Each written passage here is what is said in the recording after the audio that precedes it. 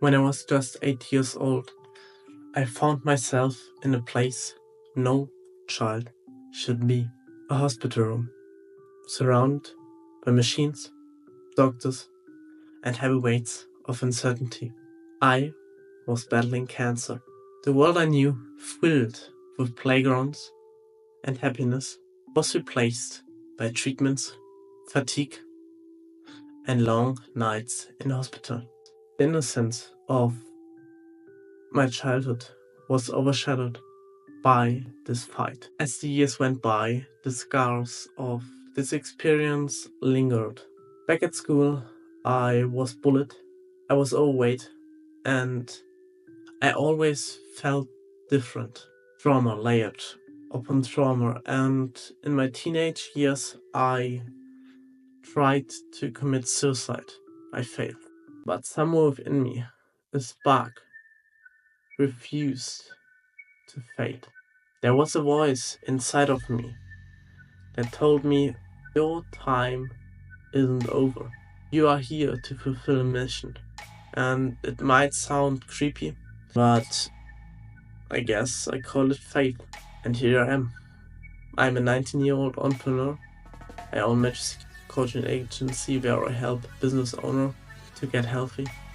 And now I help everyone to get healthy. Because I did it without any help, just with pure work on my own.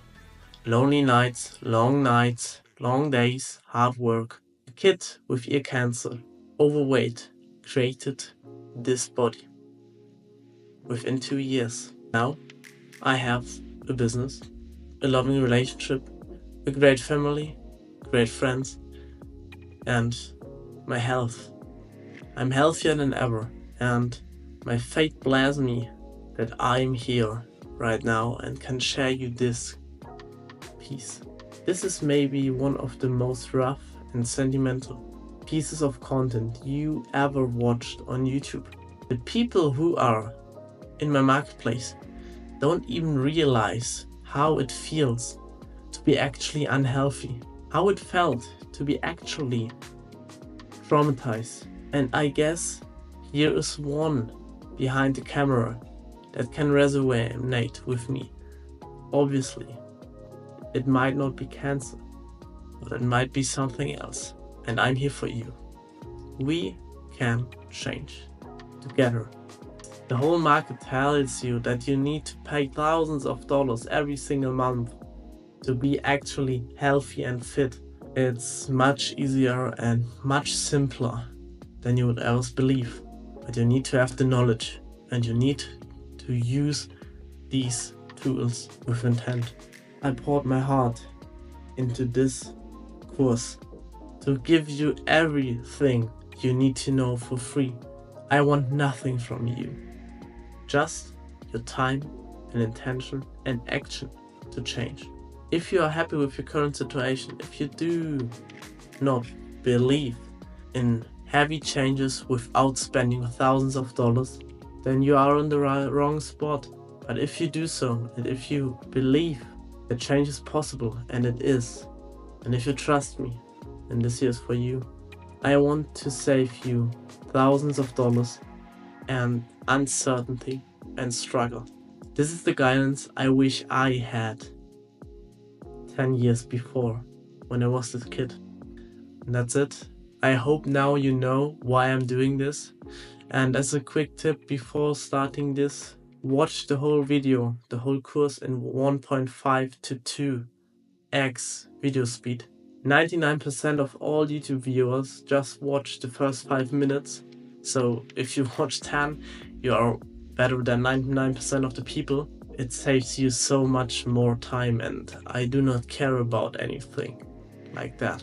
I just care about the thing that is the most important: health. My health and your health. So I encourage you to grab pen and paper, to write your actions down. I will have a lot of theory, a lot of practice in this course. If you know some parts, feel free to skip and just watch the parts you want to watch. And I hope I can help you with that. That's the main reason why I'm doing this. That is the only blessing I can get. I have no ads, no affiliate links, nothing. I'm a small creator with a business and a dream. And I hope I can fulfill your dream too. I hope you will be a different person after this course.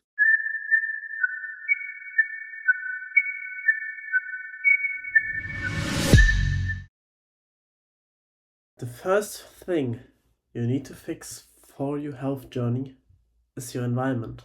It's a step-by-step process how you change your life, guaranteed. And the first step is your environment.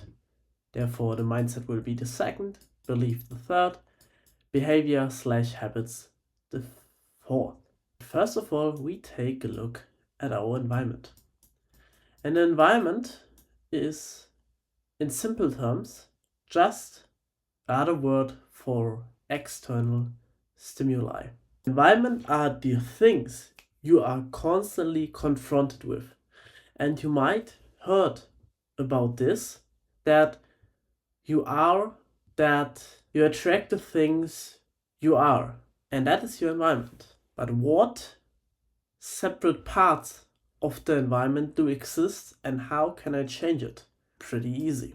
We have 4 different types of environment we need to change in order to get healthy. You need to change every single part to get the most out of your life.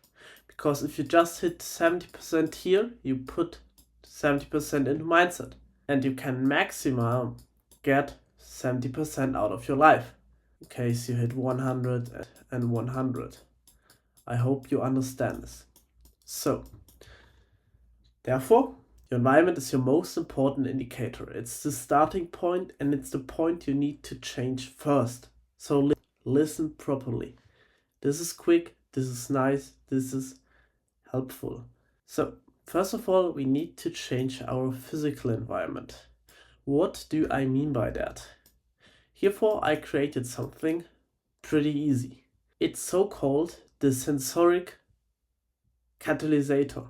That means we have this pipe where our sensory system, our nose, eyes, ears, and so on, are in, and we consume with those senses every single day a different input. For example, you can see this here, you listen music with your ear, and that's a specific type of music. You smell your food, you feel it, you can feel the temperature, you can see cars, and so on.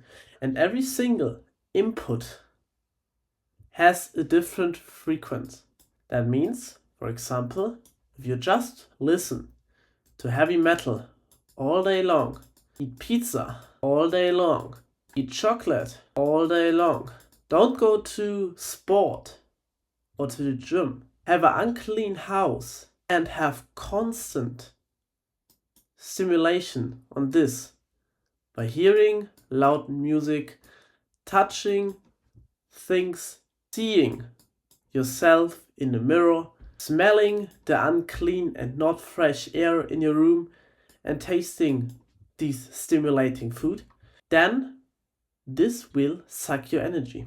And everything you put in will get the output in your brain. And that means your input creates your output. So, to make it simpler, you have input, then you have the process, and then you have the output, and via feedback you recreate your input. So, sorry for my writing, by the way, but that's not important. So, you put, for example, X in, process X, and your output is X. But if you put Y in, and your process is X, you will get Y out.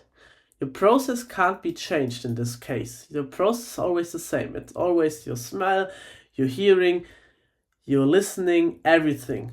But your input can be changed and the input creates your output. When you want to get healthy, you need to put in healthy things. It's pretty simple.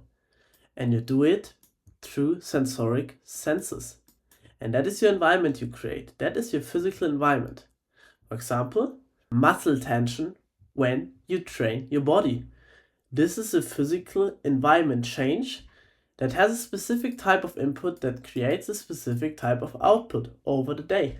And when you can't see changes, or when you can't see the output you want, for example, you train, and you don't see progress because you have the failure that you do not eat enough and you can't build muscles, then you recognize this feedback and you just make a checklist what you want and what you do. I hope you understand this. Your input generates your output and your process is your sensoric system. And the goal for this is you make it as easy and as simple as possible. The environment should be as simple as possible. Keep this in mind.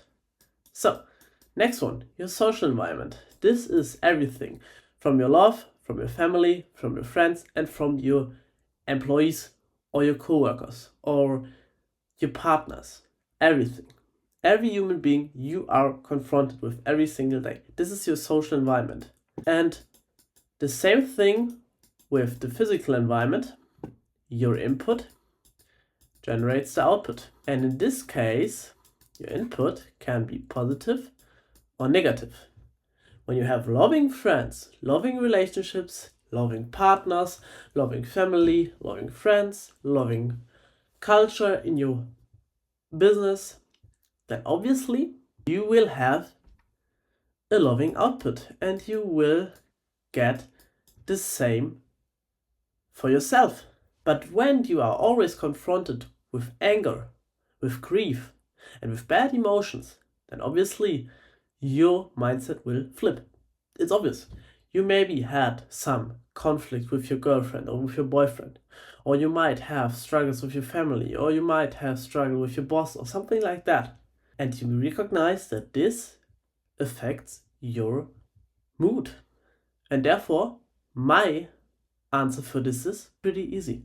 When there are people in your life that have negative influence on you, rather it's a family member, it's a girlfriend, it's a boss, it's a friend, and you have no positive effect when you're around them, then cut them. Let them go. You have one life and there is no reason to have a toxic negative friend. It's harsh, but it's true. And I can tell you this, there are 8 billion people in this world. Do you actually believe that this person who is toxic and mad to you is the perfect fit, in quotes? Obviously not. You think it's comfortable to be, and obviously, yeah, you have a lonely time for a short period, and it's hard to get new friends or a new partner or something like that. But that's maybe the thing you need, and that's maybe the thing that stops you from being healthy. So think of this. You do not need to cut it instantly. You can talk about this, but you might consider to make a change. Input generates the output. And the next thing is your digital environment. And you know me, you know I don't have social media on my mobile phone. I just use it on my PC for posting purpose. I just create, I don't consume. I sometimes consume with my girlfriend, but that's not in my work time. I have separate times for that. And your digital environment, that means your digital connection, for example, how structured your social media is, what content you consume, how structured your PC is. You can see this here. When I open a new tab, I have everything here clean. I have a clean overlay. If you want to know what this is, I will link this in the description. And you can literally exactly see what I have. I can navigate exactly here, and then I have every single drive for me. I have no advertisement, nothing. It's clean. If you can see my bar, you see just this here, nothing else here, nothing else, just a little bit cutting stuff and little stuff for my business. Because your digital environment should be as clean as your physical environment. We live in digital times. We are hours on our mobile phone or PCs or laptops. So why don't we just fix it. And here the simple, easy way to fix it. The input generates the output, and if you don't need it, then cut it. Or replace it. Replace TikTok with friend time. Replace playing video games with playing chess. Replace bad things with positive things. In the habit section, I will explain you exactly how to change habits guaranteed and systematically. That's not the purpose for this little section, but I just wanted to throw this in the room. Yeah, change your digital environment based on input generates the output. And the last one is your cultural environment. And these are your values, norms, and expectations. When you are not self-confident, when you think that you live another life after this year, obviously you don't get the most out of your life. You need to change your cultural environment. That means your faith, your value, your norm, your expectations on you and your surroundings, that you can make the best out of your life. What do I mean by that? I taught you with the example of the afterlife. It's a nice one because it gives you safety for this life, and that you think, yeah, when I do mistakes, I will create another life in the next life, and there I will be better, and so on. But it's a loop. I can explain this to you. You have life, and then you think you have another life, and then you think you have another life, and you are conscious about this life, by the way. You know that you had this life, and you know that you have this life. And what you think in every single life is, oh, well, I have another life, and therefore I waste this life. And after 1,000 times, you do exactly the same, and you waste your life. If you think you have one life, and after this there is nothing, you will have the most out of your life. When you truly believe this, it's very hard. It took me, obviously, and actually it took me 6 to 8 months to realize this and to actually practice this. And this year is, to be honest, it's the hardest part, because you can't visibly change it. This year is visibly changeable. You can change the music you're listening. Obviously, you can't see music, but you can hear it. You can change the room, your room. And yeah, it is pretty easy to change these things, because you know when to change and you get feedback instantly. Here you do not get feedback instantly. When you change your norms, you don't get feedback. When you change your values, you don't get feedback. When you change your expectations, you don't get feedback instantly, but in the long term. And here's the thing I recommend for you. And here's the thing, most of the people who live a happy, fulfilled, and not only successful life, they value their family, friends, work. Family, by the way, are also your love, and their faith. These 4 things should be focus. You need to have a strong family, friendship, fulfilling work, and faith to go through. These faiths generate your norms. That means, for example, your norms are the things you do and are your things you stand for. For example, that you are doing the stuff every single day you told people to do. These are norms. And expectations are your expectations on yourself, your expectations to others, and other expectations to you. That means when you expect nothing from others and everything from yourself, you will have a very nice life. You give people everything and you want nothing in return. This is the most fulfilling life you can have. Why do you think rich people go to charity, even though they have the most money? Well, because the second yacht or the second private jet doesn't fulfill them. Helping other people fulfills them. Look at Mark Zuckerberg's Instagram profile. Do you see any sport car? No. You just see pictures with families, charities, or with his work, with his faith, with his family and friends. And he spends everything and wants nothing. He wants to change the world because it's his faith. Obviously, he's a little bit strange. Every single rich people, every single type of this person is strange. But that's the game. Want nothing from other people and do everything for them. That's it. And these are the 4 things of environment you need to focus on. Well, but how to change my environment? It's pretty simple. Start small. Change one thing. For example, change the music you listen for 1 week or for 1 day. Look when you are overwhelmed. When you're overwhelmed, then go back and don't stress. Expand gradually. That means don't stop. Always try to expand your environment. I am currently also expanding my environment, even though I work on this for 2 years. And establish routines and habits, I will explain you, make your life so much easier and so much predictable. And therefore, you need to do it. Start small. Don't change your physical, your social, your digital, and your cultural environment instantly. Don't change your culture. Don't think that you now can change the world. Don't quit your job and don't delete all of your social media today. Start with one of those and expand gradually when you get comfortable with this. This is the step you need to do.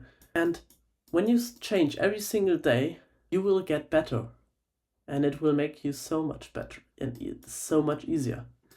So, for the end, I have something for you. I will have this PDF for you where I have a summary of this. Obviously, this here, by the way, is something in my paid program. That's a system I created.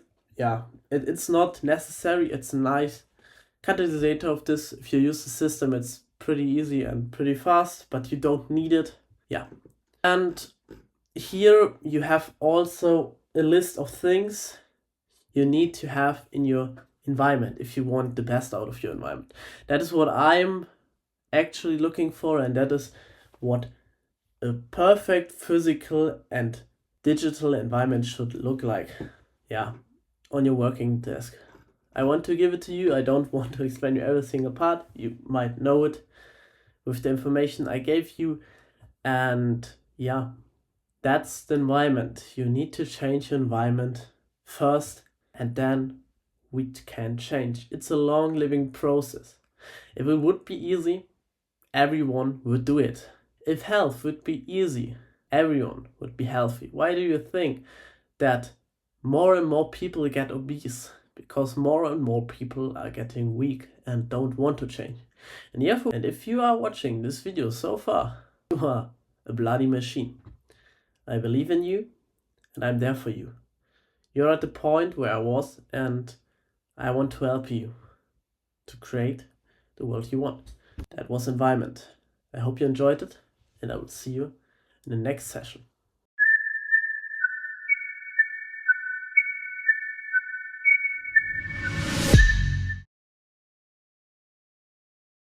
Hey there, it's Justice Visser, and this is the 6th lesson in the recreation chapter.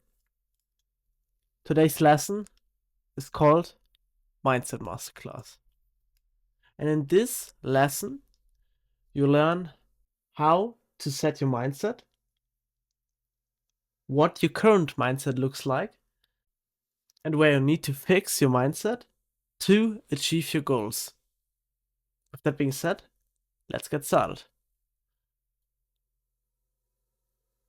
What is mindset? People say that mindset is your perception on the world. Your mindset let you see the world like you want. For example, you have a positive mindset. You wake up in the morning and you are always happy. Then what suddenly happens is that you recognize all the happy people around you, and therefore you share the similar vibration. The same occurs when you have a negative mindset in the morning. You wake up, you have no time, and your morning begins in a very bad way.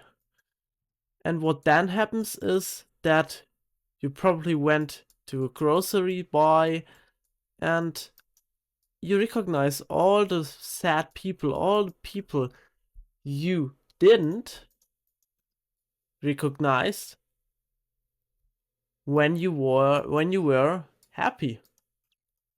But you do recognize them when you are unhappy.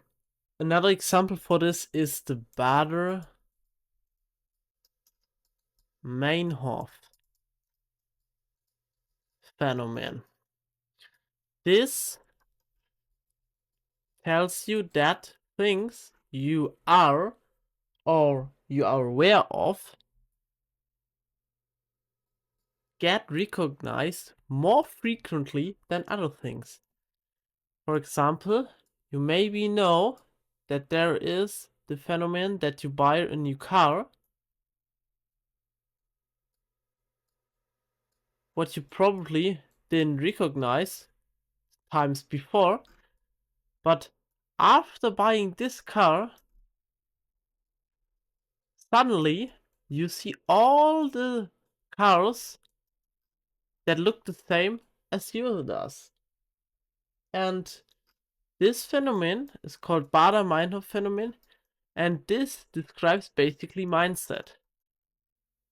Your preset of your mind every single day decide what you see and what you don't see. That's why I told you that you need to become the person who wants to achieve the goal, and not just to get the goal or get the achievement. Because if you become the person, or if you are always aware of your goal, you see the opportunities. You can see those. You can put the lenses on to see those opportunities. But more of this later. Now, I will tell you that mastering mindset is that you have full control of your mind. When you master your mindset, you can control your mind. You can control your thought processes, and you can basically control every action you do, because by controlling it, you have a reason for every single action. And this is the state of mind you want to be in. Your mindset is the subjective perception of your world and everything in it. You can fake your mindset to be the person you want to achieve. For example, there are people who are really, really confident car sellers.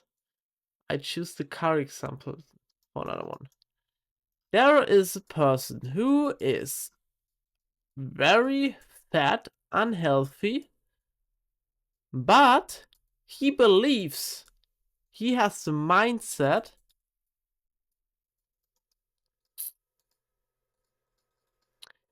that he will sell the car.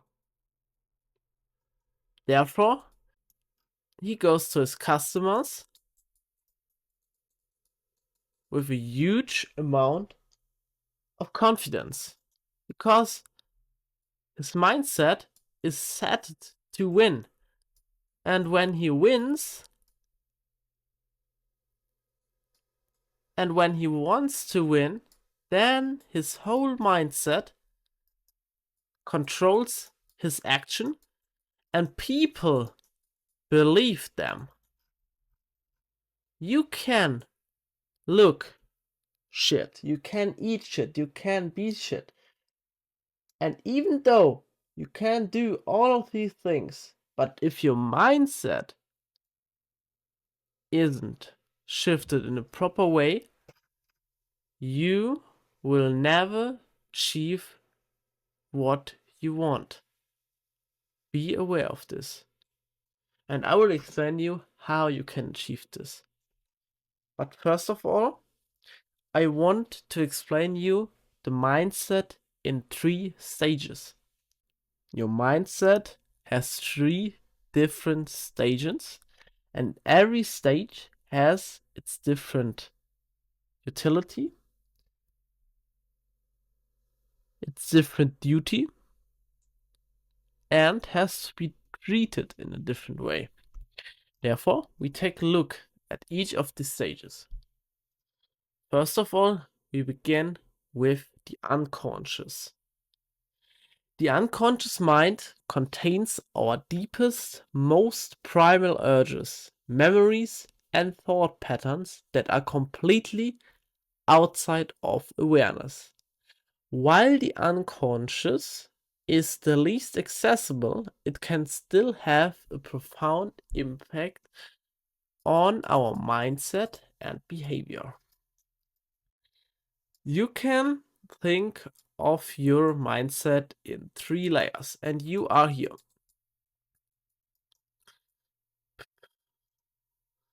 I have the example with the boat. The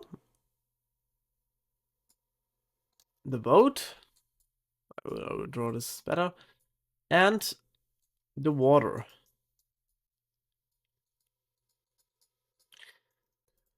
This here is unconscious. This here is subconscious. And this here,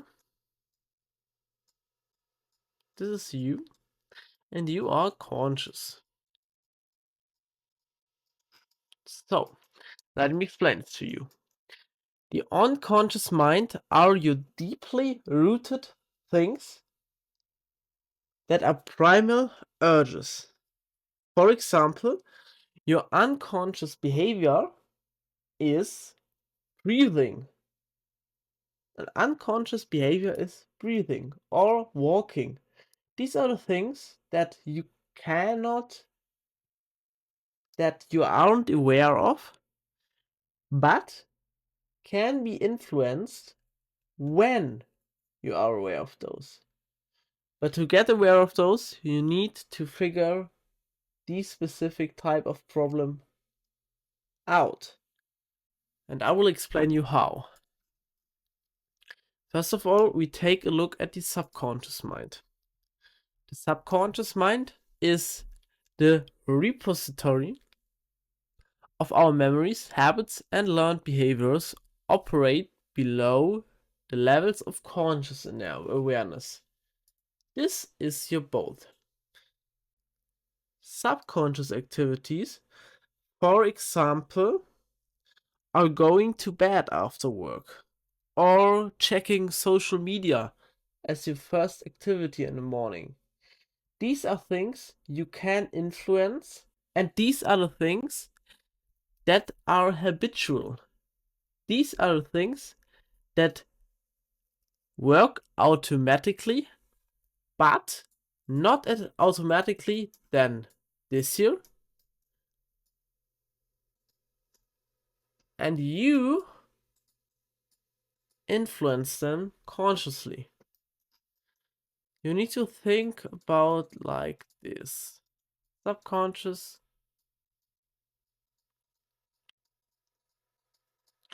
and your unconscious.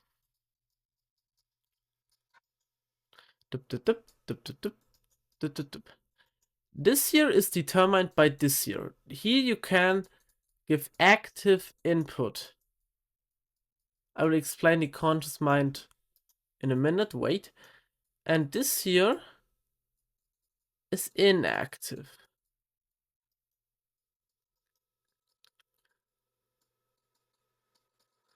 Makes sense, I guess. Because you can't be aware of your subconscious mind and you can't be aware of your unconscious mind when you don't recognize the factors. For example, when you recognize that the social media checking every single morning is bad for you, then you can change this here, of course, but the change always occurs from your consciousness. And the subconsciousness is an habitual activity that A helps your mind to get clearer and habitualize your activities. B is working automatically for just 3 weeks or less. Or C Subconscious activities are things that work in return for energy. And the energy you save by subconscious activities, basically thought energy. And as you might know, by thinking, you will always spend energy, and therefore you save energy. And why do you need to save energy? Well, this is your primal mind, your evolutionary primitive mind that has one single thing in his head, one single goal: avoid dying and reproduce yourself. That's it. That's all your primitive mind wants. And how does your primitive mind achieve these things? With energy. And you get energy when you habitualize things that are first in your subconscious, and after 21 days to 4 weeks, it depends on the person, it is in your unconscious mind, and this is the deepest rooted thing you can have. These are the things you can't be aware of when no one tells you, when no one tells you about the things. These are the things like your laugh, how you cross your fingers, how you scratch your head, how you open a door, how you open up a book, how you hold your handy.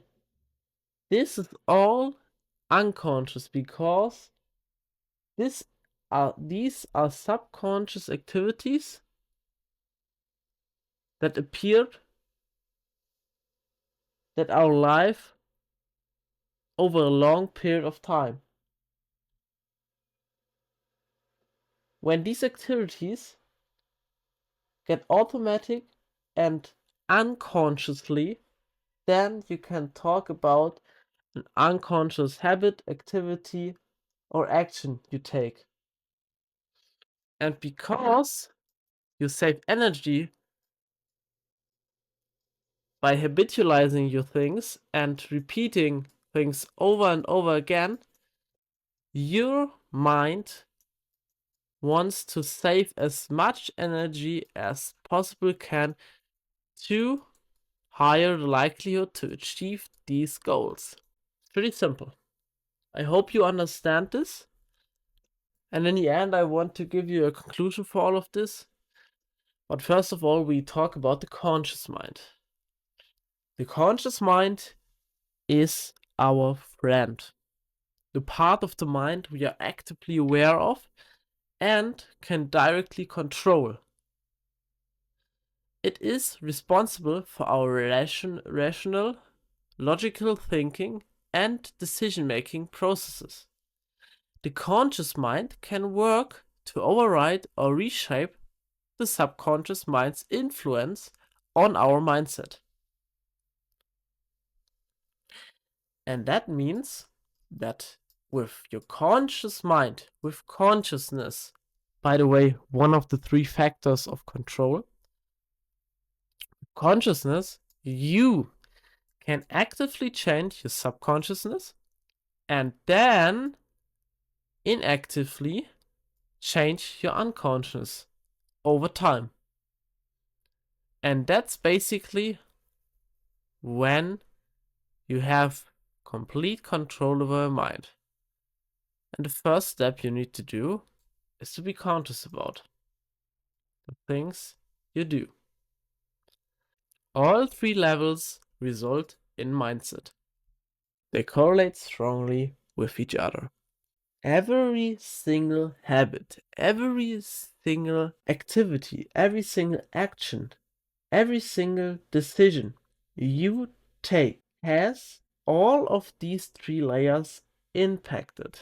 You never ever have a conscious decision without subconsciousness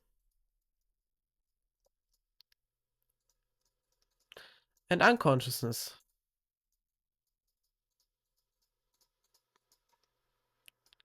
This should be one. Never, never, ever. You have all of the three things. And why is it the case? I will show you this in a broad example. How can we apply these layers in life? This illustration basically tells you everything you need to know about the conscious, subconscious, and unconscious mind. Imagine you are swimming in a boat in the ocean. You can control the boat, and a storm breaks out. The ocean gets dense, and you need to maneuver the boat to save your life. Alright. Now we are here.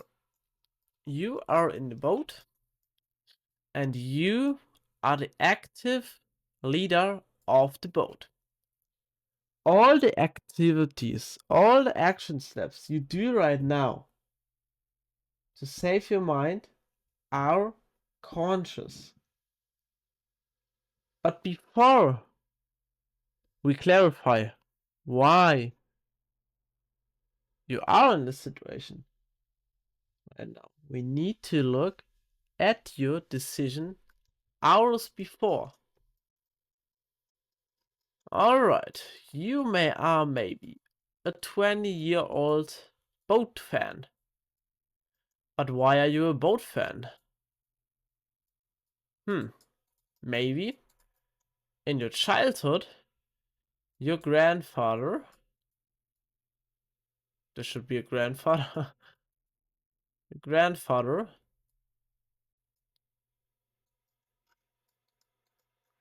wants to go with you on a boat every single Sunday. And because you did it every single Sunday, this activity gets familiar with you. And after a period of time, you like it. And when you don't like it, you just get familiar with it. And all the things you get familiar with want to be repeated by your mind. And therefore, you decide to buy a boat. And the choice of the boat is consciously. But maybe your grandpa had told you 20 years ago, oh no, that can't be, you are 20 years, but maybe your grandpa told you 10 years ago that he wants to have the super boat 730C. And maybe you bought this boat and you aren't really aware of this factor. You aren't really aware that your grandpa said this to you. But you still decided randomly to buy the super boat 730C. And this is because the decision to go on a boat ride with the Super 730C is rooted unconsciously in your mind. And now, another unconscious decision you took is the water you choose. Maybe you went with your family on holiday in the Pacific Ocean and you really enjoyed it there.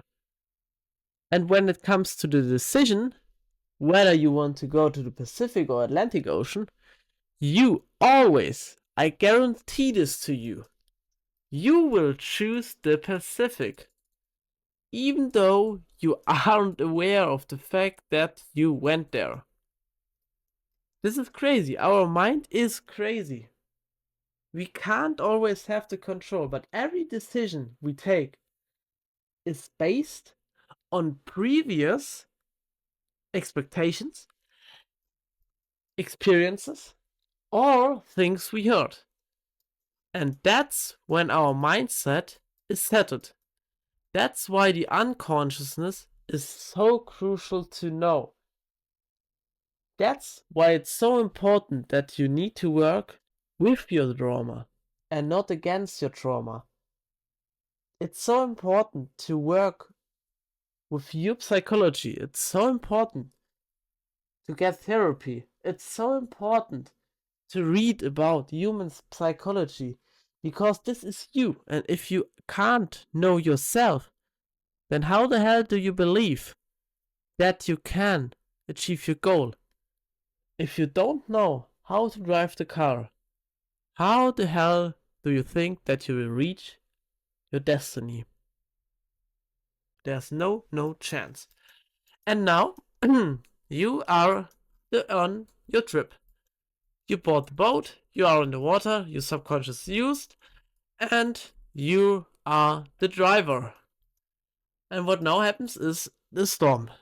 I told you about embracing the randomness, and the storm can't be influenced by you. Maybe you checked the weather and it told you that you need to be careful, but you went to the sea anyway. Alright, now this is an abstract illustration. I will repaint this again because it seems kind of ugly. You are in your boat. Nope, this here should be...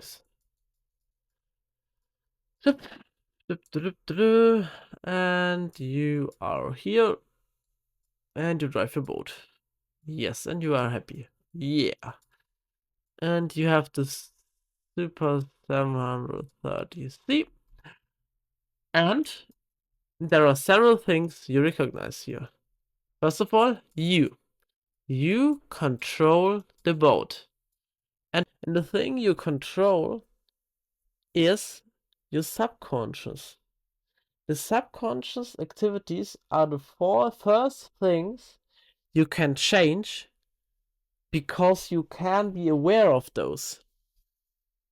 And that means your boat represents the subconscious. Another example for a subconscious activity is when you implemented reading.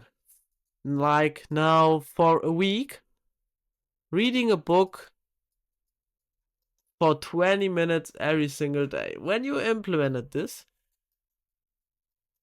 it's like 7 days, then you are aware of this. Every time you read the book, you are aware. This doesn't happen automatically. But if you read a book every single evening, at the same time, without missing out any single day, for example, 50 days, this activity gets unaware. Because you do the things every single day and your mind thinks, well, first of all, I don't die by doing this activity. And second of all, I can save energy to prevent dying and reproducing myself. It's pretty simple. And then you have the water, and underwater there can be a fish, a shark, a monster. I don't know. And under the sea there can be hell. And you don't notice. And this represents you. This represents your bad habit. But maybe there is a beautiful ocean flora with a lot of plants. And everything looks beautiful in here. And this is when you have beautiful and good unaware activities. And this is basically your mindset. You need to be aware of the 3 layers: the conscious that is your active, conscious, rooting thing, your active decision that you want to change a habitual action, behavior, or any other thing you do. Then the subconscious that is influenced actively by your conscious, and the unconscious that gets created by doing subconscious tasks over a long period of time to save energy. You are actively the leader of the boat. You have control over it and you can consciously decide what you want to do. The conscious is the active control and decision-making system for all your activities. Subconscious, the boat. The boat supports your conscious experience and reinforces the power that is hidden in you. It is a vehicle you choose to get your things done. But you cannot control any aspect of the boat. The material could break without warning, animals could live inside it, or the boat could be uncomfortable. It doesn't matter what it is, but you couldn't actively control all of these factors. They are subconsciously manifested in you and support your conscious decision. The subconscious is the tools that are available for your conscious. It's the preliminary stage of the unconscious mind. Unconscious mind, the ocean. The ocean is the reason why you need the boat and why you need to control it actively. Because of the unconscious, you are in exactly this ocean. Not in a nice, warm, and low, challenging ocean. No, you are in the ocean that your unconscious brought you and you need now to control it. The unconscious is the force that needs to be controlled by you. Otherwise, you get controlled by it. And that's where 99% of the people lose their mind. Because they doesn't want to fix their unconscious mind. They just think that the things they do, the activities they like, the mindset they have will lead them to their goals. But this is simply wrong.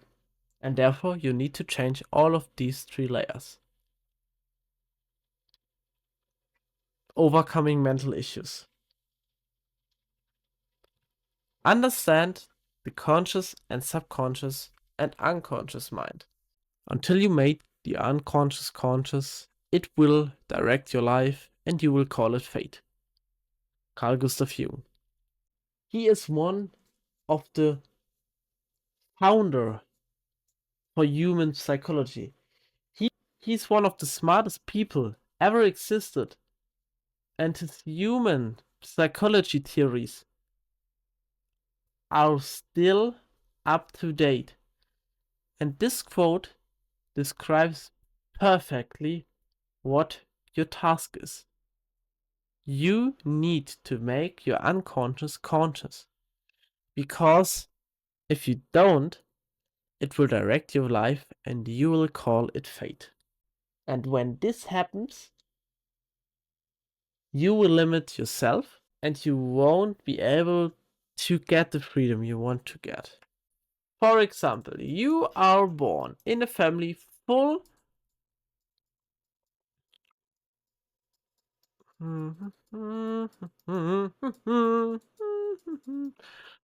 full of lawyer. Your dad is a lawyer, your mother is a lawyer, and your brother is a lawyer. And you are now a sister, a little girl. And your whole life and your whole mindset on job and job quality is completely presetted about topic lawyer. In your family, you have this mindset. When you are a lawyer,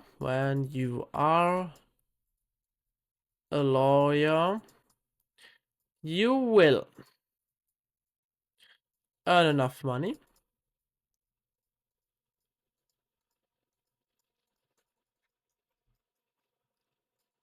have status, and the most important thing, get respected by your family.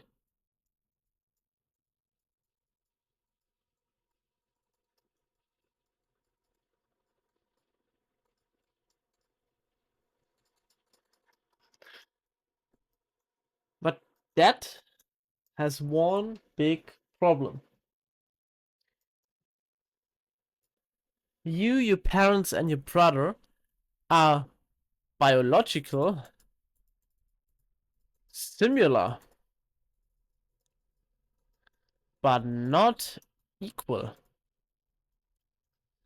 And that means that every single action, every single goal you have doesn't need to be the same goal as your father, your mother, or your brother have. This is a point you need to have in your mind.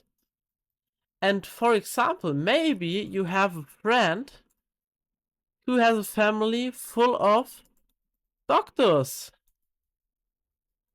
And you see their lifestyle.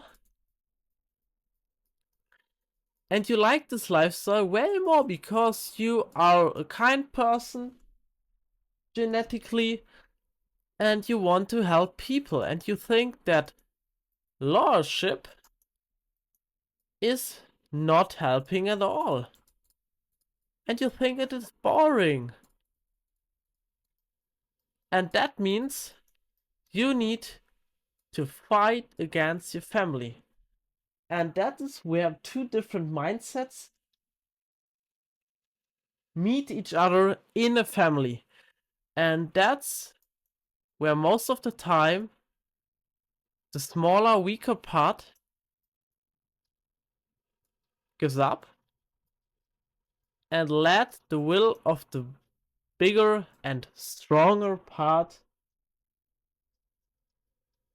decide and preset their entire life's destiny. And that's when you get unhappy, sad, poor, you blame your life, you have a low frequential vibrational state, and you don't really love your life. And that's when you are on your deathbed and you tell your kids, do whatever you want to do. I want that you chase your dreams. And that's all because your dad, your mother, your brother didn't let you be a doctor, what you intrinsically and deeply wanted. You had a mindset conflict and you got mentally ill. And the only way how to create a healthy mindset is to break free. To break free from this. And therefore you have this mental health education. In short terms, MHE. And you can see a variety of different things. First of all, you can see yourself. Self wearing glasses. And the glasses are your presetted mindset. And inflation, it's your unconsciousness. Really simple. Then, yeah, the glass you wear, your mindset determining your point of view. The glasses you wear are the things you perceive. when you are in a house full of lawyers, the likelihood that you get a lawyer is way higher because you are surrounded with lawyers all the time. That's why rich people and rich children always get rich or are more likely to get rich when they live in rich families because they are always surrounded by the things. They live the lifestyle a rich person does. They think like rich people, and that's when the mindset meets the reality and they can get rich too. And then you have the positive forces in your life and the negative forces in your life.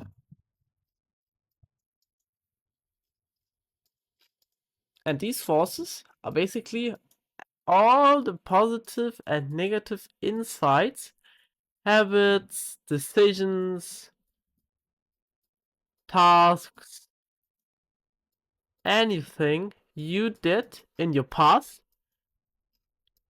that aligns with your goal or your intrinsic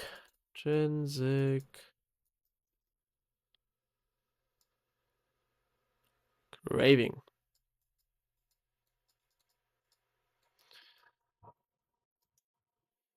All the positive things are the things you did to achieve your goal, and all the negative are the things you did to not achieve your goal that hinders you from your goal. For example, you want to have a healthy body, a six pack, you want to have some abs, and you want to be physically strong. Yes, I know this seems ridiculous. And therefore, all the positive activities are, for example, working out till failure,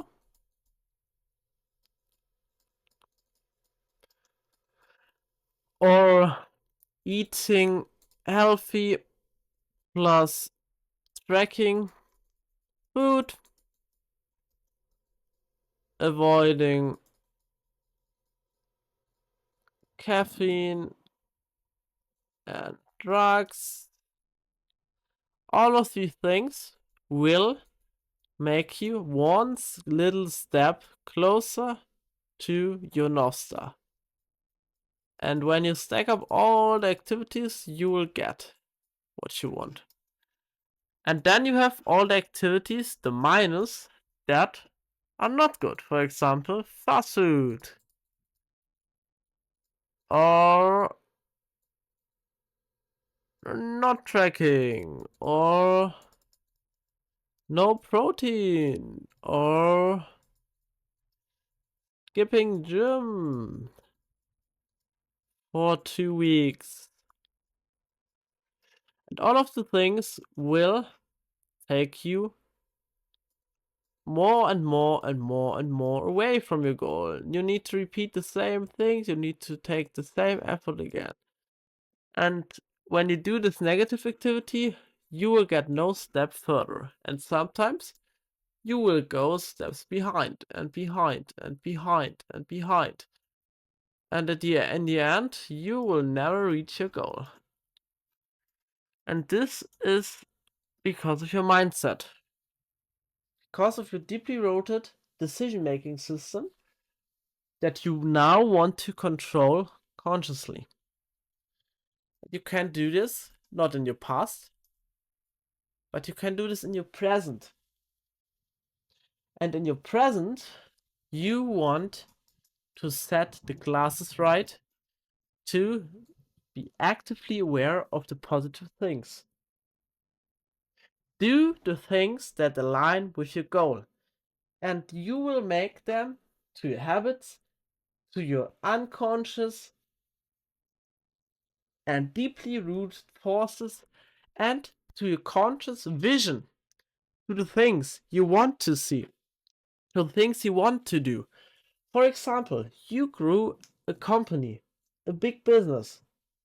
I hope so. Mindset was that when you don't work 8 hours a day, 7 days a week, you get ill, you get sick, you hate it when you don't work. And why? Because your mindset tells you that doing the work is actually something that aligns with my goal. And the goal is the thing I really want. This is my growth mindset's purpose. Growth mindset.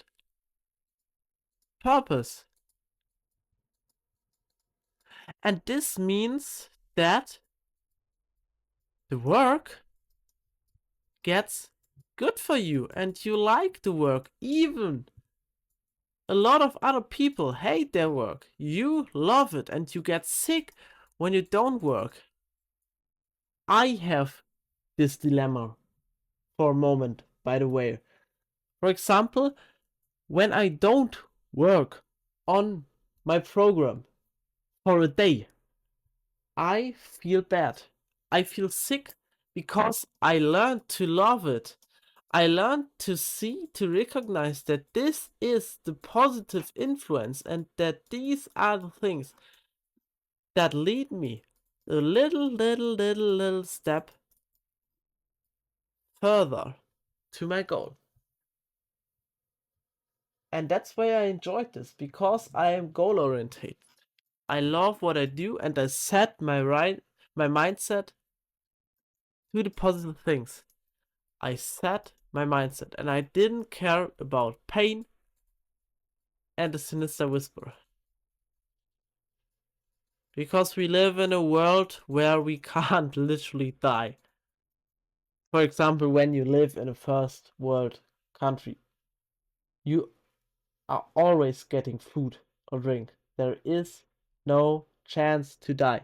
Of course, you can kill yourself or you can go in a forest without any source and you don't know where you are. Of course, then you die, but you get the point. You can't die, literally. You can go work at Starbucks with no real skill set and you will still satisfy your sinister whisper. And that's when you want to grow your growth mindset, and your mindset always needs to be focused on the virtual mentor.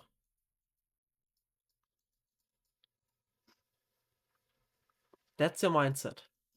That's how you need to fix it. How to set your glasses right.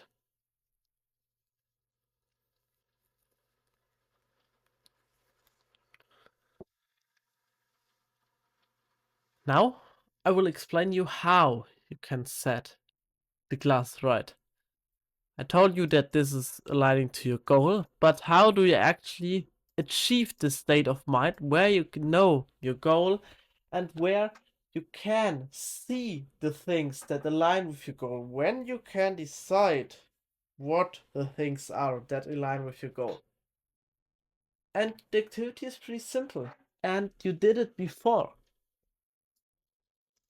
And as a short disclaimer, listen to the things I tell you now. Do this activity. Send this in the community or send this to me. I will take a look at this and I will give you a review. For now, I want you to give you a practice in gratitude. I know gratitude is often misunderstood. People think that gratitude is fake. It's just faking you and faking the things. And that's true and that's false at the same time. Why? Because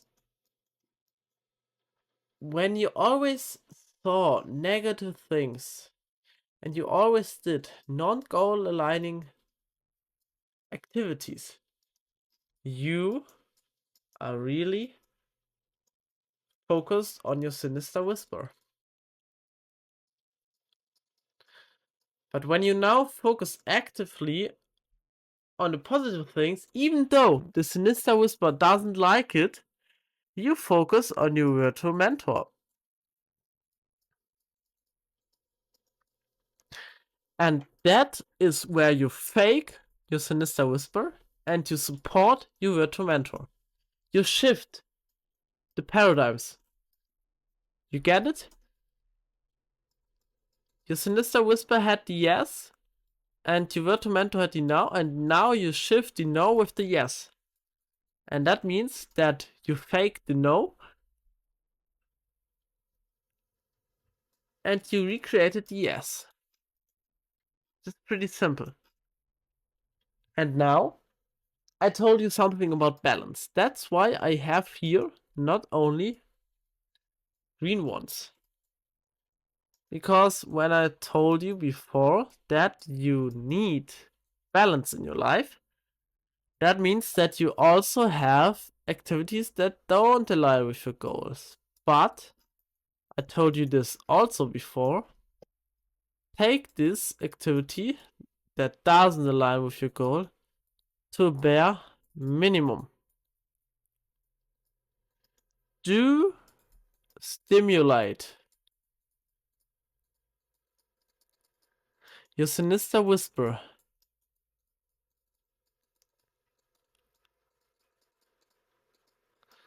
Just as much as he needs to be. Know your bottom. Know your bare minimum, because then you can achieve the fastest and biggest growth. When you don't know your minimum, your growth curve gets delayed because you always do cut some days, action steps, activities, and over a long period of time, your delayed gratification gets delayed. It's funny. Really funny. And now I will show you the gratitude practice. Practice gratitude to deal with your past and present mental health. Realize what you have, not what you want. I have a quote from Dalai Lama. We need to learn how to want what we have, not to have what we want in order to get steady and stable happiness. Dalai Lama. Think of the things you have in the first place. Think of your advantages you have. Maybe you are in a lawyer's family and your family has a lot of really good connections. Then don't neglect this fact in the first place. Think of this before you decide to take other path, the different path. When you experience that you can take this advantage, the thing you have, to achieve more with starting at a higher level, you can achieve more. I explain this to you. You are in this lawyer family, and now you have, for example, this year is skill and potential, and this year is time. And now you need to, now you are in this lawyer family, and because you are in the lawyer family, you start here when you begin. And you rise here. And maybe you rise way faster because you get skills, you get clients from your father or your mother. And now you are a newbie. You want to start out a new thing. And you need to be aware of the fact that your gratification gets delayed. And now you need to know what the top is. When you hit the top, you know what you want. Nee, das ist egal. Das sag ich. And now you need to decide what path you choose, the new one or the old one, or traditional. But when you decide a new one, this can possibly be because the possible outcome is higher than the possible outcome of a lawyer, and you don't care about the unfair advantage you get. You just want to create your own thing, and you want to make the best out of your life, and that is fine. That's your right. And I will explain you exactly how you can take those decisions in the following chapter. But first of all, I want to help you to practice this gratitude. And take the negative things in your life as a fuel. Go deep inside of yourself and reveal your trauma. They are the reason why you are moving forward. You never want to feel this again, so be grateful for this. Gratitude shifts your current point of view to the direction you want. With gratitude, you fake it in the first place, but after that, your growth mindset gets supported and you are way more fulfilled and happier and way better on the path than you are right now. And this can be, for your example, that you intrinsically want to spend time with your family, but you have your company and you need to run this company. Therefore, you can decide that you start delegating tasks as an upside, and your downside is that you need to hire people who do the task, and that will cost you your money. But as a return on your invest, you get more time with your family. Consider about these activities and get conscious about the things you intrinsically want. Set your glasses right, know your past, and reinforce your mindset based on your current goal. Do the activities, and that's it. You are consciously changing your thinking and your mindset in the moment with gratitude. And now I will tell you how to overcome trauma and obstacles. A. Embracing the pain as your fuel for progress. You need to be aware. That's what you need to do. Everything you felt, you experienced, and every negative thing you do has an upside. I'll give you an example for this. You are a business owner, and maybe this is not your first business you started. Maybe you are now a fitness coach, or also a mental coach, or you are a coach for client acquisition. I don't know. Maybe you're consulting for sales. But what you do now is that you need to take a look at your setbacks by being aware of those. And don't always see the negative inside of this. You learn from polarity. When there is good, there is bad. And therefore, every bad decision you took in the first place, every bad action you took in the first place, has also its good upside. Maybe you took, maybe this isn't your first business. We take this example, and you took a different niche in the beginning. For example, you took dentists, and business didn't work out for you. Doesn't work. And that means that your business fails after $1,500 spent, 12 months time invest, and infinite amount of energy.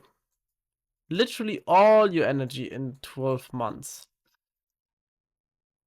This are data. This is the data. These are the facts that lead you to the conclusion that this was a bad decision. Reasonable. But now you need to see the non-visual effects. Because with being in business, you learned things about sales. You learned things about marketing. You learned things about creating an offer. You started your journey.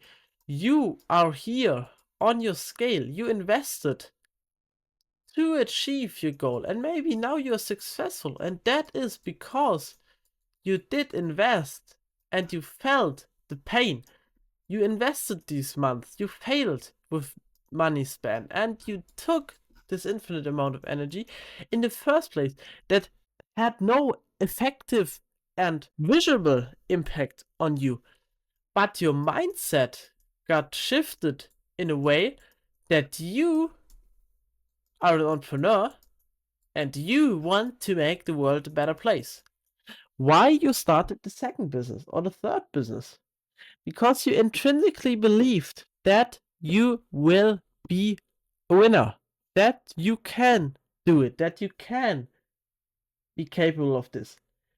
This is why there is no bad education. This is why every single human can learn anything with books or get a lesson from every book. You can get a lesson from Lily Fay. You can get a lesson from any fictional person, from Star Wars, from every film. You just need to see those things. You need to be aware of those things. And most of the time, the things you do aren't really the things you want to do because you are just focused on the measurable outcomes. But you need to fix your mind in the first place in order to get what you want to get. So, the first principle of overcoming trauma is embracing pain and reviewing trauma. For example, I had a couple of horrible relationships before I got my first real one, my first good one, because I learned what relationship I don't want to have. And maybe when I didn't had these bad relationships in the first place, I had not the mindset to get in the good relationship, to see the good relationship, to differentiate between good and bad.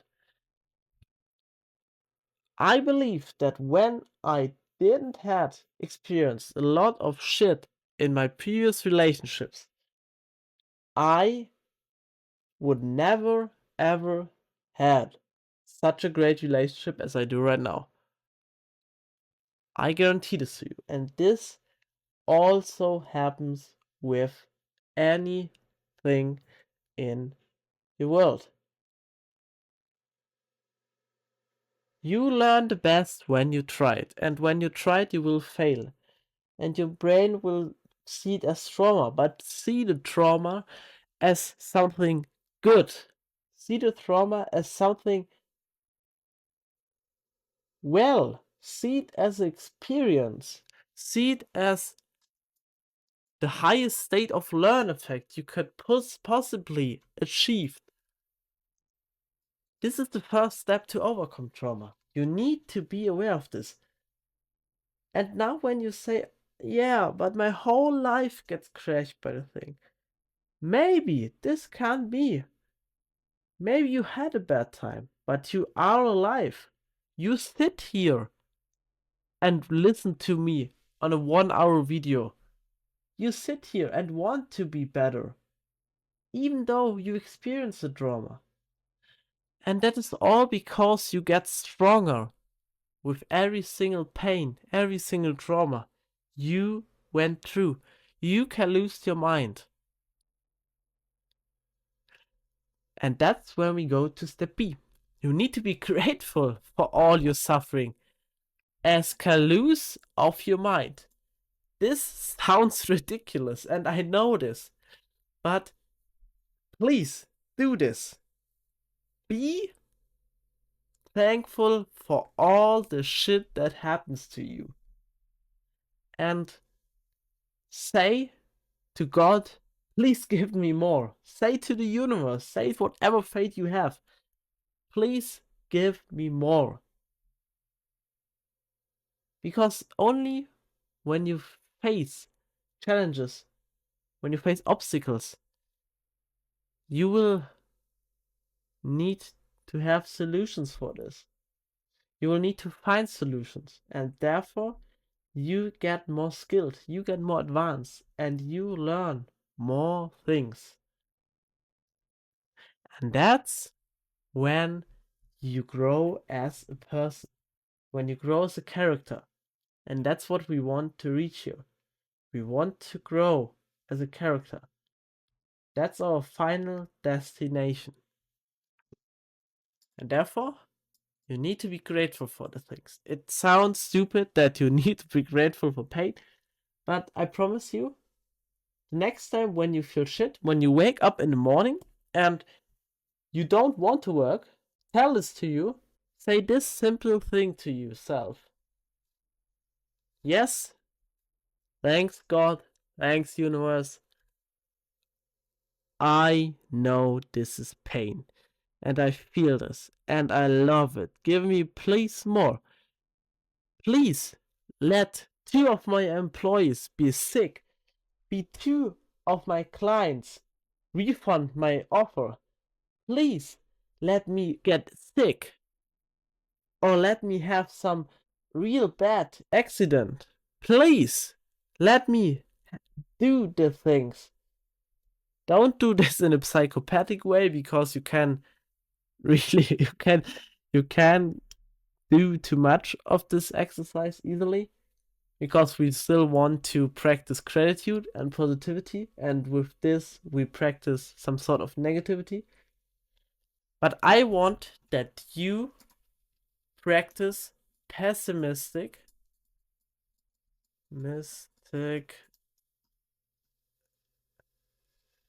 optimism.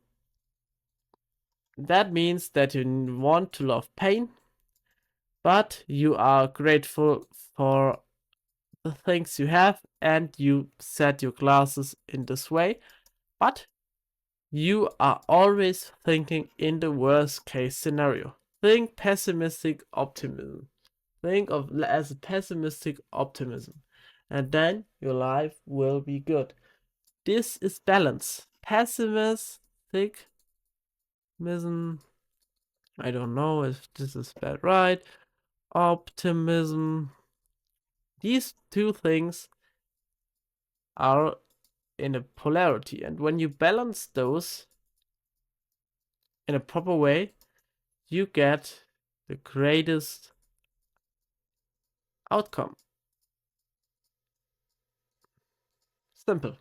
You will get the greatest outcome when you enjoy the pain and you set your lenses via gratefulness. Try it. If you don't trust me here, just try it. And if you don't know how to do it, just try Do this morning exercise with enjoying pain and be nice, be grateful, always smile. Do positive things. Do things that you learned are positive. And then you know how to practice this over time. Then you know how you can get a pessimistic optimism. And the third one to overcome trauma is to consciously change the unconscious and subconscious. The last step you need to do is to take the action, to consciously control the trauma by changing the perception. You can't deny your trauma, you can't delete the trauma, but you can reframe your thinking about this. You can't deny your past, but you can reframe your current thought patterns. And that's what you need to do. That's what I want you to do. That's how you get rid of trauma. Very cool. Visualization. Take on your future classes and visualize yourself. Create a vision board. Become he who can. Visualize your future and get the person you need to achieve your goals. In the very first lesson, I told you that you need to visualize yourself, that you need to create a visualized frame for you and for your character you want to be. And you filled out this by defining your goal. And in the next lesson, I want to add some extra things for your goal, and I want you to clarify your goal. Now, what you need to do is you need to pull out your paper, and I want you to throw it in the trash bag. Throw it in the trash. The glasses you are wearing determine how you see the world, which determines how you see the world and your action. Effective visualization. You need to do a new task. Clarity. Clearly define your goals, desired outcomes, visualize the details, including how you feel, what you will see, and what you will experience. What I want you to do right now is put out a paper, get a pen, and write this down. Who I am right now, and what are the activities I want to reach. When you already filled this out, just take your notes. Rewrite your notes and get aware of this. The more often you do these activities, the better. Therefore, you can't double or can't uselessly do activity twice. Because the more often you do this, the better it gets. Now, 2. Emotion. Engage your emotions during visualization. Feel the joy, excitement, and satisfaction of achieving a goal. Positive emotions reinforce the power of your visualization. Never ever set a pessimistic goal. Go through your journey as a pessimistic optimist. Never ever set a bad goal. Because when you set a bad or pessimistic goal, you will get a pure pessimistic person. It is easier to apply good things when you see them, when you visualize them. So, therefore, check your emotions during visualization, fix them, and always think about a positive goal. Consistency. You need to visualize regularly. I visualize every month. This is regularly. I want you to visualize every month too, because you change over time, and maybe your goal you had 1 month before doesn't really align with the things you want to do now. And that's why you need to practice visualization regularly. Set aside time each day to visualize your desired future. Consistency is key to making visualization a habit and reinforcing positive thought patterns. Belief. Believe in the power of your visualization. Have faith that your positive thoughts and mental images can shape your reality and attract the experience you desire. And in next lesson, I will explain you the belief system. I will tell you how you truly believe the things you do, and how you truly believe that the things you do right now, even though it's painful, are right for you. And I will also cover how you will get rid of bad beliefs. So, how to set your mindset. Get your unconscious conscious. Be aware. That's the only way you need to set your mindset. Think about trauma and bad experiences. These things will give you a profound understanding of yourself. Know yourself better. When you know yourself better, you will be better over time, because then you know what you intrinsically want, and then you force to achieve this goal. Your willingness to go forward, to stick with the pain, to take the odyssey is way easier. And that's when I finish the mindset masterclass. I hope I covered everything about mindset, and I will see you in the next lesson where I talk about belief.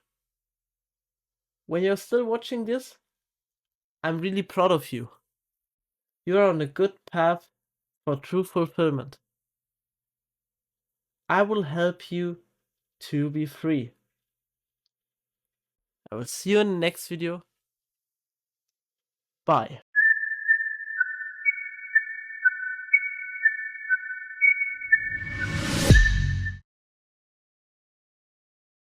It's just Visser, and this is belief conception. This system defines our opinions and measures our path in life. In this lesson, I will explain you what belief is, what actually the factors of belief are, give you a profound example,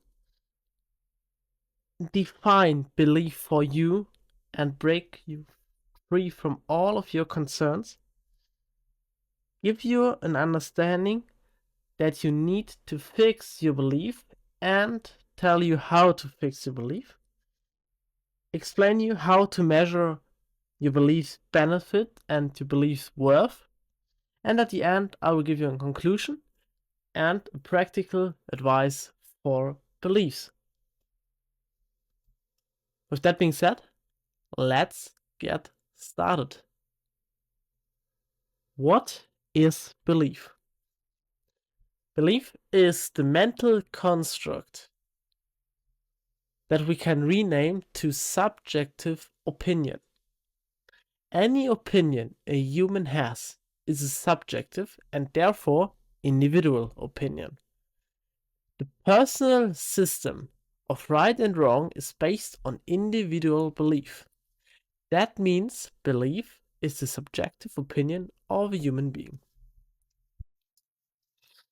I will explain this to you.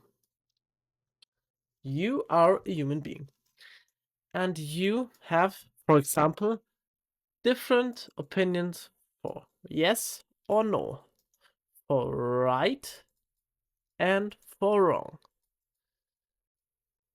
But how do you know what is right and what is wrong? Well, most of the things that are right and wrong can be measured. Measured or evidently explained. For example, that you need to consume less sugar is evidently explained. You can measure it by evidence, and therefore eating less sugar is the right approach. But now we have one question. Why do people still eat sugar, even if they know it's the wrong approach?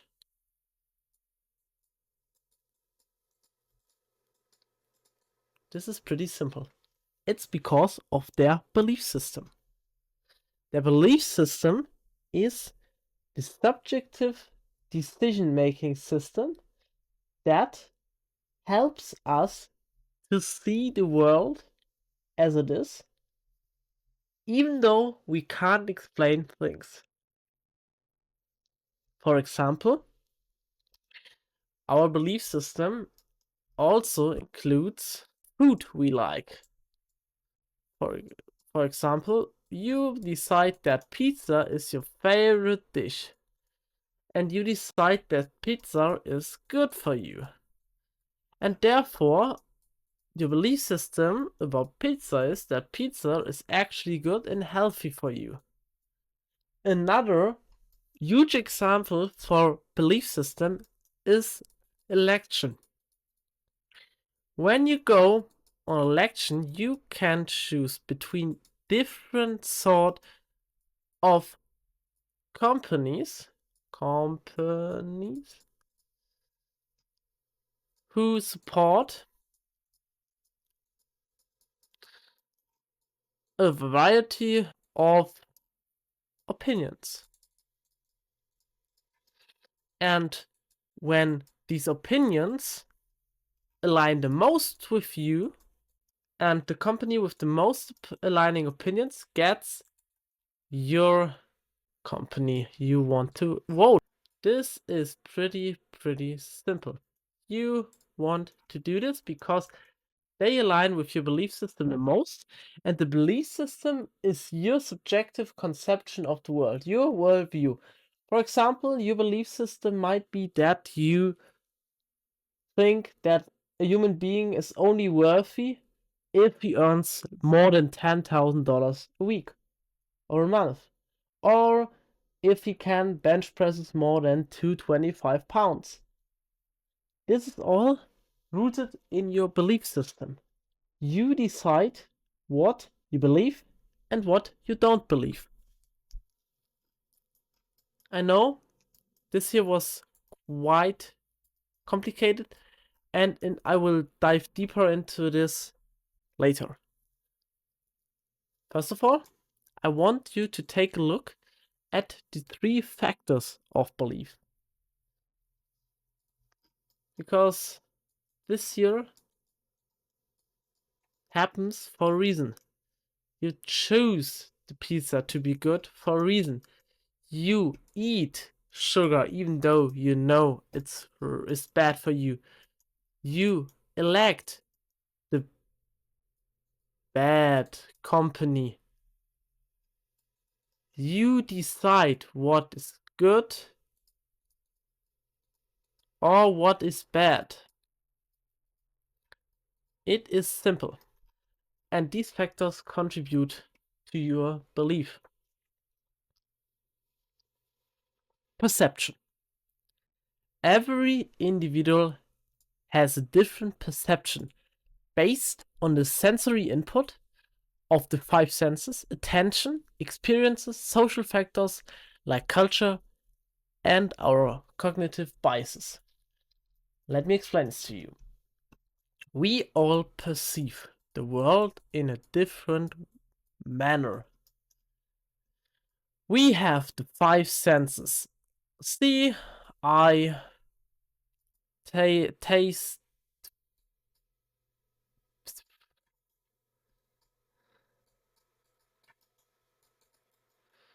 ear, touch,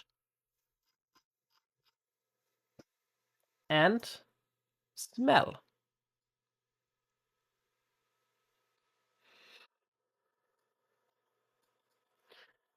These 5 things are our sensory input, and we all have specialized sensory systems. Around 70% of your neurons are for the vision sensory input, and the rest of the 30% are for the other 4 senses. But now, when you are blind, for example, your neurons, the sensory system input that basically change your perception on the things you do, are actually now not vision focused. They are more taste, feel, smell, or hearing focused. And this is why sensory input is for every human being different. The reason is simple. It's evolution and genetic. We are evolutionary evolving. Our sensory systems are evolving every single generation. We can't see the changes, but when we take a look at a Neanderthaler a couple of thousand years before, then we will see a huge difference in the sensory systems. And why we prioritize different sensory systems from human to human, that is because of our genetic code, of our perception on the world. The genetic code presents you how you need to prioritize one of these 5 senses. And the genes are basically the motor for this sensory system. They tell you what you need to do, what you need to prioritize, and therefore you keep an eye, in quotes, on the things you prioritize. Another one is your attention, and this is basically your mindset. Your lens. We explored this here in the last lesson. Then we have our experiences. This is basically our past. All the things in our past are deeply rooted in our belief system, and think of your number one thing, number one primal force, urgent goal of this primitive human mind: survive and avoid death. And when we have a bad experience in our, like trauma, in our opinion, we believe that this thing is bad in general. Simple. This is simple. Trauma is often associated with bad things, and our belief system is the thing where these subjective opinions are created. Another way of perception are social factors, and this is basically your environment. Where you live in shapes you. You are what you are. You are what you are. Think of this. When you eat bad things, or you have a smoking environment with people who smoke all the time, then you always have as an input smoking. The process is the smoking and the fun while smoking and the good enjoyment, and the output is maybe the thought pattern that you might, via feedback loop, rethink that you need to smoke. You put in smoking, you smoke, and then you have the fun, which will cause you a feedback loop of repeating this thing. And now you are a watch, and now you, as a human being, watch this circumstance once a week, once a day, once a month. I don't know. And your mind suddenly wonders, well, if this is good for them, this is good for me. Or at least it won't kill me. And I want dopamine. And therefore, you as a human being, you as a non-smoking human being, try it just because of your environment. I will have a whole lesson about environment. This is maybe the most important thing you need to fix in your life immediately. And therefore, I will keep a strong focus on environment. I will tell you how to change your environment based on your goals and based on the things you want. And I want to give you a little space to enjoy life with your environment. But that is another lesson. Then you have cognitive biases. Cognitive biases. This is basically our cortex. We are human beings. We are the only species that can think critically. You probably might know this now. And we can see the world with cognition. And that is no other thing than consciousness. Okay, how can we perceive the world? We perceive the world with consciousness, with our environment, with our 5 sensory systems, with our attention, basically our mindset,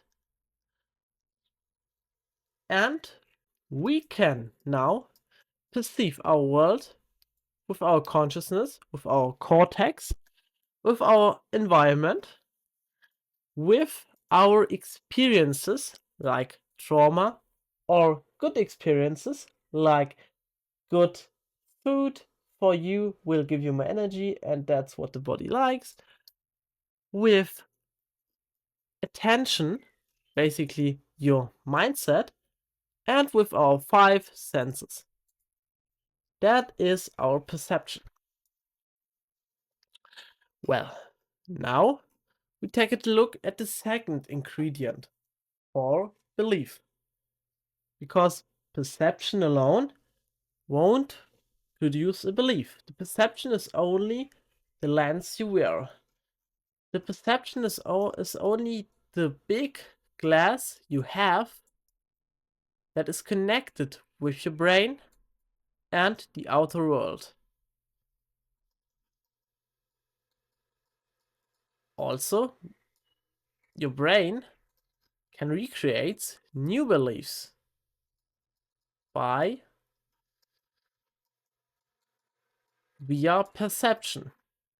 Because, as you know, your past experiences and your cognition, that means your limbic system and your cortex, is involved in the perception process.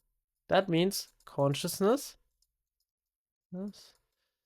and emotions slash beliefs slash past experience slash past experiences are all influenced by our perception. The lens to our belief is perception. Then we have the second factor of the belief system, and this is interpretation. And this perception gets processed into an interpretation. And now our brain does more work. Our brain has to put in all the stuff. it had something to work with. And this is our perception, our past experiences, our consciousness, our outside world's perspective. And now we need to interpret these informations to get a real conclusion. And this is the third point. But how we interpret this? Okay, well, we now have the input. The input is the perception. Now we are at the process point. We want to process this, and we process this via interpretation. The output will be the judgment.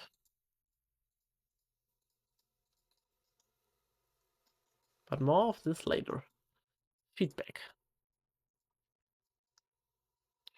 Okay, interpretation. How do we interpret the things in a way we do? A lot of things contribute to interpretation. But in general, you can say that your brain does all of the work. Your belief system gets obviously processed by your brain, not by your leg, not by your ears. It gets processed in your brain and gets storaged in your brain. And this perception gets processed into interpretation based on context, knowledge, experience,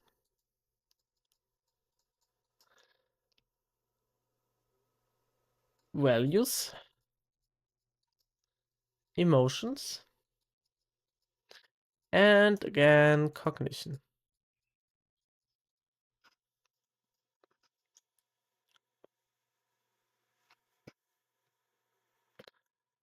And perspective. Okay, we have a lot of things to work with. First of all, context. We shape our belief based on the context. I give you an example for this. You have two different environments. You read a book. And you read a book.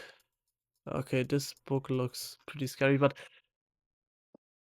first place you read the book is at a funeral. And the second one is in your bed with a nice drink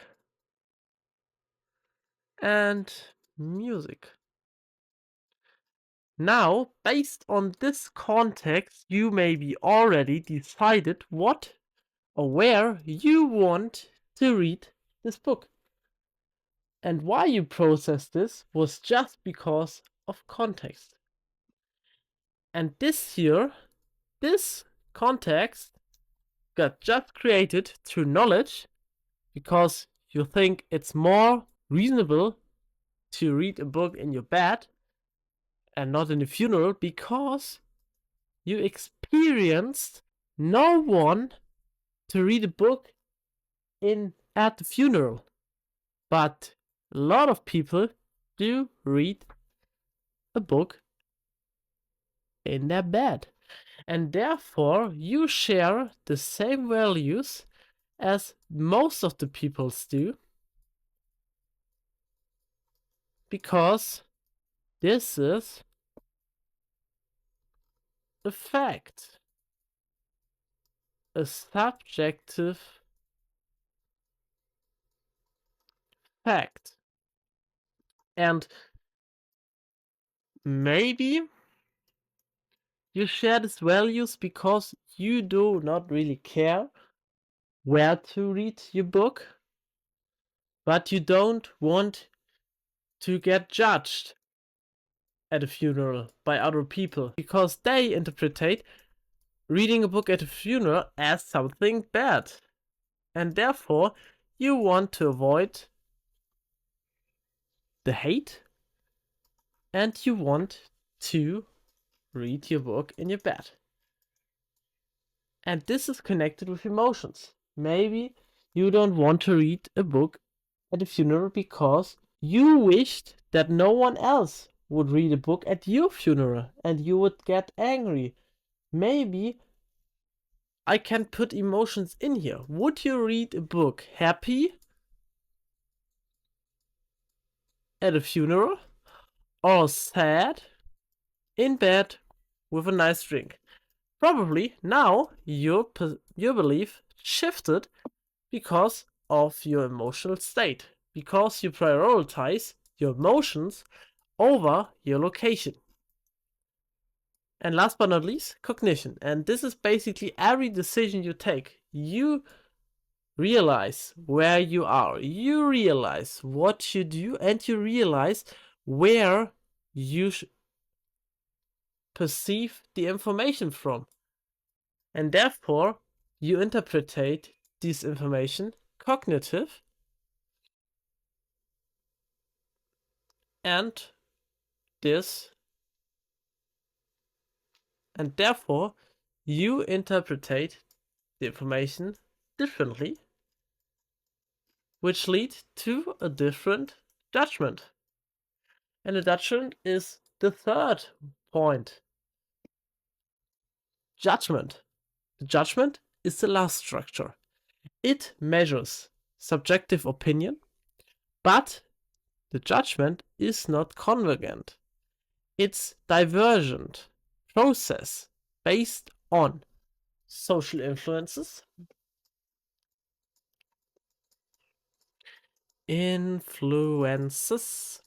yes, goal orientation,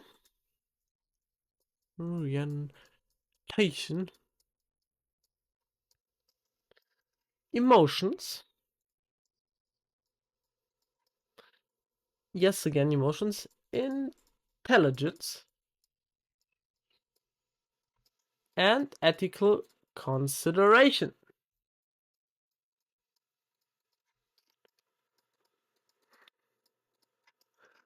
Okay, the reason why beliefs do never or aren't aligning with the true, real, or fake, or true, or false, is because of these factors. Because of social influences, we often switch our belief. For example, when your whole family thinks that politics are great and you need to study politics and you need to be involved in politics and then you need to go an election and you need to vote this specific company, then you maybe change your belief, but only when you don't believe the things your parents do, but you choose to believe the same things your parents do. And why this is the case, I will explain you. But first of all, we go on with judgment. And the next one is goal orientation. And goal orientation basically explains you how does this activity align with my goal? Do I believe the right thing or not? And this is because a lot of people fake multiple things.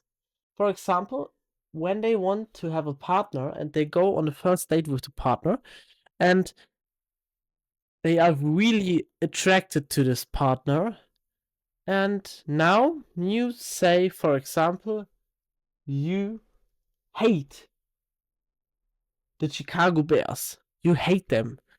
Your friends know this, your family know this, and you really hate them to the ground. You believe that this is a horrifying team. But on the state, your goal is to get closer to the person and to maybe reproduce yourself. It all comes back to primitive forces. It is so simple. And when you do this, you might notice that you fake yourself. Because suddenly, this person tells you that he or she loves the Chicago Bears. And then you would tell something like, yes, I like them either. Or, yeah, maybe not. Or, yeah, I do think this is a good team. And this judgment is just only produced because of goal orientation. All of your interpretation gets shut down, and the only thing your primitive mind had in his head is we want to reproduce ourselves. And that is why you fake on people, that is why you hate, that is why you lie. It's maybe because this aligns to your primitive goal, and that's why companies do really hate you most of the time and tell you half truth, because their goal is to make money. Their goal is to achieve a lot of things, and this can only be made if they get more clients, but they know that their offer isn't that good to get X amount of money. You can only achieve Y amount of money because your offer is maybe just a 6 out of 10. But you tell your clients on the sales call that is 10 out of 10 and it will be life changing and this will be so great and oh yeah. And that's why every company tells you the same, even though 90% of the companies aren't even capable of the things. You maybe noticed that I told you exact the same things too, but I believe that I have a 10 out of 10 product, and I believe that I can help you with your problem, and I believe that I am crushing the market right now because I'm far better, and therefore I don't need to fake it, but other people do. And this is all because of goals.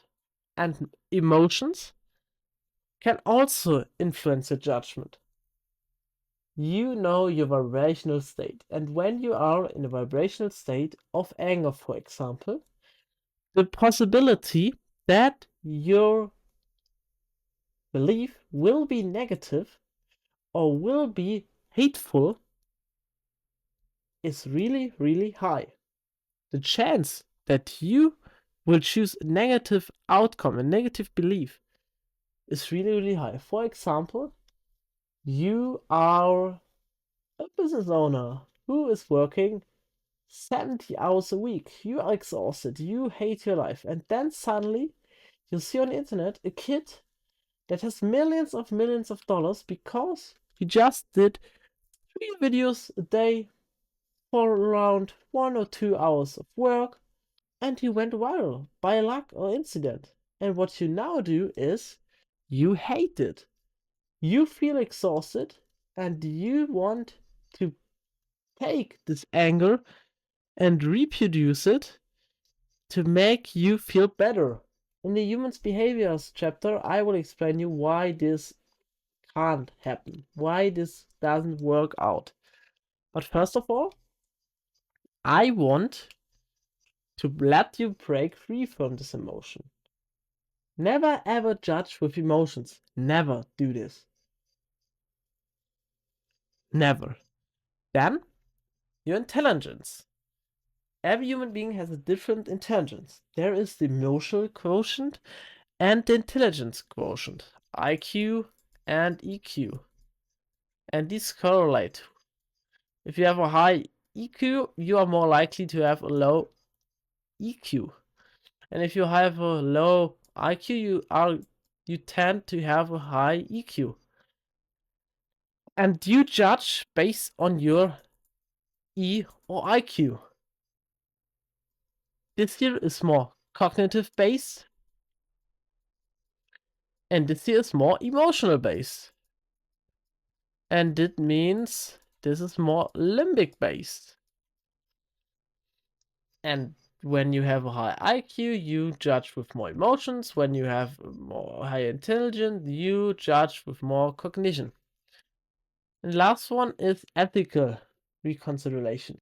We now take a heavy example. You know that killing children is bad. So, why do you know this? Why do you know that killing is bad? Because this is just ethical consideration. There's no other reason for this. There is no evidence on things like killing where you can present it's good or bad. How do you know that one person less in the world is bad? Maybe this person would be the next Hitler. I want to be extreme, by the way, but I don't judge anyone here. Maybe he or she will be the next Hitler, Stalin, and killed millions. But why is killing this one kid so bad? And this belief that killing the thing, obviously ethical, is bad, is just ethical reconsideration. And these things are all included when it comes to a judgment. You need to be aware of all of these factors to know why you believe in the things you do believe. You believe in the things because of your social influence, goal orientation, emotional intelligence, or ethical considerations. Any individual filters any opinion through this belief system. We embody the system's power by realizing our perception, interpretation, and judgment. After that, we can change our beliefs. But how we can visualize our belief creation? For this, I will give you a really short but profound example. Status quo. You are on a holiday. You are in a jungle and you see a monkey. The sun is shining. You see an apple. You want to eat an apple because you are hungry. And now we want to dive deep into your belief. First of all, we need to take a look at the perception of belief. Your sensory system. You smell the fresh apples in the forest, you see the apple, you feel the wind gliding through you and the apple in your hand. Hearing. You hear the apple cracking between your teeth. Taste. You taste the apple the tree gives you. Attention.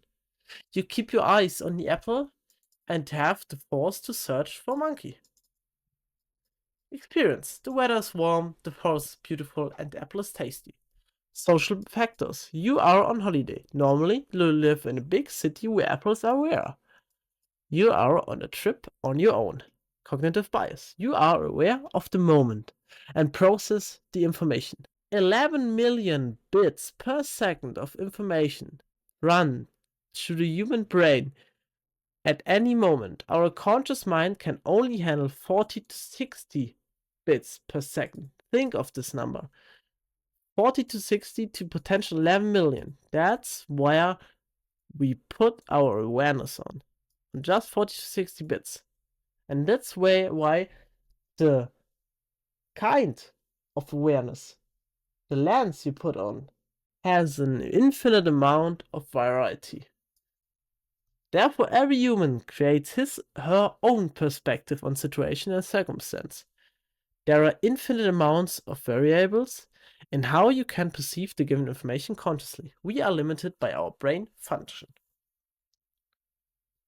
Now, we take a look at perception of interpretation. we perceive the belief, and now we interpret the perceive. By context, you had no breakfast today. You are hungry. Knowledge, you know apples are tasty and healthy. This is your knowledge. And you ate apples before, you liked them, and maybe you didn't die from those. Belief in values. Apples are one of your top 3 fruits. You really, really like them. Emotions. You are so excited, happy, hungry, and glad to see this apple. You are in a positive emotional state, and you are just ready to eat this apple. The cognitive biases. You are interpreting your perception based on your subjective perception. This is a subjective perception because this is your top 3 fruit. You are hungry, you had no breakfast, you know apple, and your brain produces all of this information just to get the output of grabbing the apple.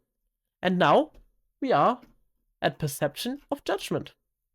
Now you create a judgment based on your perception, the focus on the apple and your interpretation, the fact that you love apples, they are super rare in your home and you are hungry. And now the belief, the apple is tasty and I like it. That is your belief, the output. I like apples. I think apples are good. This is the decision between good and bad.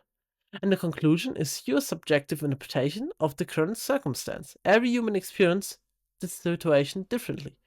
For example, maybe the person has eaten 10 minutes before the trip to the forest and is allergic to apples. In addition to this, his wife died 2 weeks before and his mood is bad.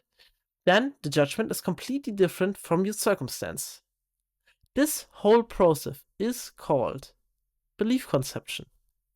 But what do our beliefs have to do with the scenario I mentioned before? Isn't belief just our view of things? Isn't it just a subjective differentiation between right and wrong?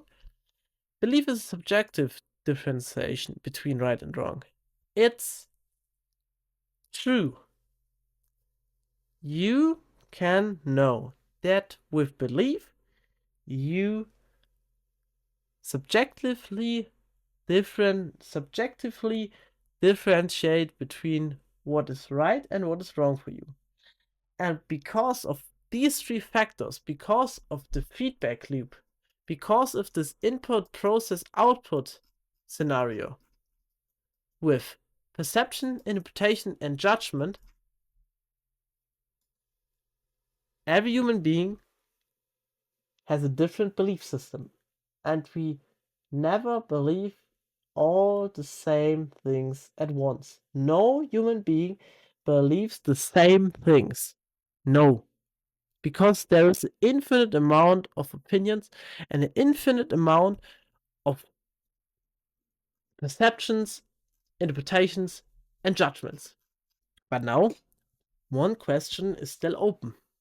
How do we know what belief is actually good for us and what is wrong?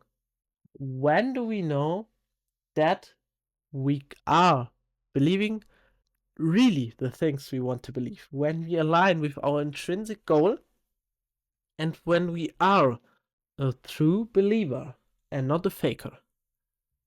And here's an example. This is here example for body dysmorphia.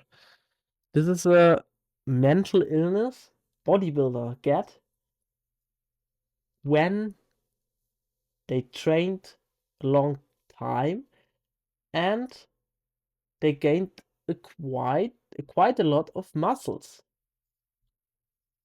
They are all positive. They appear in the external world as a positive person. The positivity is all in this human being. And now we have one problem. The perception and the belief can be different.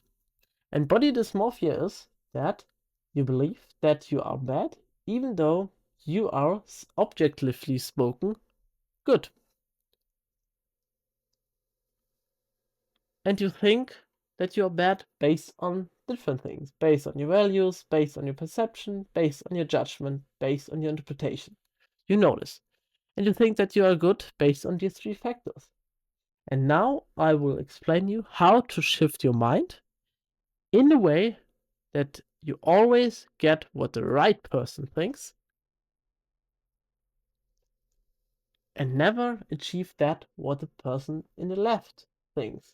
Because the left person thinks negative and not aligning to his goal. And this is basically that you need to have your belief system aligned with your objective perspective. And the objective perspective is the universal truth without belief. When you see the universal laws I mentioned you, and you just put a third party out here, a computer, not a different person, because a different person has a different belief system and he will also subjectively perceive things. And therefore you need a robot, for example, that gives you the objective perspective and therefore the universal truth. And you do this with this. You can't objectively see the truth. We are all human beings. We have emotions, we have beliefs. We can't shut down our beliefs and we can't see the data because data is also mental created. We can't see things without mental creation. This is the paradoxon. We can't see clear through mental creation because we created the things in the first place. This is really, really important to know. We can't see the truth, the universal truth, but we can see the truth for us. And this is our goal. To optimize your mental health, our belief has to be an objective opinion. And now I want you to put your objective opinion as your objective opinion, the goal you want to achieve. Every action you need to take, every belief you need to have, every decision you need to make that will drive you to your goal. And that is then your objective opinion. It doesn't care if this is the universal right path, because we never know what the universal right path is. We are no computers. And then what you need to do is you need to see the mental health balance, and this is always 0. And the objective opinion is 0, and your belief can be between -10 and 10, based on your positivity or negativity on this given field. And the objective opinion is always 0. The belief can switch between the numbers -10 and 10. The bigger the difference between belief and objective opinion, the higher or lower the number. You need 0 for mental health balance and for goal alignment. When you have more than 0, then you are positiver, you do too much in the given field, and you will feel mental illness over time. That's, for example, when you overwork yourself, when you do too much to get out of balance. And so you can do the flip side. And the flip side is what most of the people do. For example, people who work less than they should do. And a pro tip from me, if you had to decide between those two, working more or working less, I always would recommend you to work more. Because the only thing that will hinder you from working more is your mind. And you can lose your mind, as I told you, and therefore you can switch your baseline.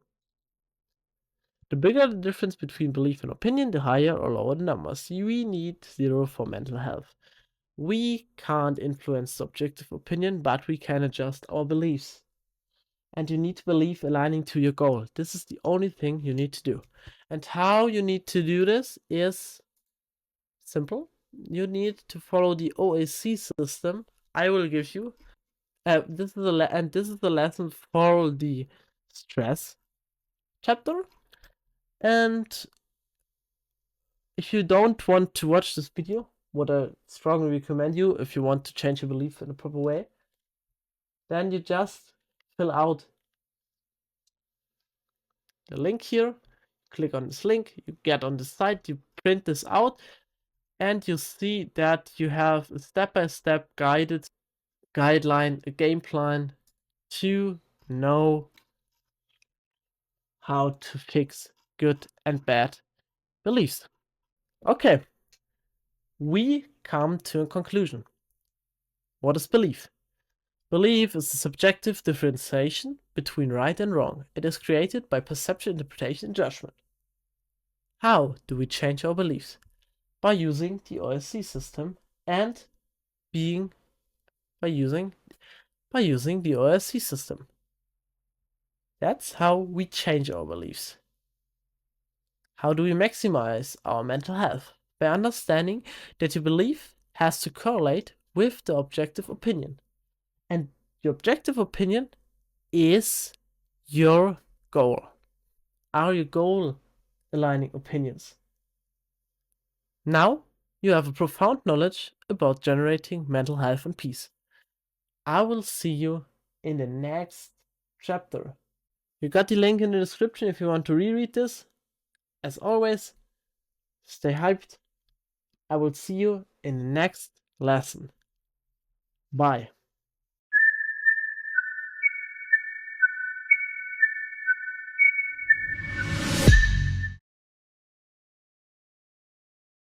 Hey there, it's Just Wizard, and this is the habit system. I created a bloody system, a huge, big system about how you create habits, guaranteed. And when you use this system in connection with the OAC system, nothing will hold you back from success. When you follow all the steps I explain you in the next 1 to 2 hours, you will never have any worries about implementing new habits in your life. Take a pen and paper and we get started. We all want to change our old habits and replace them with new, better ones. Human beings love growth and development, but that is sometimes more difficult than it should be. And why is this the case? And first of all, to actually understand this by its greatest means, you need to have an understanding to short and long-term gratification and understanding for the happiness chapter. And then you can return to this video. Look the video about cause and effect and watch the whole happiness system. And then we can start. Our habits are deeply rooted in us. Some of them more in the unconscious part of the mind, and some of them less in the subconscious part of the mind. And how can we prove this? 2 layers in our brain are separated from our consciousness. trigger followed by impulse. These two mental constructs force the input we choose, basically the ingredients, to carry out the habits. The process is the action of the habit. The given process from your input creates the output, your result from the habit. This cause and effect chain between input, process, and output gets circled by our feedback from the output. This will consciously affect our input and subconsciously create the trigger and impulse for the input. The environment is the ultimate force over all your habits. Its impact is invaluable. And this is literally the habit system.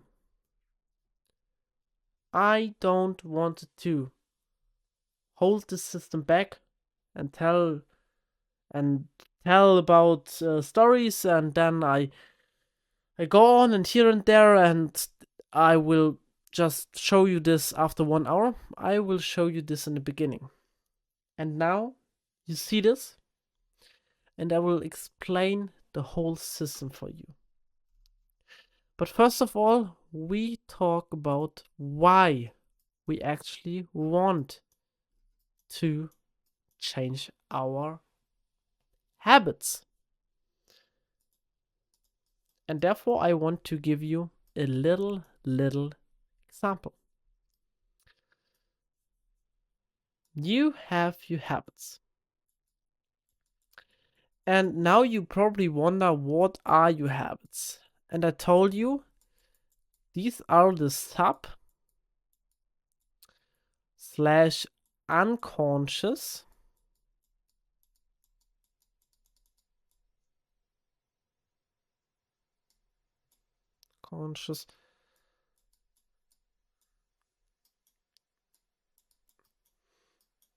activities. In other words, the activity you do without thinking. The whole program is about consciousness and actually thinking about your actions you take and constantly changing your actions in a conscious way.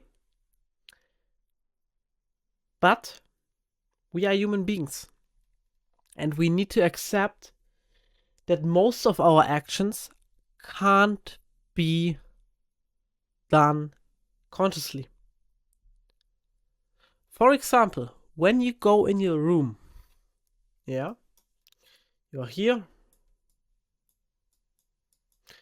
and you have the light here, and the room is dark. Oh, yeah, 3D art.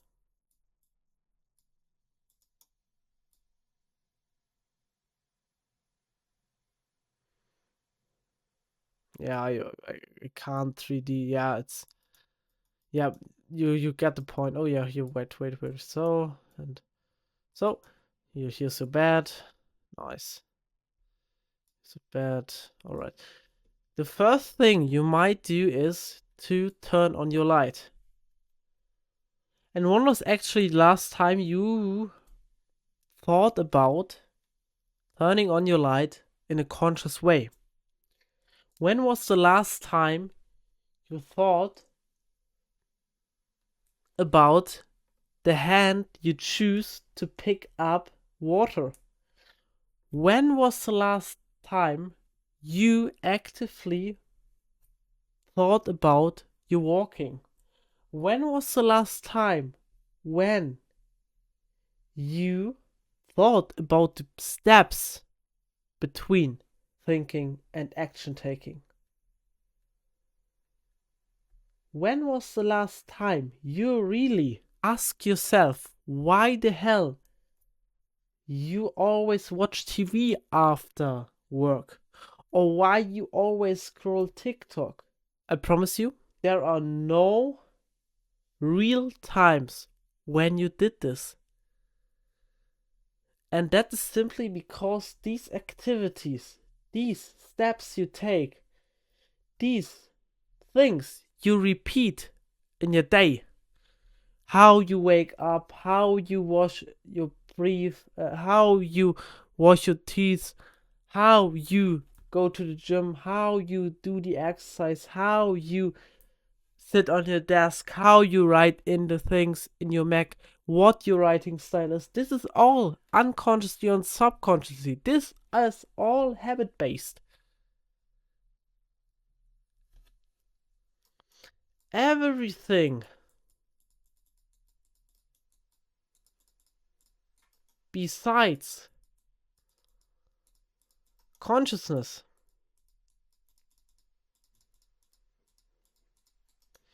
is habit.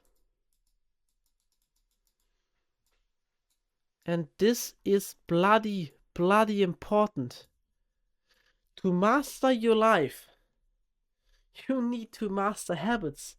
There is no way out without mastering your habits. Because you are less conscious than un or subconscious. And when you now have a program, have a structure to reframe these habits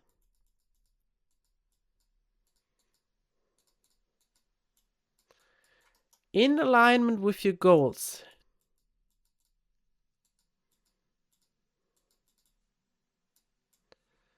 with your goals, then you will bloody win. And I have the system for you. Your consciousness is just one part of action. The unconscious and subconsciousness and the habits, the un and subconscious habits that you take every single day to save energy and brain storage. These things need to be fixed. And I promise you, nobody has perfect habits, and therefore everyone can learn from this lesson. And why just don't use your time correctly and listen to my words and listen to the system I provide you, and I will explain you now. So be careful.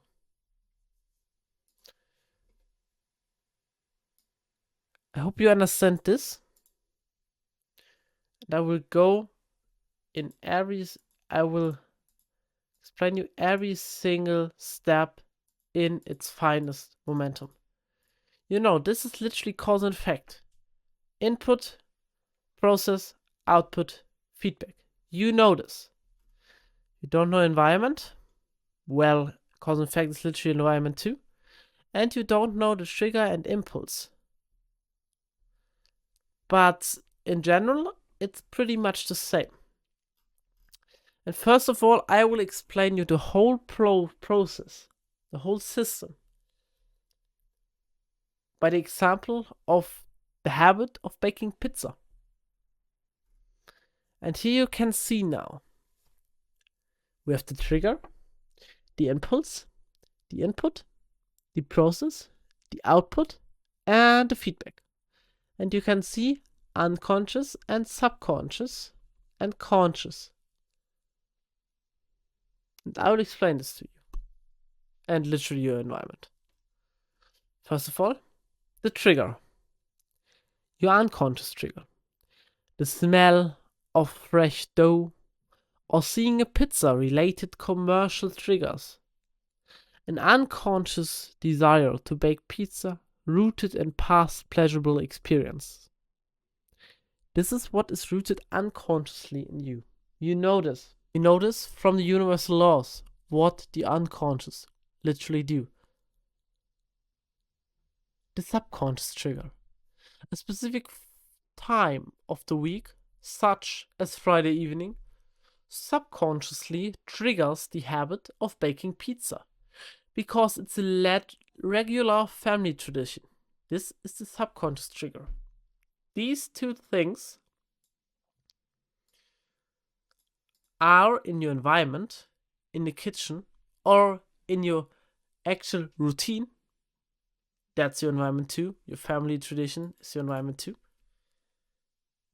You don't recognize them actively, but your unconsciousness and your subconsciousness will be aware of this.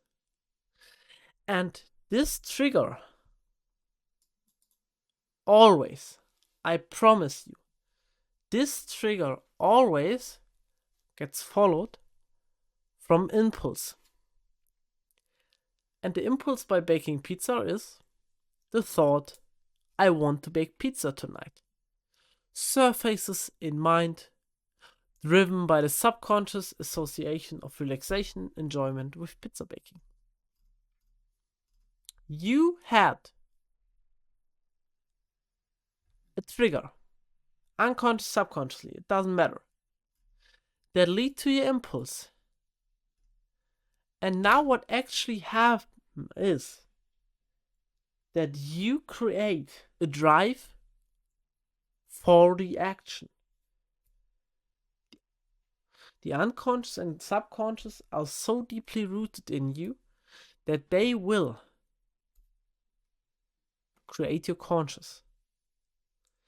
And the conscious, the first step of the conscious action, conscious habit of baking pizza, for example, are literally having the ingredients. You want to make the dough, therefore you need flour, water, yeast, and salt.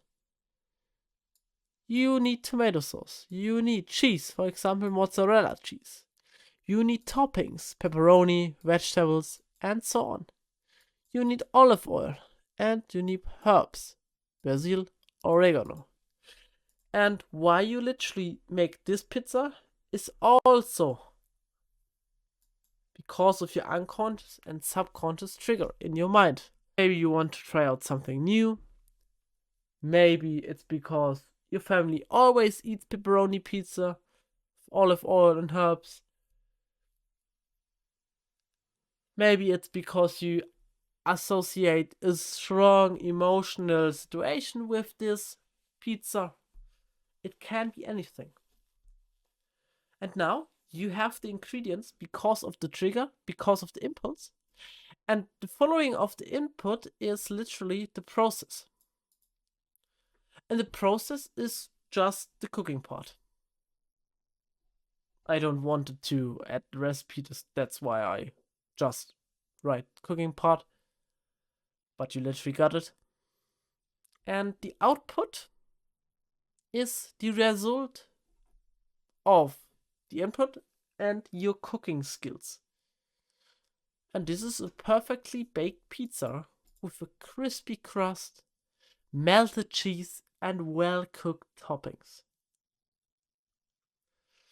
The first thing you might notice here is, in contrast to the cause and effect, we don't focus on the process. The process is just the cooking part. We focus on the other triggers, and especially on the new ones. So be aware of this. Okay, we have our pizza. And now, based on the pizza, you notice we have feedback. And the taste and texture of the pizza provide immediate satisfaction and pleasure, reinforcing this desire to bake pizza again. Dopamine gets released. You feel great because A, you created this pizza, and B, you follow your cravings from your mind, and your mind gets stimulated. And this is the conscious feedback. You want to bake the pizza again, but you might notice You are maybe sometimes in a situation when you meet an old friend, yeah, yada yada yada, and you say, hey, yo, what's up? Everything fine? Yeah. And you say this. We have to meet up.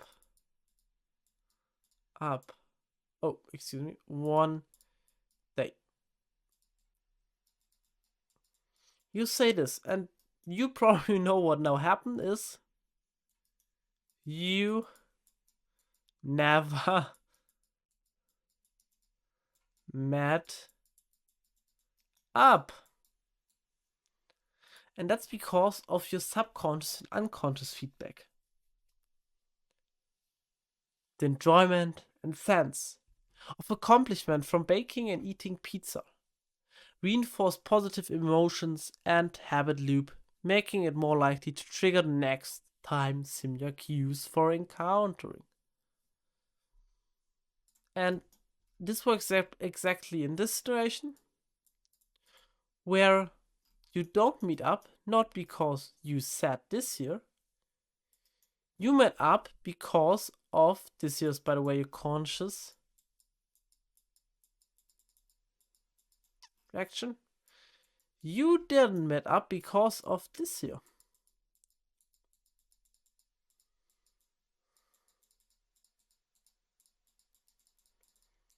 Maybe you don't want to spend time. Maybe you don't like the person that much. Maybe some bad information got storage.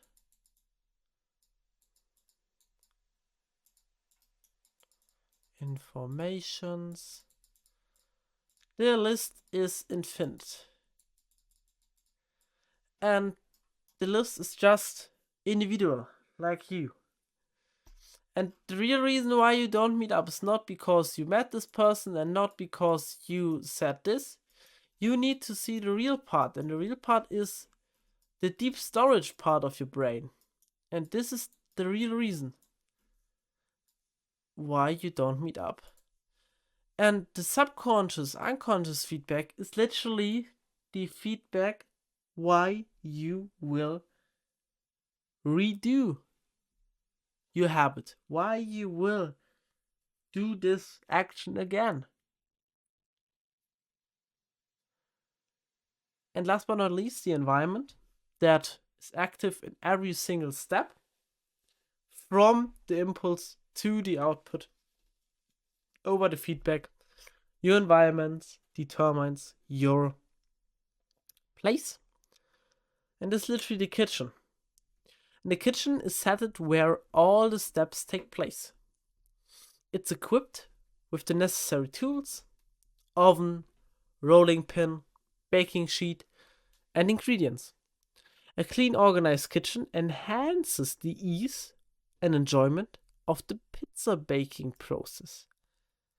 Ingredients, dough, tomato, sauce, cheese, toppings, olive oil, and herbs are also in your kitchen. But no more pizza for now. You don't want to have the habit of baking pizza. And I just didn't explain you how to create this habit. I just explained you the system. Therefore, this was just an explanation for the system. And let's get into the real explanation for you on how to create new habits and delete old ones. Because with this information, you can do a little bit. You now know where habits occur through impulse, trigger, input, process, output, feedback, environment. But you don't really know why they get created. And that's when I'm there for you. And I listed up every single factor. And I explained these to you in detail.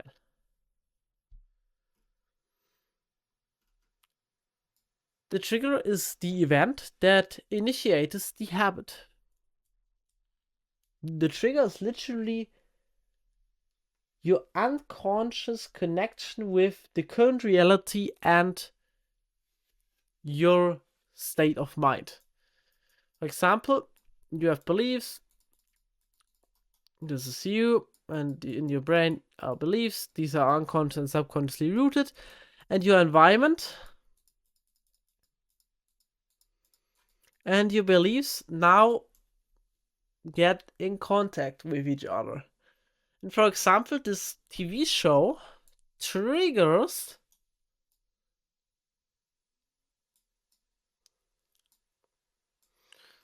wait, I have to draw a pizza.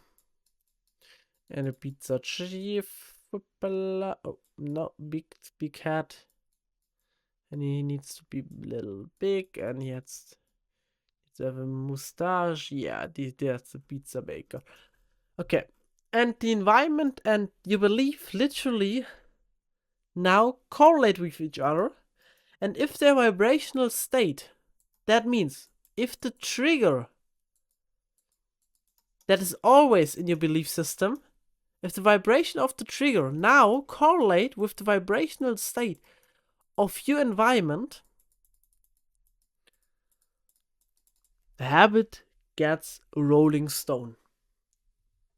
That's when the habit actually occurs. And you might think this is voodoo shit, but I promise you it isn't. Think of every bad habit you have, think of every bad decision you make, and this is because of that.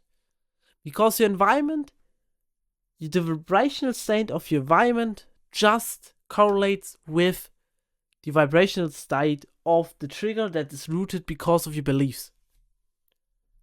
And that's the truth. And after the trigger, there comes the impulse. And the impulse is the urge that follows the trigger. It is basically the prompting action. The trigger is just this here. Oh, the connection. And now the impulse, the impulse is the unconscious. You don't notice. This is just in your mind. Unconscious plan creation. What your mind now does is planning according to the star, the goal, like everything, and your star is your trigger. And that's basically what an impulse is. The impulse is basically the star for trigger. And then, what now happens is that you consciously decide,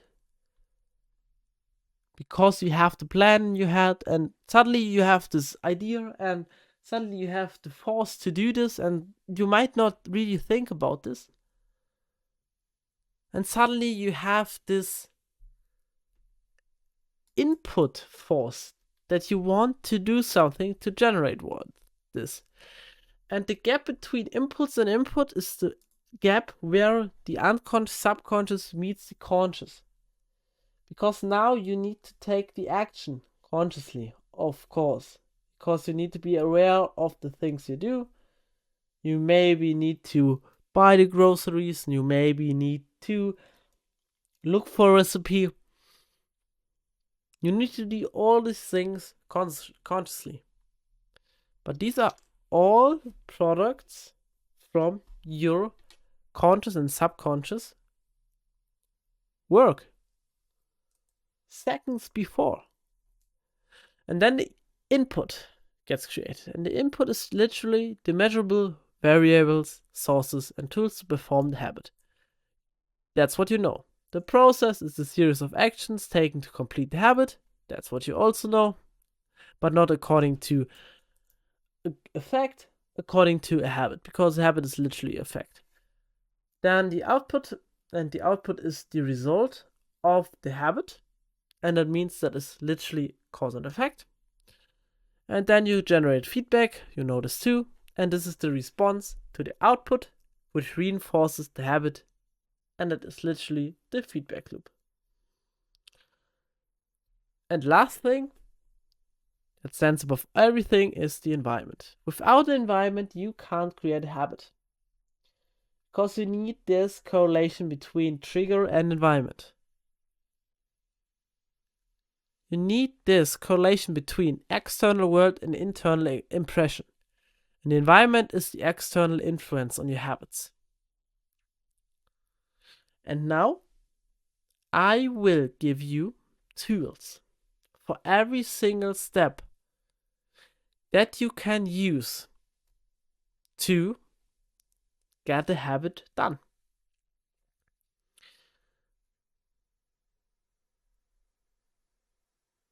Because the only thing you literally need to have a habit is you need to have a trigger from your environment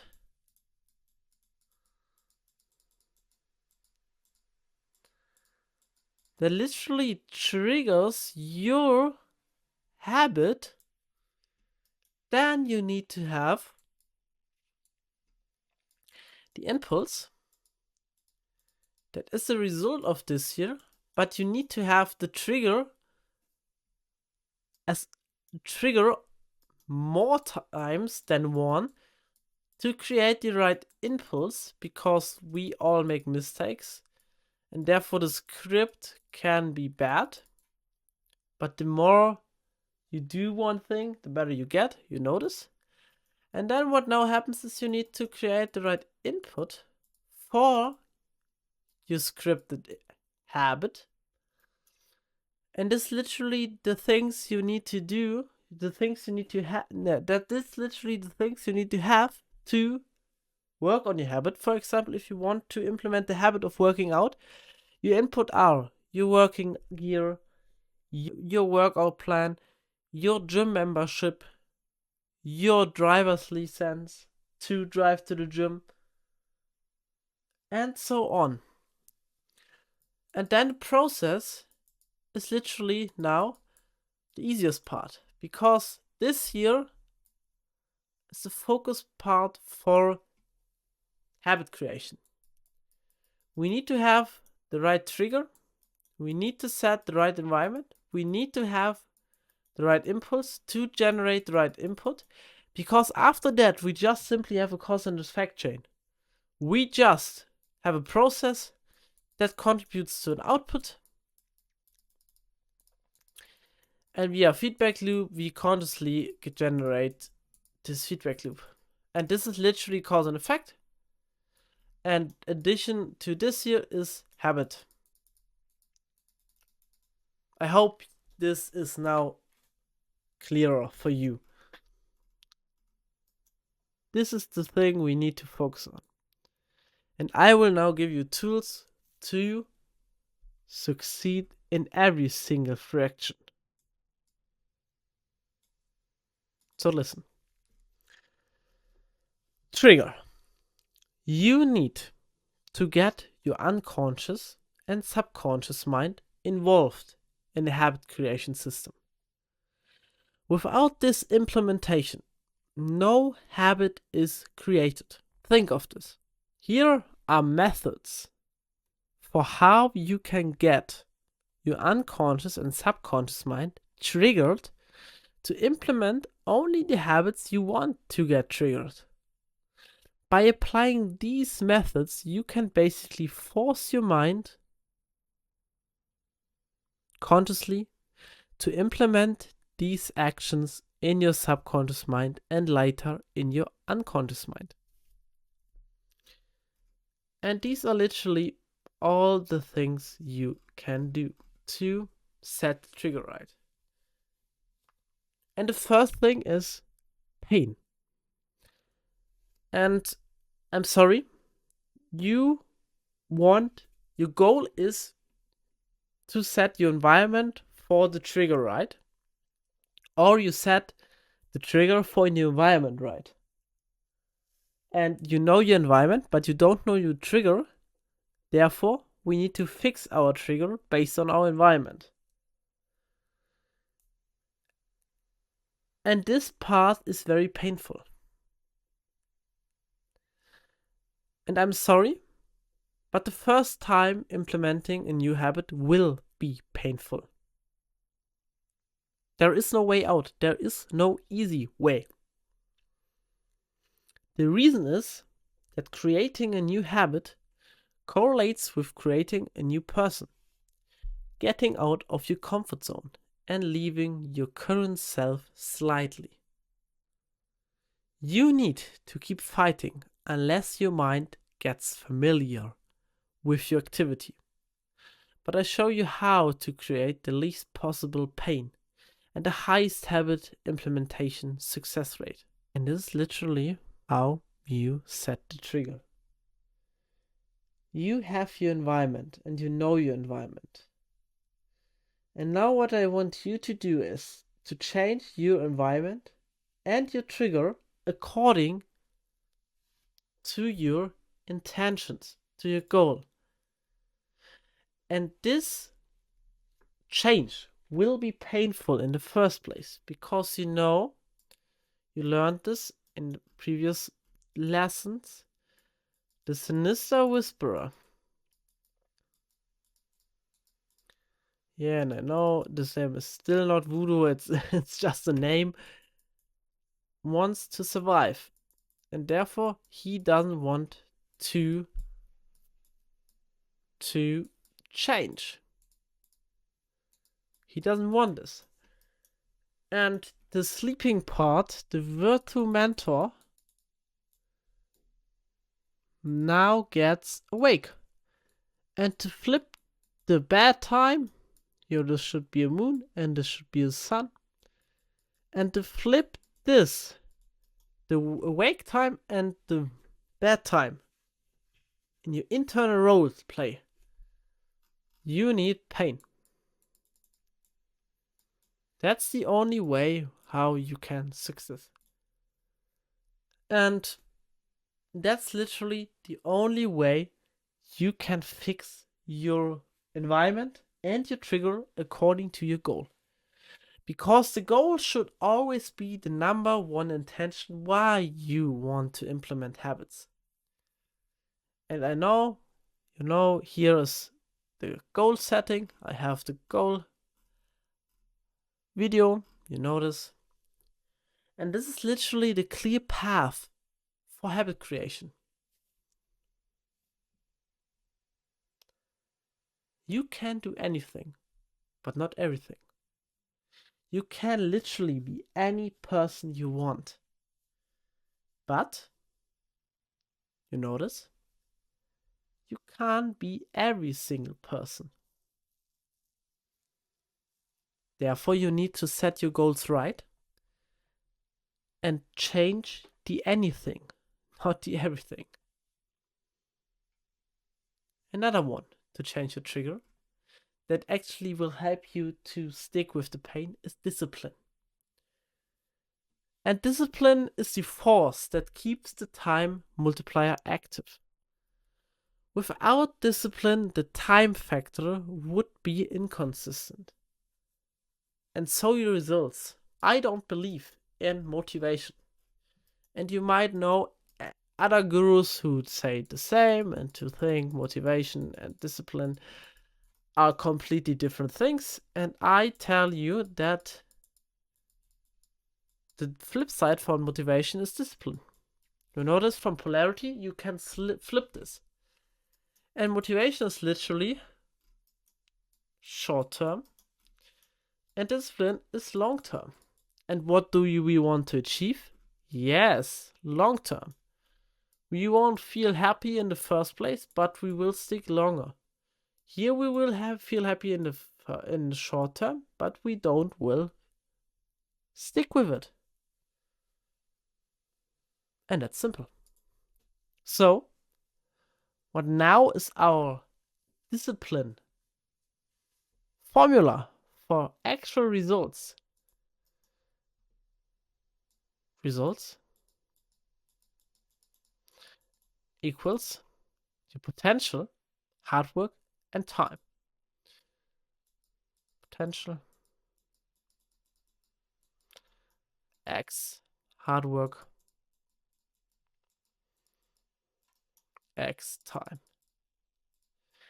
And discipline is basically the environment you need to create. When you now see this in the system, then you have this is input, your potential, and the time is your input. The hard work is your system.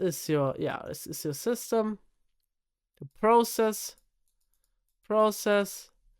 This is the input, and the results output. And based on your results, you create more time, and you maybe fix your potential and maybe give up.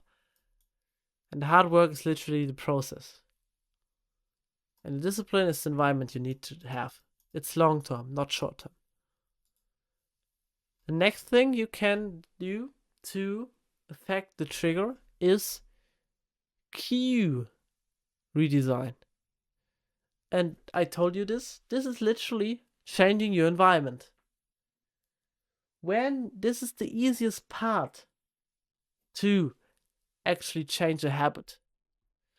When you want to be a millionaire, when you want to be a great person for your girlfriend, when you want to be a gym rat, a bodybuilder, when your goal is to give money to charity, then change your environment according to the person you want to get. Because I told you, the trigger needs to be in the vibrational state with the environment. And you need to set the vibration state for the environment first, and then with hard work and effort, you can create a trigger based on this environment. And that's literally it. What you now can do is something I need to put this in, because this is from a book called Atomic Habits. You might know this from James Clear. And this is literally habit stacking. This is a tool. I believe that changing things in a fundamental way will help, but people just like this, and it actually worked for me too. Therefore, I put in this strategy. And this literally stack habits and put them in habit boxes. And the more habits you combine, the harder it gets to break one single habit. For example, when you want to implement the habit of grooming,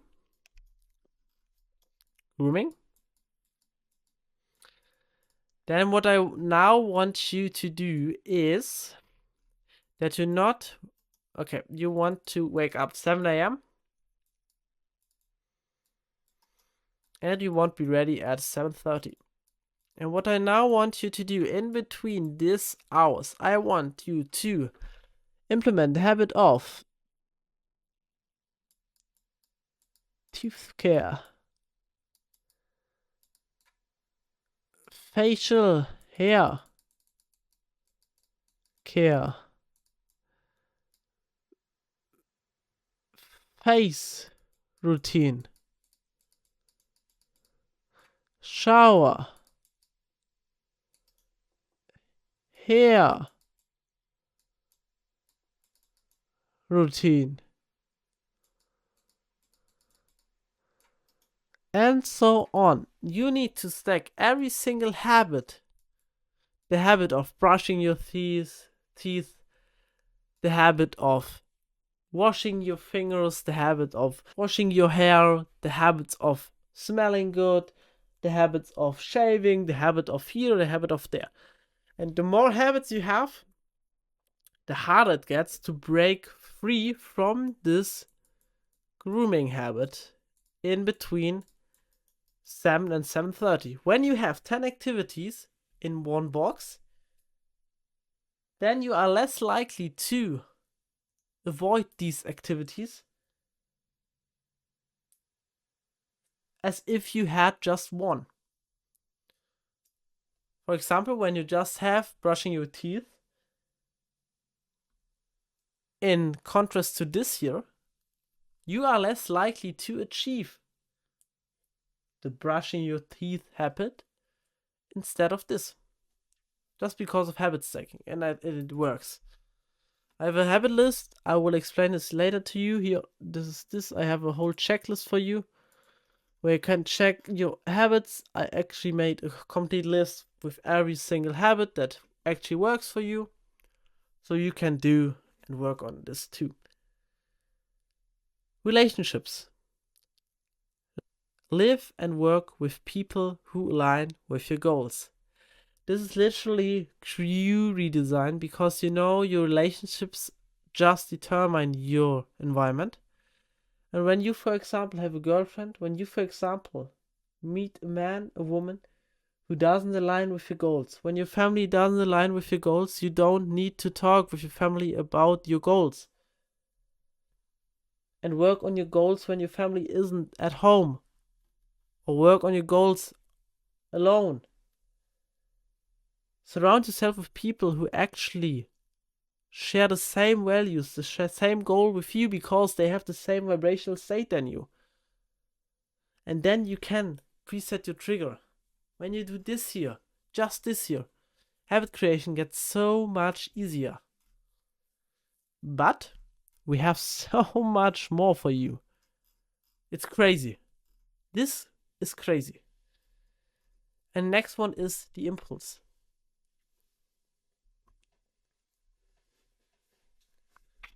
And first things first, you cannot control your impulses.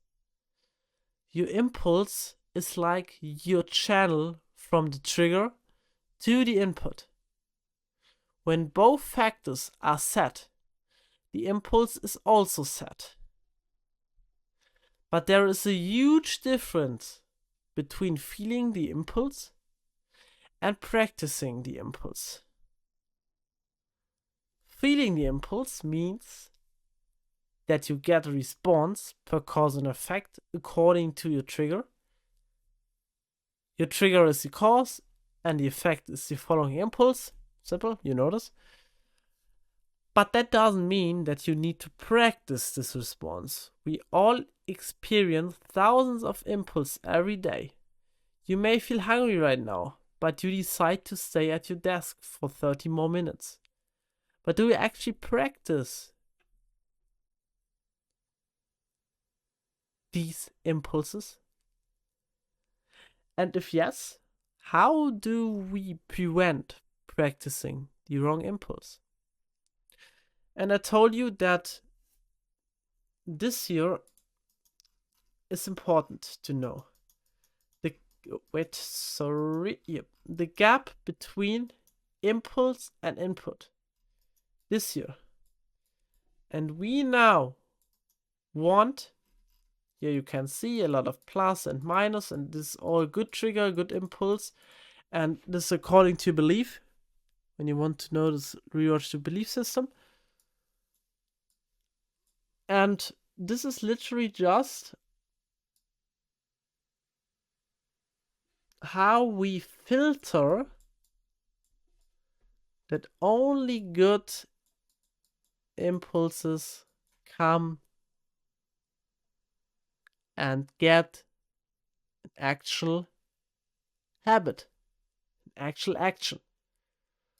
And that's how. First of all, visualize. Just always imagine any impulse that will lead to an action. Realistically, picture your actions and clarify these two subjects. What do I get from the action? And what do I miss because I took the action?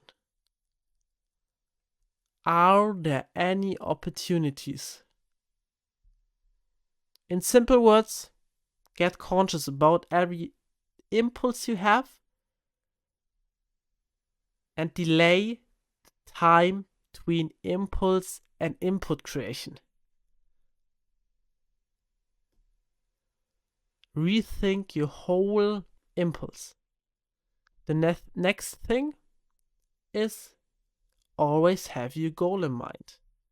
You need to be conscious about your impulse, and therefore you need to have your goal in mind when it comes to impulse control. For example, when you just feel, for whatever reason, you have the trigger to eat chocolate bar, milky chocolate, I don't know, but you want to go to gym, you want to eat healthy, you want to eat like high performance worker, like a high performance leader, like I showed you, then you need to always have your goal in mind, because this habit of eating the chocolate bar needs to get destroyed. And you just simply destroy it by resisting the triggers and therefore the impulses. Social proof. Surround yourself with people who make implementing good habits easier. Therefore, you can control your bad impulses and only activate the good ones. We are social enemies. We don't want to be bad. We have the group effect. When we surround ourselves with other people, that means we do the activities they do, and when they are all successful, we do these same activities, and we avoid bad ones, because then we feel like an outsider, and then we feel like shit.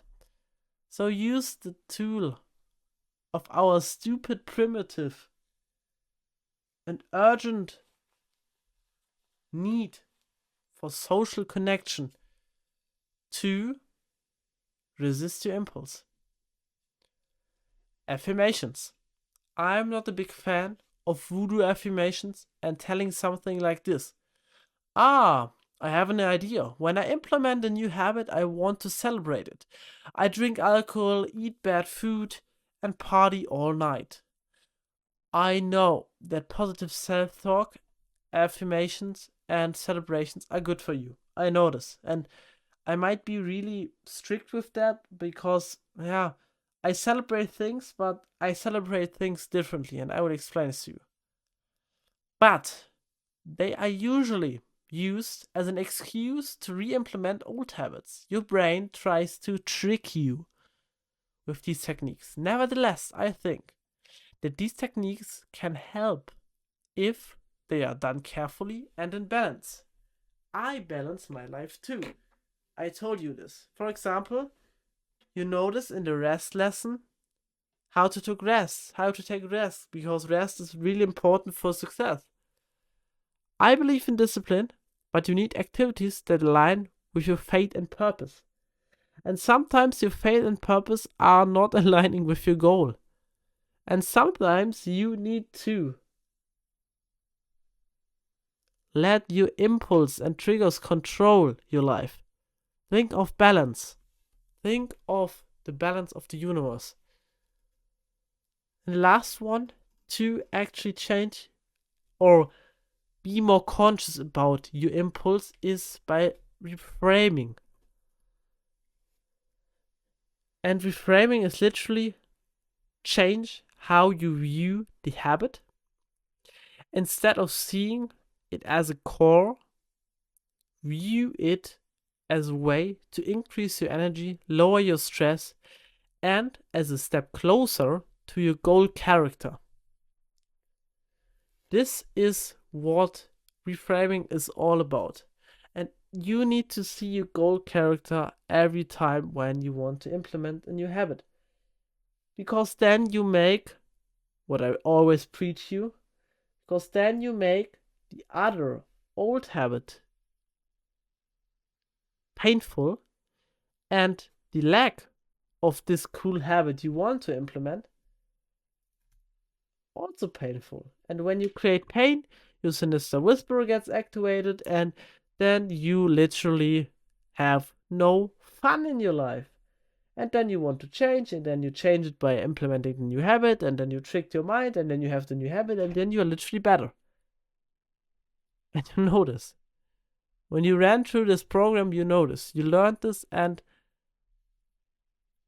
succeeding is pretty simple when you do this. And you can have fun. Of course, life is all about fun. And with these little tricks, you can have more out of it. So, the input. Okay, the ingredients. First of all, make sure you have the best ingredients. This is really important. We don't look how to reframe your ingredients. We just know we just want to A, have the best ingredients, and 2, make the ingredients as accessible as possible for you. Because when you want to implement new habits, you want to make your habit as easy as possible. But first of all, make sure you have the best ingredients. That's what I mentioned. Gordon Ramsay would never ever cook with ready meals. Bad inputs creates bad output. And that's it. You can have the best process. You can literally squeeze 3 to 5, 4, 5% out of your input. But when you just increase your input, then a better output is guaranteed. Of course, you need to have the right system and the right process, but you know that ingredients are important. But what do I mean by ingredients? Well, ingredients are your tools, your knowledge, your physical and mental devices to create an output. For example, the cooking process. When you maximize your inputs, use this method to optimize your guarantee of habit creation. Because only having the best ingredients and the best knowledge doesn't necessarily mean that you will cook the meal. And here are the methods. First, preparation. Organize all necessary resources and tools beforehand. You maybe know this, you maybe heard this a lot in the internet, but bloody hell, preach it. When you want to work the next day, then do everything. Preset your whole working area for the work. Maybe have your Mac on sleep. Maybe have your Mac on snooze. Maybe open it. Maybe trash your whole apartment besides of your working room. Maybe have your favorite drink at your working place. Maybe have the script ready. Do everything to succeed. Preparing is the best thing. That's why we have our daily review. That's why I preach this to you. That's why we configured the 3 trackers I created. And the next one is, for example, the shopping list. Create lists of all tools you need to make sure you will never miss something. When you have a big event, for example, you need to travel for a public speech all over the world, and you need to pack your bag. And what you do is simple. You just literally create a list with all the things you need for flight. That means for your input. And then success is not a choice. And then success can't be missed. Make it easy. You need to make the new habit easy to access, easy to take action, and easy to replace with an old habit. Always choose a new habit and make it as easy as possible. That's why we want to prepare. That's why we want to make the action easy. For example, you want to implement the habit of training. Have the workout clothes, have the workout shoes, have the coach, have the plan, have the meals prepped, have the progress app, have the weight checks, have everything ready, set up, have the route to your gym, have the gym membership, have everything easy and nicely replaceable and accessible, available, nice woodwords, and then replace it with an old habit. For example, when you played video games for 3 hours a day, then maybe go to the gym for 2 hours a day. Or cook and then go to the gym. That requires 3 hours a day. And then you replace the old habit of playing video games as a coping mechanism, and then you cope with something good. This is a short excursus. The only way how you can get rid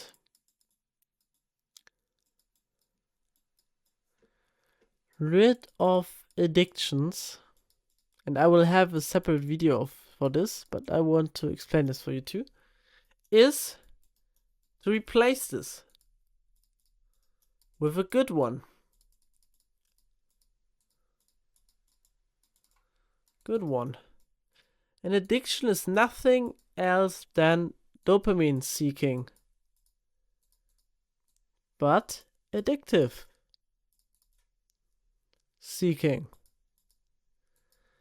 And I create a whole tier list, A, B, C, D, for all activities that creates dopamine with the highest long-term effect, the healthiest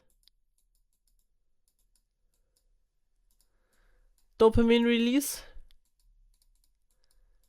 and the best activity for health, H, V, and R. And I have a tier list for this. But think of this: to get rid of addictions, you need to replace it. And that's literally what we need to do with habits. We need to replace our habits, our dopamine regenerating system. For example, video games release dopamine. And we need to replace this with working out, because working out releases dopamine too. Way less, but in the pain, there is the gain, and you notice. Make it hard. Well, you made your new habit easy to apply, to access, to take action, to reduce the stress and the pain of implementing a new one. And then in contrast to easily accessible new habit, create obstacles that prevent you from doing old habits. For example, when you want to play PC, then just plug out the PC, or just throw your PC in a new room, or just have no monitors on your desktop, or just throw your mouse in the garbage. The more radical you get, the more likely it is to not achieve the habit. But don't just cut, replace it. Replacing is the key. Because when you are really addicted to something, you will always find a way out. You will always find a way to cure your addiction and to do things you want. And this is literally then your addictive behavior. Time blocking. Use your calendar and the power of time to exactly configure a new habit into your lifestyle by scheduling the activity for a given period. To have the input ready, schedule your time. That's why we need to schedule time, because time is the only universal measurement for you that you can use to implement habits and strategies and tools. And therefore we need to use time, we need to block our time. And when we block our time, we are more likely to achieve the things. The more precise we get with our habits, the more likely we are to achieve those. Especially over the long run. Consciousness. Be aware of your new habit. Use this tool for implementing a new habit. You know this. Stack habits. Combine them. The bigger the habit chain, the harder to break through. Again, the same thing as with impulse, because this is such a small gap between input and impulse. I wanted to help you with this too. And now I want to give you an example for actually creating a habit or breaking free from a habit. And this is, you have the habit of checking your phone while working at the desk. And the problem, distraction instead of progress. And the solution is, every time you want to work, you go outside and lock your phone in your car. Therefore, you can work and you aren't even able to use your phone while working. Make it hard. Schedule exactly the times when you want to work undistracted. Do this the previous day. Time blocking.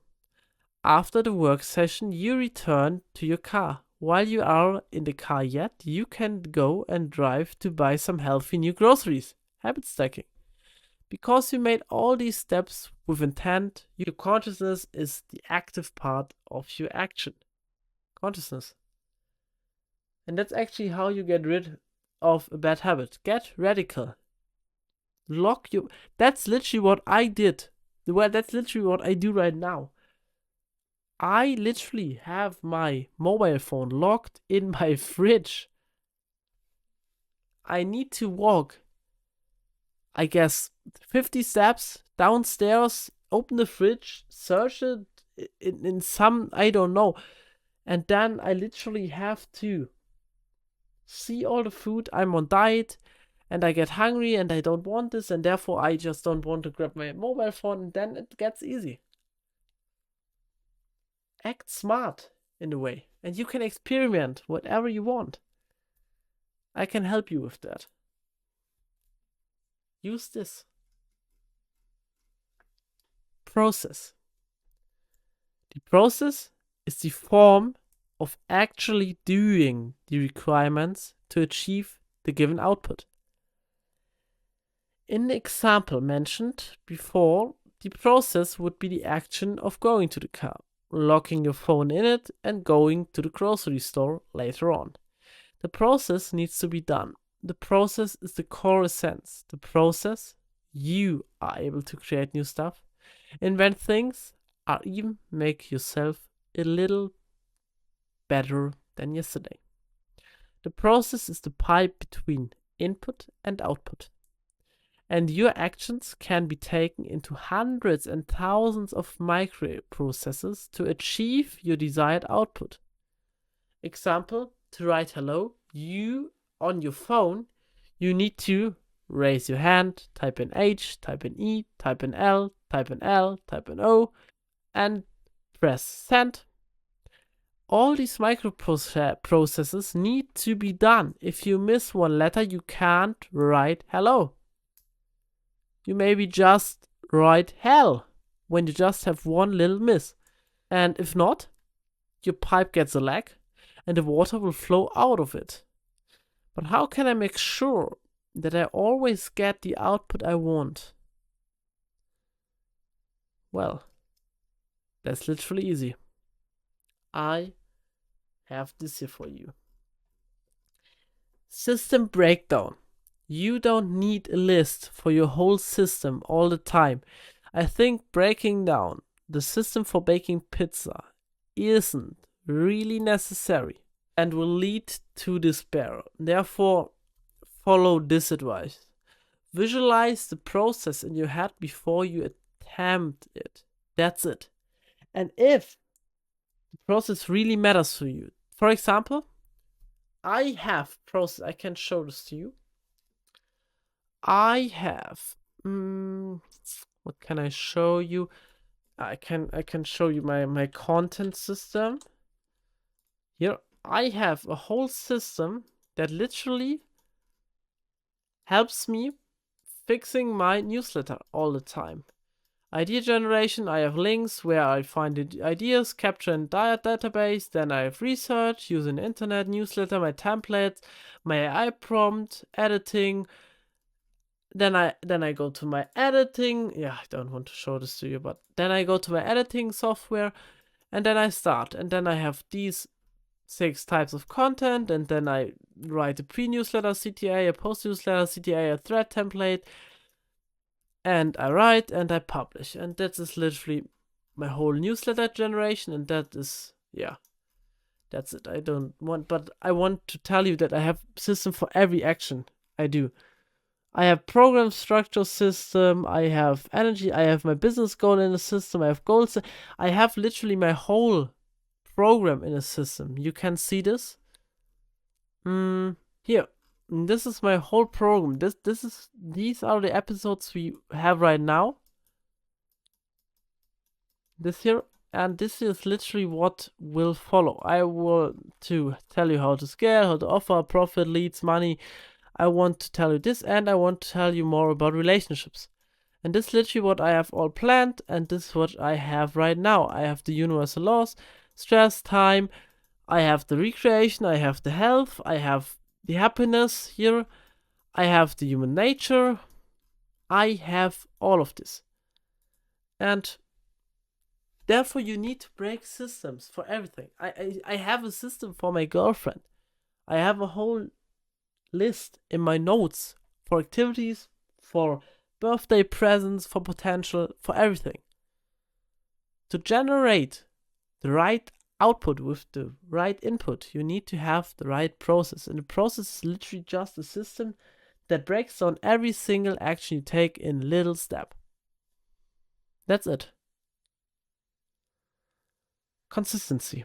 Stay consistent with your process. Don't switch too often. Good habits will unleash their full potential when they are used over a long time very frequently. Think of long-term effect. You know this. You need time to really grasp the true nature of success. Consistency is the key. Even if you are not good at one task, consistent repetition over time will make every human a master in this area. And it doesn't matter what it is.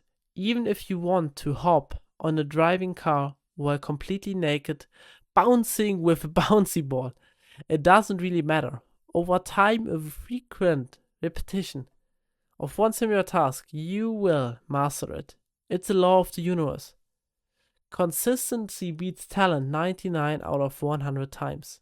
That's why you need to focus on hard work, not on perfectionism.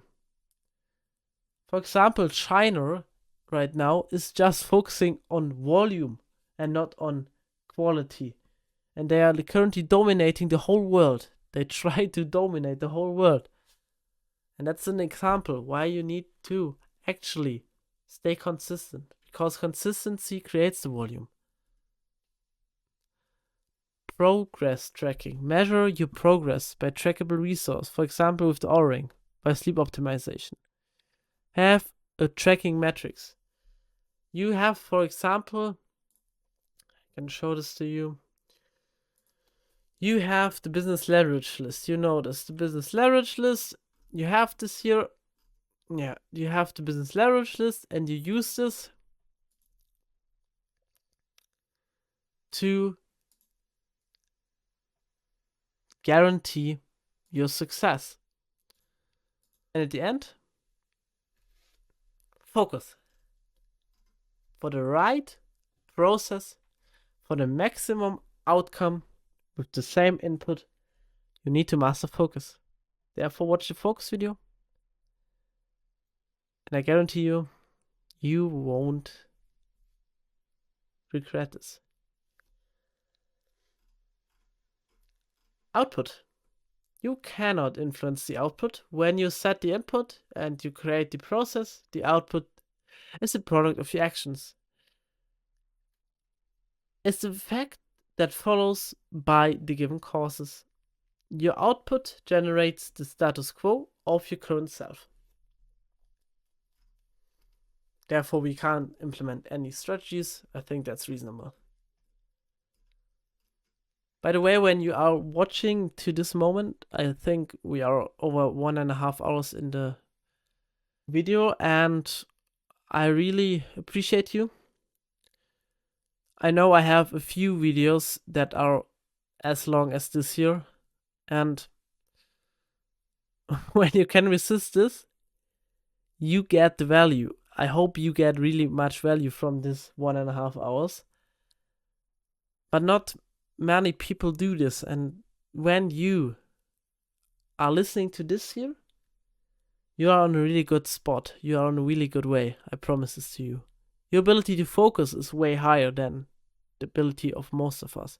Because now we live in social media, we scroll and we just want a short-term gratification. Very tough times. But when you listen to this, I know that I have a warrior as a client, and I'm really, really proud of you. So go on with feedback. We don't want to use your time for stupid stuff. But your feedback is maybe one of the most important evaluations of all. First of all, how we get feedback is literally the most important thing. Because when you measure your feedback right, your speed of changing your input and therefore improving in process and output increases very hard. That's why big companies like Apple, Google, McDonald's invest most of their money in data. Because feedback just generates the real circumstance, the harsh reality. And here are some feedback tools you can use. First of all, use this to generate feedback. I have all the trackers you need. You notice here all the trackers in one PDF. I have the OSC system. Use the game plan. You have this, you notice. Then you have data. You generate feedback loops. By the way, I will add more and more of this here. Support. Seek human support. We are all social animals, and we only improve when we get feedback from others. Therefore, ask for support. Ask a person who isn't involved. Ask an expert. Ask a friend. Ask someone who can A, help you, and B, is honest with you. Then, based on your goal, generate feedback based on your goal, or needs to have a goal in your head. So, click here. And celebration. Yeah, you need to celebrate hard work, but never, ever celebrate new habits with bad habits. And what do I mean? I told you this before, but I want to clarify this once more because this is very important. You cannot celebrate eating healthy 2 months with a 2-month drink alcohol 4 times a week period of time. This is stupid because you suffered 2 months to reach this goal and now you just destroy it and now you cope again and now you're back to normal.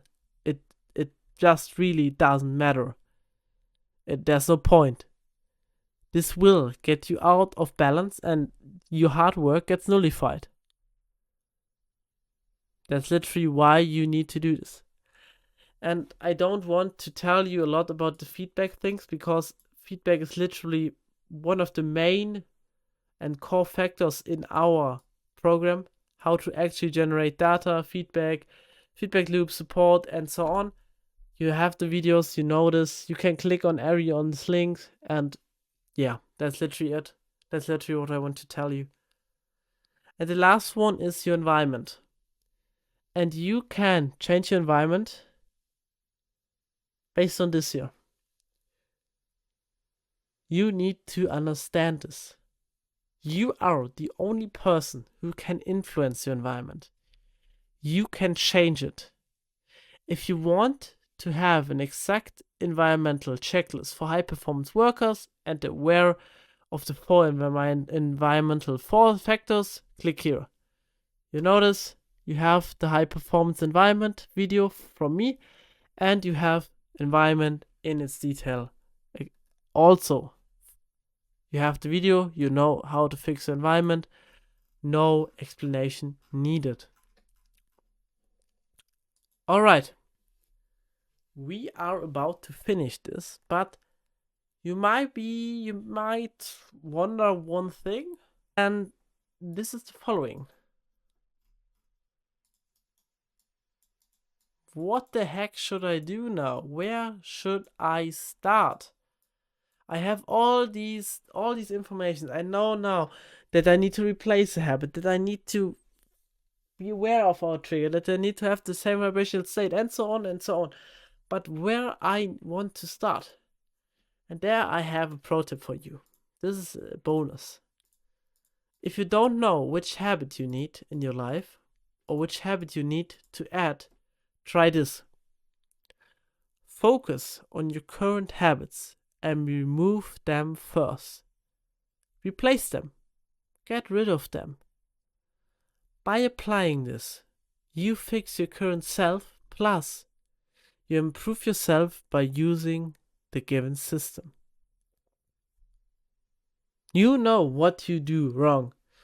We are human beings, we are masters in mentioning bad things. We are masters in mentioning mistakes. You might have found a mistake in this PDF. I promise you. Here, maybe one sentence is wrong.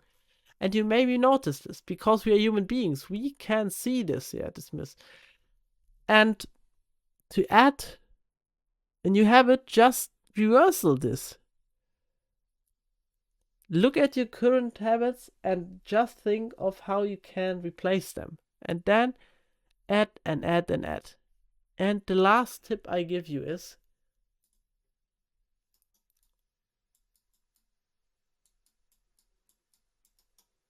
and what I mean by that is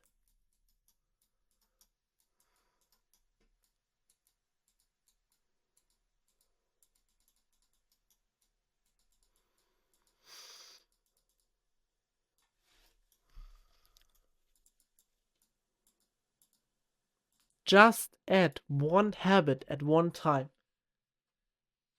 When you add multiple habits at one time, that means your brain gets overloaded, your brain can't really work, you don't generate feedback properly because you have multitasking factors, and you know that multitasking is shit. And therefore, focus on one habit at one time. And the last thing I want to tell you about habits actually is this year. To make this game easy for you, I created a habit checklist. Look at this. I have everyday habits, health habits, wealth habits, and relationship habits. And obviously, happiness and mindset habits.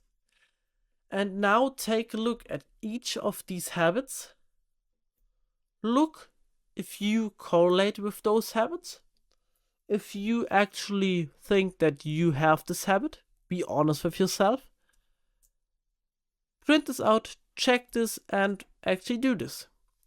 Sleeping at similar times needs to be done. Sunlight in the morning. Drinking a glass of water in the morning. Reading non-fiction books. These are actually steps you need to do in order to succeed. And when you have a health goal, then you need to have this. Because the more good habits you have, the more likely you are to achieve actually the things you want to achieve. It's really simple. And the same with wealth. When you want to get wealthy, learn how to budget, learn how to save a portion of income, learn how to invest. But please invest just when you have a proper income. Investing is stupid when you don't have income, really. It's no, yeah, but I will have a separate video for this in the future. Learn how to make sales, learn how to market, learn how to network with other people, learn how to educate financially, and learn where you get financial education from. Learn how to manage your time. Learn how to create a culture in your company. Learn how to reduce stress for you and your employees. Learn how you plan financially. And relationships, same. Happiness, same. You see this here. You can pause the video, you can print this out, do this. And that's literally it. That's habit in a nutshell. And I promise you, you will find no better video about habits. I read literally every single book about habits. I was shit, you know this. Look at this picture, you can look at the other pictures. You can see this on my website. I was hell, and I just reached a point in just 2 to 3 years where I went from nerdy, introverted to shredded, wealthy, girlfriend, caring, focused. And you can do this too, and this is simply by implementing habits. And the more habits you implement, the more you can do. And by the way, these are not all the habits. You maybe have habits too. You maybe might find habits. If you do, let me know this. I will add this, I will rewrite this, I will constantly improve in my program. That's what my program is all about. And you know this. I don't really know why all the people don't improve their programs in my niche. They just want the quick money, and then they buy their big cars and watches and all, and then just live a lifestyle, and then just let their program fade away, and then just, I don't know what they do. I want to help you, and you know this. I hope you trust me. And I will do everything to make your success guaranteed. I promise you. Your success is my lifeline, and I really, really love helping people. Because I wished someone would have helped me when I was in my place. And maybe you are far, far, far ahead of me. But you don't have the tools I have. That's the reason why I bought this program. And I don't want to spend more words. When you listen up to this point, you are a motherfucker. Think of this. And I will see you in the next video. This was a nice video in a stress chapter. I hope you enjoyed this. Bye.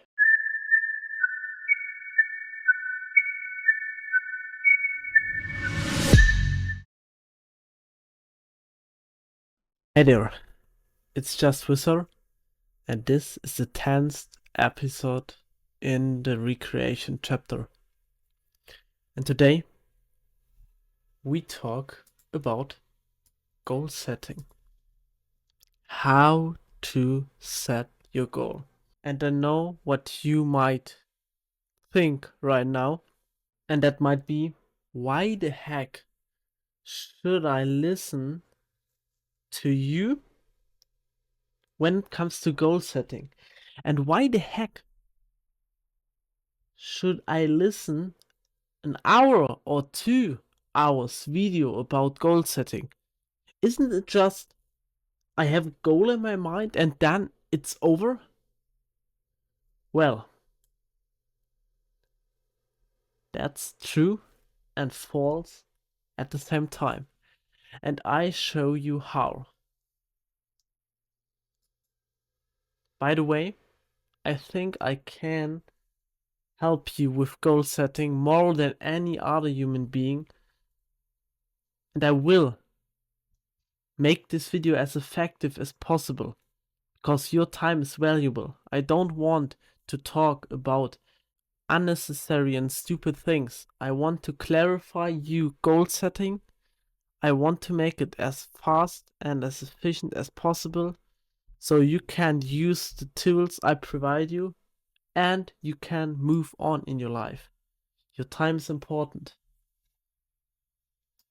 Imagine yourself in this boat. You are basically the driver of this boat. And outside of you are waves. The blue lines here should represent waves. And what you can see is literally nothing. And this nothing is the chaos I prescribed in the Odyssey exercise. And what you now have is you sailing with your boat north, east, south, and west, and you don't have a real clue where you need to go.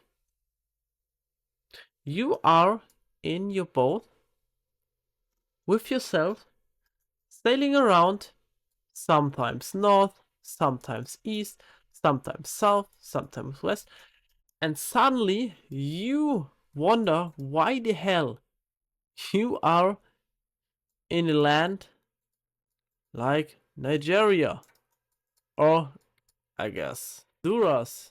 You drove cluelessly north, east, south, west without any direction, and then you went to Nigeria or Honduras or Libya. I don't know. And this is basically what most of the human beings in this world might do. Well, you have a business. You have a goal. You had a goal and you want more. You want to squeeze more out of your goal. And maybe because of your lack of goal setting, because of this coincidence of creating a business, you never actually learned the skill of goal setting.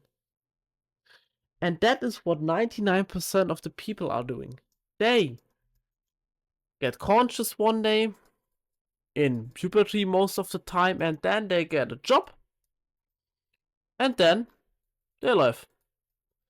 They party, we have weekends, and week works, and then they will die one time. Maybe they marry, they have kids,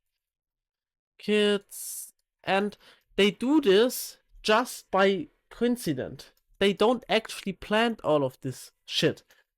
They might get conscious when they were 16. Then their dad said to them, yeah, you need to get a salesman for cars.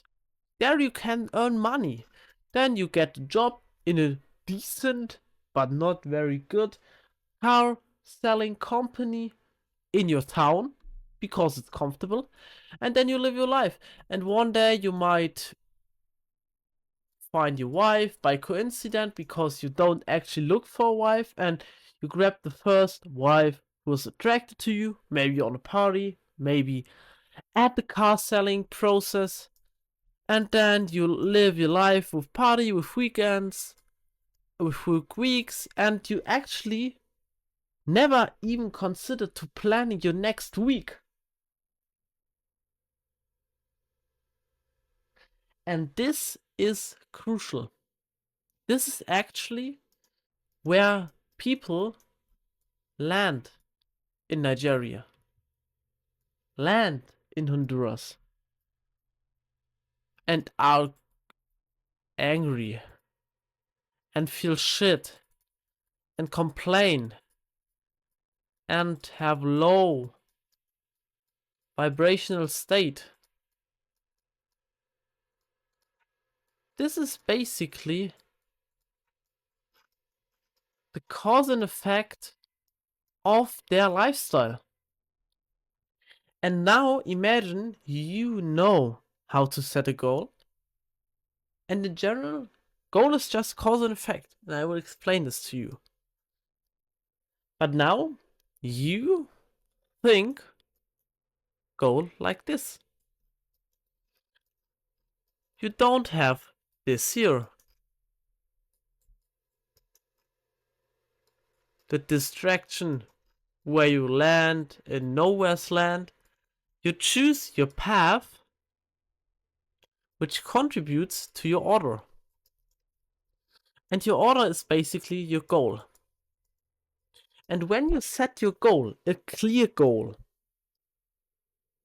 for example, a business goal, like a specific number you want to hit, or a goal of weight loss or a goal of relationship meetups, then you have your current situation and the goal, and then you draw a line between this, and this is basically every action you need to take to reach this goal. This is action, this is action, this is action, this is action, and so on and so on. And that is your path. You just need to have a clear path to reach your goal. When you settled your goal and you settled your path, then you will succeed. You will reach your goal. I guarantee this to you. And now I want you to do one thing. Grab a pen and paper. Do it now. And write up one goal you want to accomplish. You are a businessman. Think in terms of business. You want to reach a certain business goal. What would this be? Do you want to reach 30 more clients? Or do you want to reach 100k monthly? Just choose your first goal you have in your mind. Don't overcomplicate this. Just choose the first thought because you set this goal unconsciously in your mind. And therefore, choose this one goal.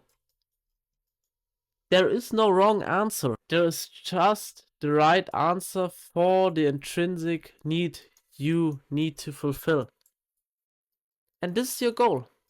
Write down your goal. And what I now want you to do is pause the video and look 10 seconds at this paper. And now you see something. You see a goal you want to achieve. And I guarantee you, whatever you wrote on this sheet of paper, you can achieve. You can accomplish this. Why? Because in most cases, this goal was already achieved from other person. And do you really believe that this person is so much better than you? No. For example, your goal was to hit 100k monthly. This is, for example, my business goal. I want to hit 100k monthly. I do not have a business niche. I have a health niche. Basically mental health niche. And therefore it's way, way, way harder to hit monthly revenue. But I want to hit 100k monthly income for me after all my employees spend, after all my ad spend, after all my software spend, after all spendings. 100k monthly for me. And that means that this is my intrinsic goal. And now I look at people who already achieved this, who already did this. And I just need to figure out the path for this. And so do you. But first of all, we start with one simple question. What is your goal? And Yes, you wrote down your current goal.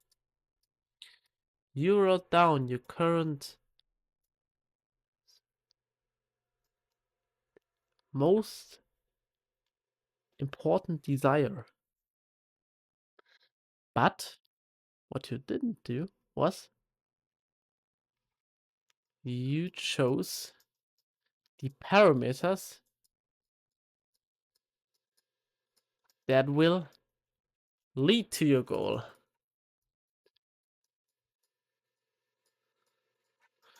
For example, you want to be healthy physically. Physically healthy. This means you need to have exercise, X time, X S, X F, X G. And this is your physical shape. Alright. And what are these parameters? This here is exercise. And this can be also broken down into another. This can be intensity, volume, regeneration, technique, etc. But first of all, just look at exercise. Then we have T, and this is time. Then we have S, and this is all your substitutes. Your equipment, and all your systems. For example, workout plans or meal prep you have. Then you have F, this is your food and nutrition basically. And then you have G, and this is your genetic. And that means to reach physical health, you need to exercise, spend a significant amount of time, have your systems and equipment set up, eat the right food, and have a great genetic. Or have a proper genetic. And I want you to think in these terms. You have your goal right now, and now I want you to rethink this goal and break it down into these parameters. When your goal is to hit 100k a month, for example, then you have another parameter.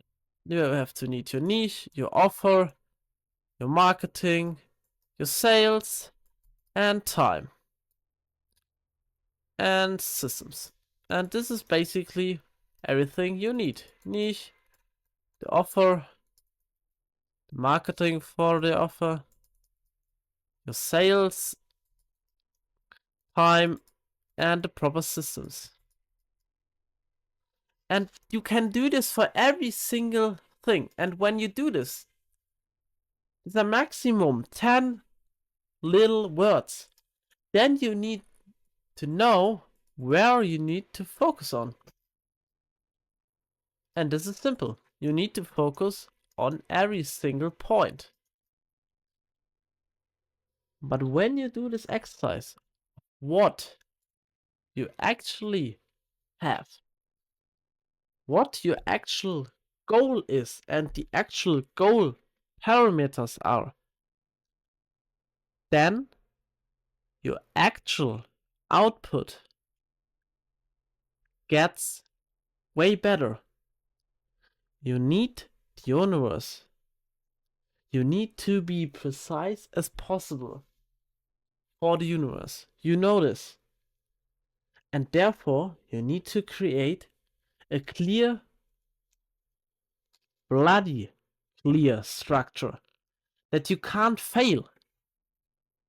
Because when you really intrinsically want this and you are capable of doing this and you are willing to put in the effort and the pain, then the only thing that holds you back are these systems to achieve this goal. And this is the what. This is where you need to achieve the systems. And I have my niche.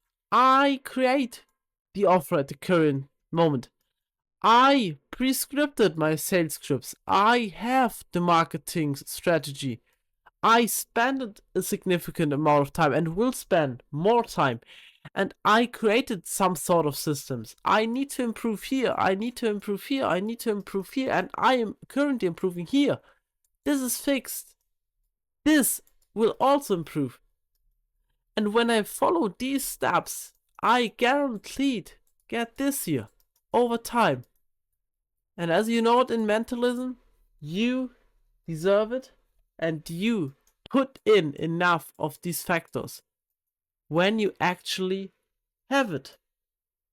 That means I deserve the 100k when I actually earn them.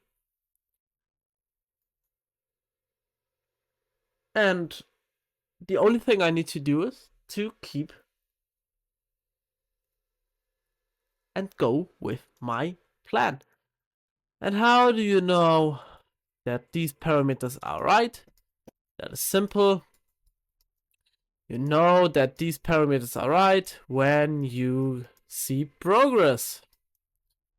When you hit pain. When you do delayed gratification exercises. Then you really know that this is a good parameter. And that's actually what you need to do. You need to set your goal right. Have your big North Star. Your number one goal. Focus on just one thing. On one goal. And then you just can go on and put this into little slices. And after that, you systemize the slices. I can show you this. I have goals for my whole life. I have goals for my health, for my wealth, and my relationship in 2024. And first, 2024, I sat down on my desk and started this little task. And I actually did it. I had as a goal bulking from first to 31 fifth to 39 to 59 kilogram. I bulked up to 59.6. Then I cut it from first 6 to first 8 to 12 to 15% body fat. I had 14% body fat. Then my bulk begins to gain 5 to 10 kilograms of muscle. I aim around 100 kilograms for next year. Then I optimize my meal prep. I'm currently doing this. I keep tracking my meals. I got a DEXA scan at the 5 Fibo. I bought the Oura ring. I just didn't got the Overshield abo because I didn't hit my first financial goal. Then I created my mental health system. I had a great mental health. I have no free course because over time I decided not to do a free course and only focus on this year to create a masterpiece. I had my Oryx exams, finish school and get my A levels. I graduated from school and studied business psychology. I actually didn't study business psychology to this point. Therefore, I have to do this in red. Then, I will film and edit my video course. I did this. Then, after selling my whole course, I will create on brand around my name, focus on growing social media, bring product. I exactly told what I need to do, and in my Miro I have a deeper, down-rooted system for every single step of this 20 step. I don't show you this because this is inside shit, and yeah, I hope you can understand my point. I have relationship goals, to be a great boyfriend, to prepare a wonderful birthday present for my girlfriend, to have this trip with my girlfriend, to do something new every month, to give her all she needs, to watch at the Apple Notes for inspirations, and to don't be a Mr. Nice Guy. I tend to be a nice guy, and I don't want to do this because I know this is failure. And you can see this is all green because I did the action. I created the systems around this. And I will show you how you can do this. But first of all, start with the what. What is your goal? This is the most important thing. When you don't know your goal, you are here. And you will end up in Nigeria or Honduras. I will guarantee you this. You will be sad, poor, and have no love. You will have a bad shape. Goal setting is the most important thing. And if it would be so comprehensive, explained, then every single human being would do this. But I won't stop talking about goal setting until every single human being set the right goal and actually achieves it. Because it doesn't matter that you set a goal when you just set your goal to alternate your ego or to, I don't know, to just do it to feel better. No, you want to go and take the action to reach your goal. And you know this will be pain. I know this too. Do you want a job where you work every single day until you die? Do you want to live a life without perspective? A boat in nowhere, without a goal, without a North Star. No growth mindset, just pure survival. Do you want this? I don't think so. And that's why you need to look at what you need to do when you want to achieve your goal. We want to control everything. And the when is actually the thing you can't control. I told you that you need to when we want to achieve our goal. And this is where a lot of people get the point wrong. We don't decide when. We can't decide when. Why? I mean, it's obvious. We as human beings are truly unable to decide when we want to achieve our goal. There are a lot of people who set unmeasurable deadlines, are incapable of their things they did, and then they lose. They didn't hit their goal in this time frame, and they will recognized as a loser. And that is truly false. But why is this the case? Well, you can't know how long it takes because you don't have achieved your goal. So why do you even believe that you know when you can achieve your goal when you don't even know when you didn't achieve it in the first place? For example, when you go to a gym and you went to a gym 100 times and you trained legs 40 times. Yes? Then the 39th time to 40th time, you averaged around 2 hours of exercise time. Then you can schedule 2 hours of exercise time for your 40th leg session. But in your first 1 to 10 lessons, this parameter of time couldn't be accomplished. You maybe take 2 hours, maybe 1 hour, maybe 3 hours. You don't really know how long it will take. And I promise you that this is a point people can't understand. This is a point people can't understand. They don't know when they achieve their goal because they can't. And why can't they? Because they didn't achieve it beforehand. They want to achieve it first time. And how the hell do you think? Can you measure your time? There are infinite amount of variables who come on your journey.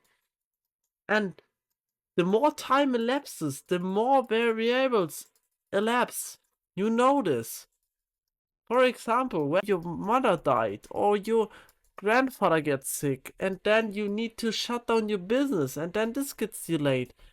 And maybe you have another software you want to try out and this fails and then AI gets big and then this fails and all of these things are non-controllable things. This is pure chaos and you can't measure pure chaos.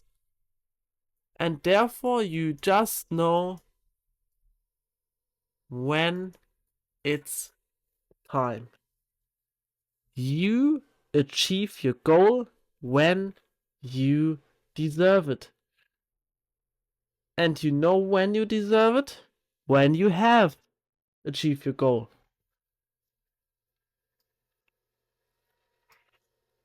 And I can tell you another thing. I told you about Viktor Frankl. He said the optimist dies first. And this literally means that the optimistic people will quit first. When you have this motivation and you watch this 1-minute video and you tell yourself that you can do this every single day, and when you do the things and then you realize that things are really harder than you expected, because with this pure useless optimism, reality and perception shifted away. And when they shift away, failure is guaranteed. This is for sure. Therefore, I told you you need to create realistic optimism. I want you to be encouraging. This path will be hard. And when you can't keep your head up in this pain of achieving a goal, then I promise you that you will suffer too. But please be realistic. Don't overestimate your capabilities. Don't think that you are important. Don't think that you can do more. Don't set unrealistic time frames. You saw here the only time frames I chose we're bulking season. These are things I can predict. The DEXA scan. This is the presetted time frame. My Oura exams also presetted. Filming and editing this course. This is just a realistic, adjustable time frame. In reality, I took about 2.5 months, and this is okay.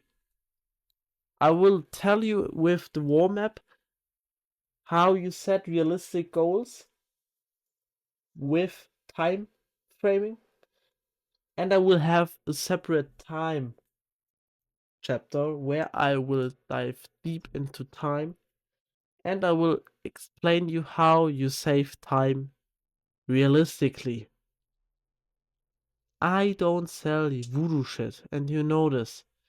This year is maybe one of the realest mental health program you will ever listen to.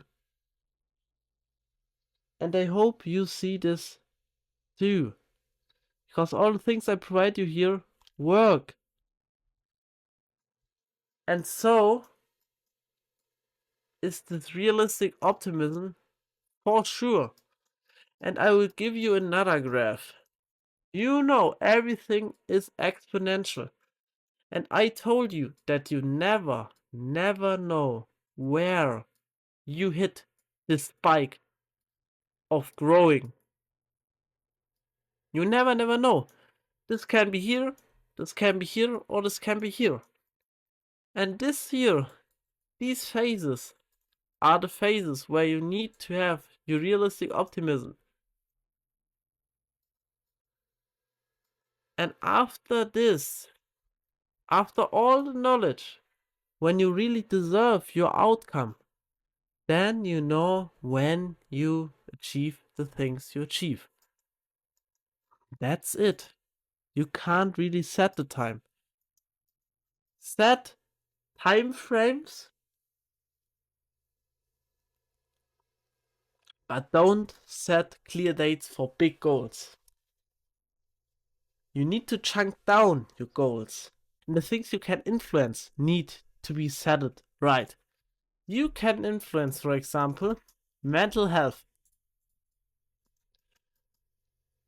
You don't know when you achieve mental health, but you can put in 30 minutes meditation a day to achieve mental health. What you don't know is when you achieve your goal. But you know how much time you spend every single day. And you achieve this goal when you do, by the way, when you do more than just meditating, but I hope you get the point. When you just do meditation 30 minutes a day, a clear time, with an unclear goal hitting time.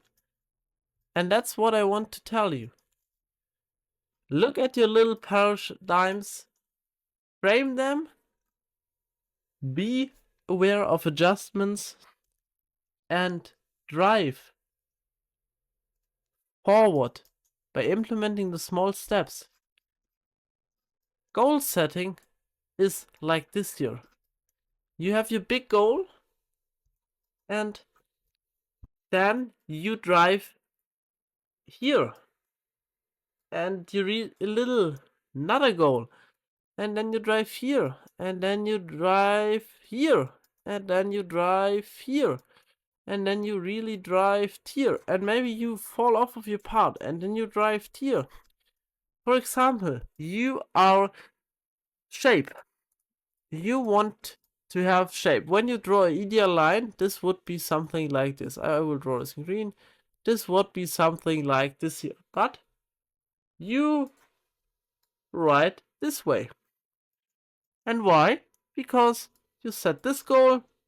That was really goal aligning. For example, you exercise 3 months, clean shape, everything else. Then you had another little goal, a diet for 8 weeks. And then you hit another goal, the next bulk. But then you get too optimistic and you drifted away. You drifted away and just hit your next goal. You didn't eat properly, and your whole life needs to be seen as this. You know this rhythm. And this is your goal. And you will have ups and downs, and ups and downs. And this is basically when you can't know when you actually achieve your goal. Because the parameters are too individual and we are human beings.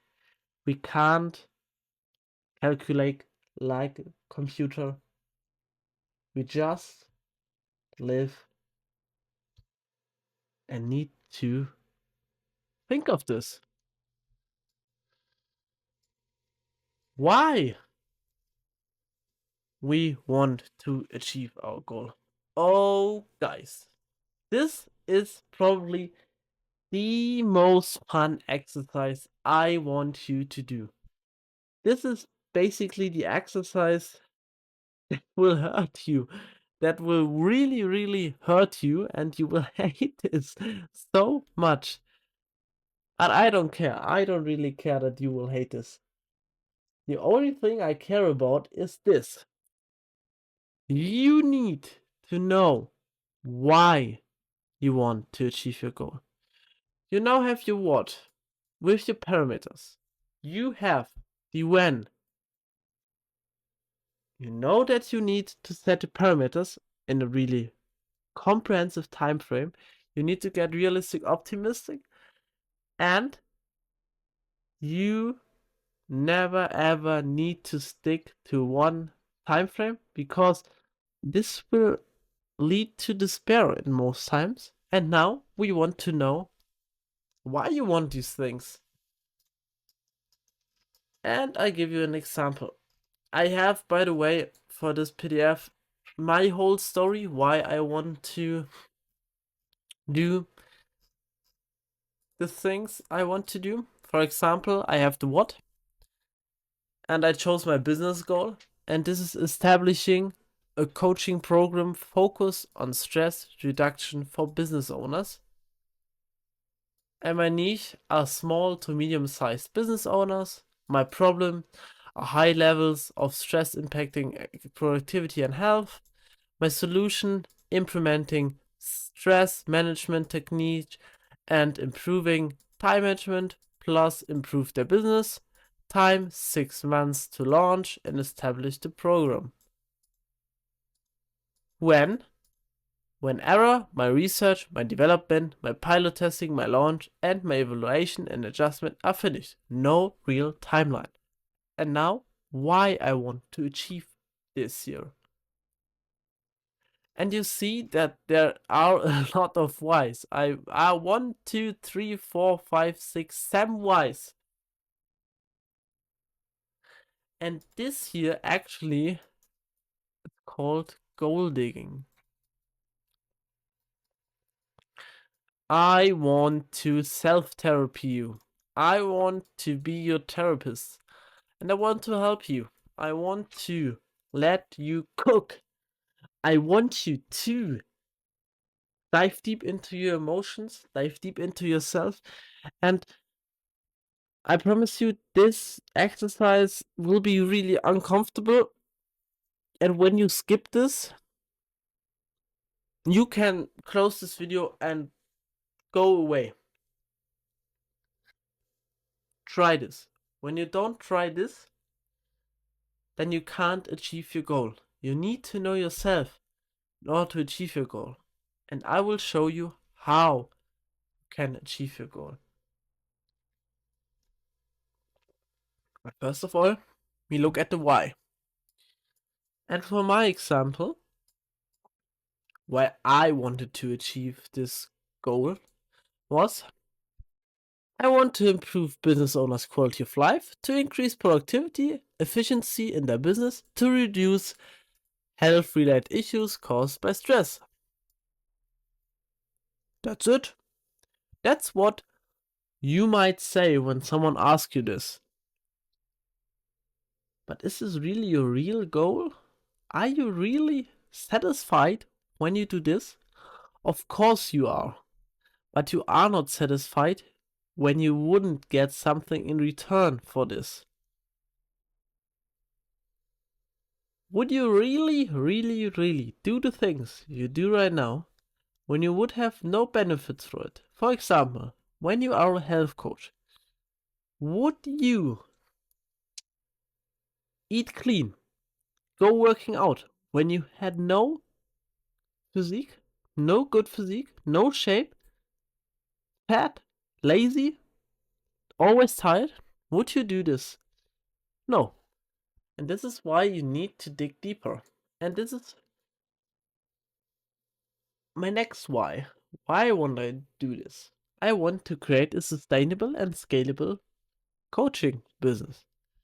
But why do I want to do this? To fulfill a passion for helping others.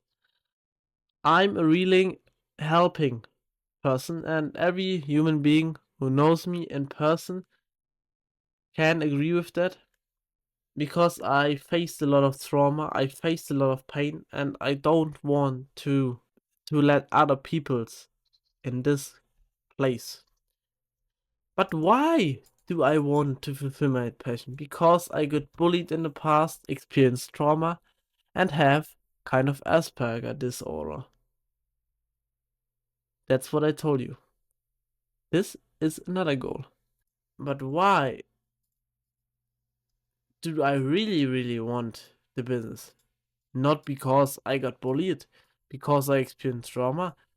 Why I do want to do this? Because I never ever want to get bullied again. And the only way I can accomplish this is by being my own boss. And I want to make the world a better place by helping the ones who need it. I needed it. I got help from my girlfriend. But that's it. I never ever had a business partner before when I start out. And I want to help you.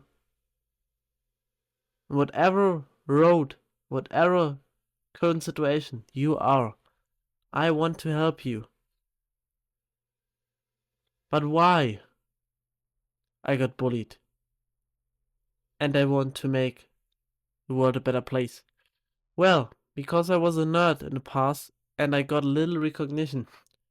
I was that weird kid that was sitting and making always shit jokes to get recognition. I was this little kid who finished their homework every single time. I was the kid in the first row who sat alone. I was that kid who played video games and chess at age of 7. I was that kid who learned and practiced magician. I can solve a 4x4 Rubik's Cube. I can tell you the first 100 letters of P. I am weird. And I want to be my own boss, so I can prevent myself from getting bullied. And I can be my person with the people who actually love me. But why? To get recognized and to get control over my life. That's my true intrinsic goal. I wanted to start a business to help business owners. But I want you to dig deep into yourself. I want you to practice what you want. I don't care what you want for others. We are human beings. Our human nature is to be egoistic. You will learn this in the human natures chapter. We are humans and we want just the things we want to see. I want to know why you want your goal, and you can do this with any single goal you have. And Do this like I did it. Focus on health, wealth, and relationship. That's it. Set one goal. One single goal. For example, 100k. Or helping your girlfriend. Or getting shredded. Something like this. And then ask why you want to do this. I have this physique because of this. This is the cause of everything. I want to have a good relationship because then I have a person who loves me. I want to have a great physique because then no one else can physically bully me and I can help those who get bullied. People are scared when they see me and I will never ever abuse my abilities or use this to scare someone else. I just use this to protect. I always picture me in the future with a wife and a child, and then we see someone who wants to beat up my wife. And I always remember, I always have this picture in my head when I am too weak to help my wife from this stranger, to protect her, to protect my child. And this picture never ever can get out of my head. And therefore, I want you to do the same practice. You will get emotional because the things you try to hide are the things that need to be exposed. When you hide the things, when you hide your trauma, I told you this, one time you will explode, and this will be no sunshine. So do it now. And I don't know, it doesn't matter what your real purpose is. When your purpose is that you want to buy a nice car, to get recognition, and to get girls, and you want a party lifestyle, then so let it be. It's alright. And why you want to get girl? Because your mother doesn't recognize you. Always look at your past. Think of Sigmund Freud. Think of your past. And then you can achieve anything you want. Actually, the why is the real purpose. Okay, and now things get spicy. How do you achieve your goal?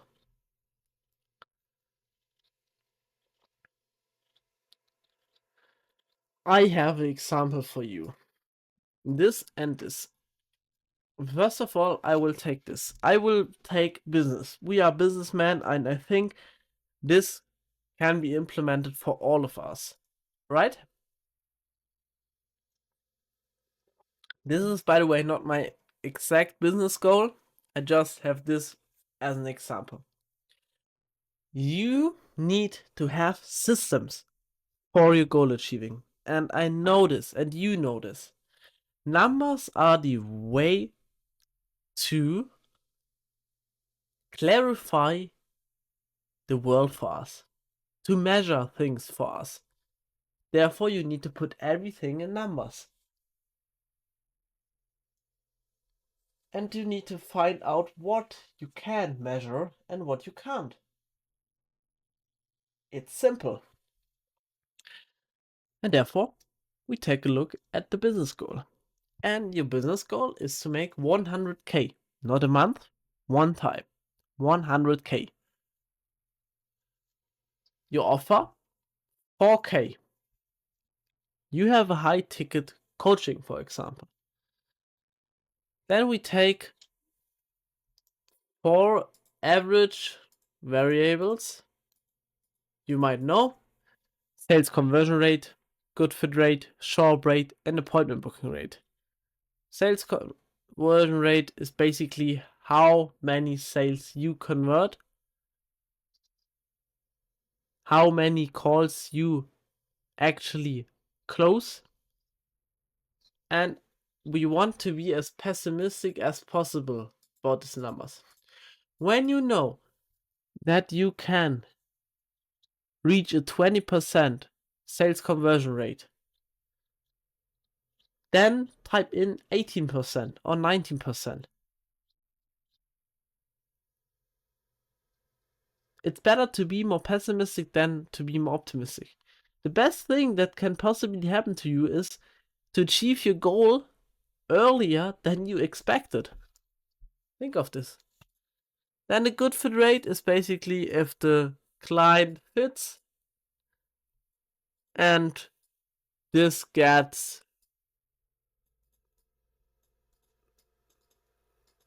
done in my call to action.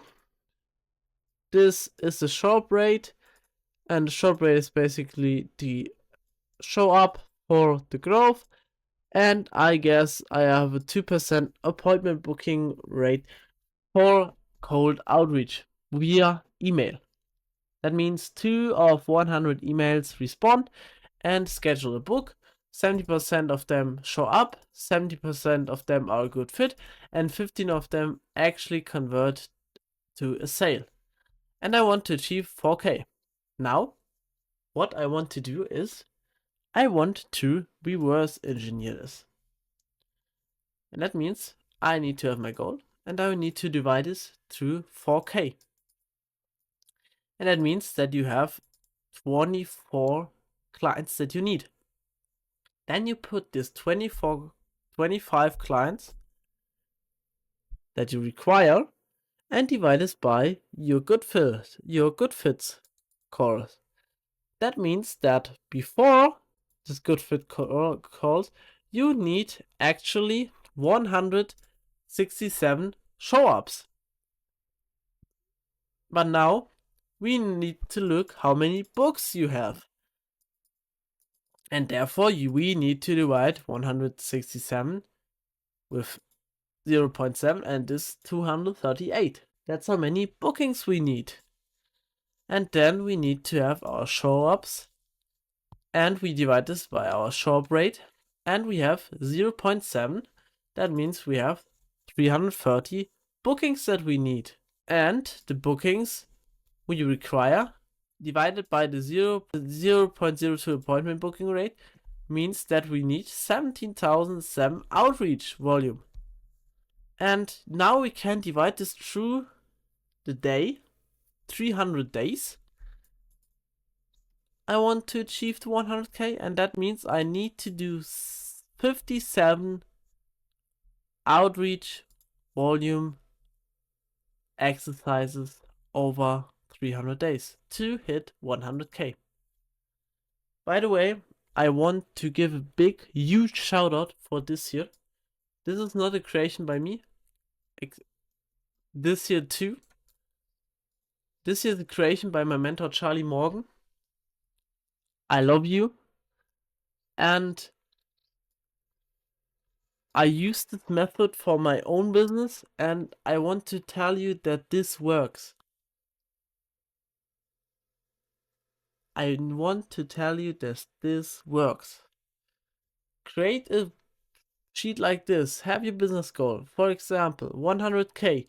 You can do frame. When you do this, 30 months, you will have to do 570 calls. But when you have 88K, you will have just 12, just 13 here. Then you have 12 there, 13 there, and then you need just to have around, I don't know, 285 calls in the end. No?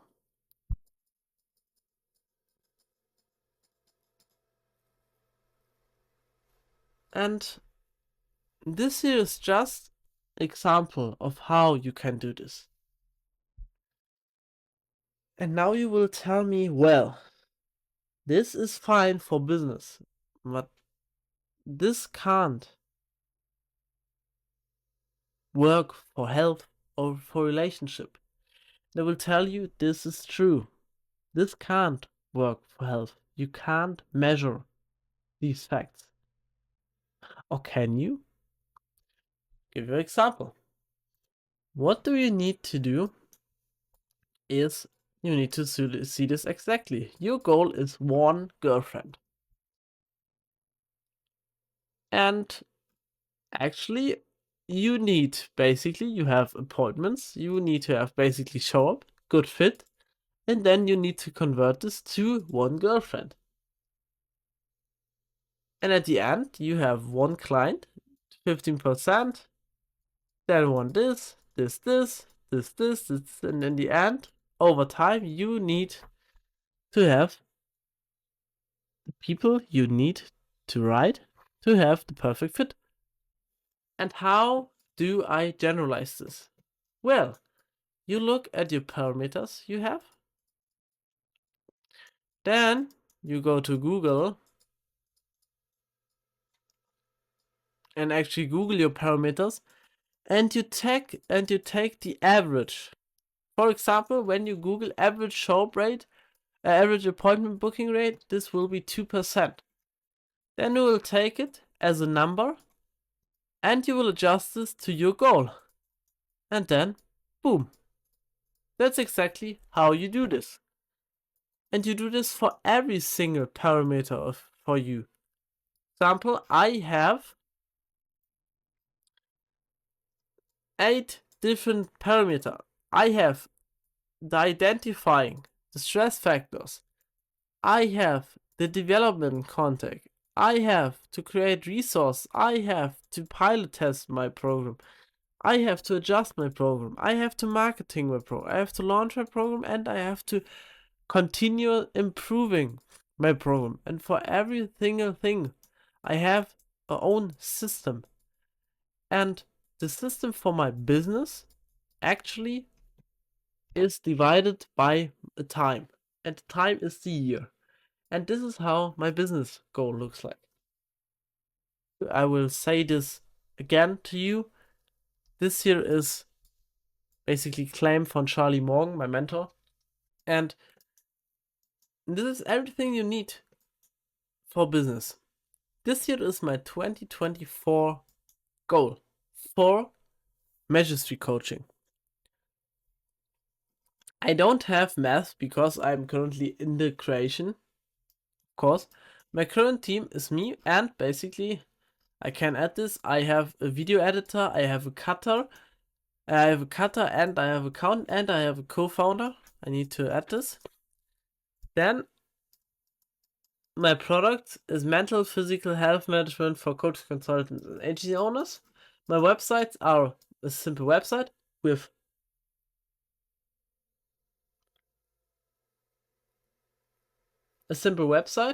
and a simple funnel to book a call. Then my systems are sale, onboarding, delivery, and support. My channels are YouTube and blog, organic looms, and YouTube ads. And that's it. I do 2 times a week YouTube videos, probably 3 in the beginning. I create the coaching program. I begin with YouTube ads. I build a team. I hit 80 to 90% profit margin. I generate math for the system. I generate results for proof client improvement. And this is simple it. The less you have, the better it is.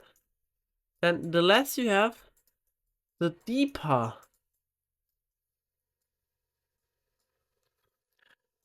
you can dig. And as you know, in Earth, diamonds are really deep. And people don't dig here and here and here and here and just have a shovel for here. No. They stick to one thing and do this, and then they hit the diamond. And you need to do this too. This is, by the way, the Earth. This is the middle point. And yeah, nice. This is the moon. Yeah. But you get the point. Less is more Focus on one perspective and master it. Because mastering one, think of the skill acquisition matrix, requires time. And that's how you do it. That's simply how you achieve your goal. And where do I achieve my environment? Use the high performance environment checklist, watch my environment video, and I will explain this to you. Now I will give you a short term of this, 5 minutes. And basically your environment is your physical environment. This is your working space, fully specialized for my business and work. Your social environment, this is no negativity, loving family and girlfriend, and few selected groups of friends. This is cultural environment, faith and respect for everyone's faith. I respect everyone's faith. I think that faith is the greatest thing that human created. And therefore, I accept every single faith that exists. You better have a faith I don't believe in, instead of having no faith. My digital environment, I want to have the latest tech. No social media and news for negativity. If you want to click the link, you can see this here. This is the whole environment for all high performance athletes. Here's a short explanation for this, and you can watch the video on this. That is the where. And now you actually need to know who wants to achieve this goal. And there I want to ask you who you want to be. Who is the person who achieves the goal? And I want to do this by listing up 5 character traits you want to reach and 5 character traits you need to avoid. And here are mine.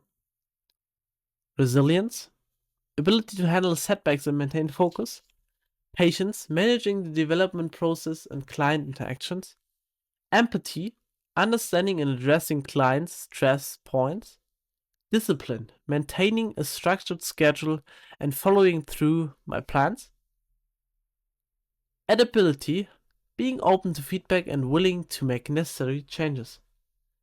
These are the top 5 character traits I want to master. When I master these 5 character traits, I get the person who achieves my goal. I took idols. I created mind maps. And the only thing that really helped me to get the person who achieved the things is chasing character traits. Chase the character you want to become, not the goal. And you know this. I told you this 10 times in this program, and I hope you will know this now. And to reverse this, I have 5 character traits I need to avoid at all costs. And this is procrastination, delaying tasks and impacting progress, perfectionism, focusing too much on perfecting details and delaying launch. You see my drawings. I know these drawings aren't perfect, but I want to be honest with you. I rather draw this for you. I have a whole 10-page script for every single video. I have every single step I do scripted in 1 or 2 bullet points. Every single video has around 70 to 80 bullet points. No, it's not 10 pages, it's around 4 pages bullet points. And then I just check the bullet points. And that's how I run through this video. I have the PDFs for you. And in this PDFs, there can be slight word mistakes, like forgetting an N or drawing a line too much. But this shouldn't hold you back from delaying your launch. Because when you procrastinate, you learn to cope And when you find this small mistake, and then you find this, and then this, and then, oh no, I need to adjust this and this, and then you get in a negative loop. Focus on the things that actually matter, and then do it. Impatience, rushing processes and compromising quality. Now, this is exactly the counterpoint to perfectionism. When I tell you that you don't need to chase perfectionism, you probably wonder, well, when I don't need to chase perfectionism, I can just start without doing anything. That's wrong. I wrote around 700 to 800 PDFs when I launched the business, when I just had no money generated for this. I had around 150 to 200 hours of raw video material with no real money created.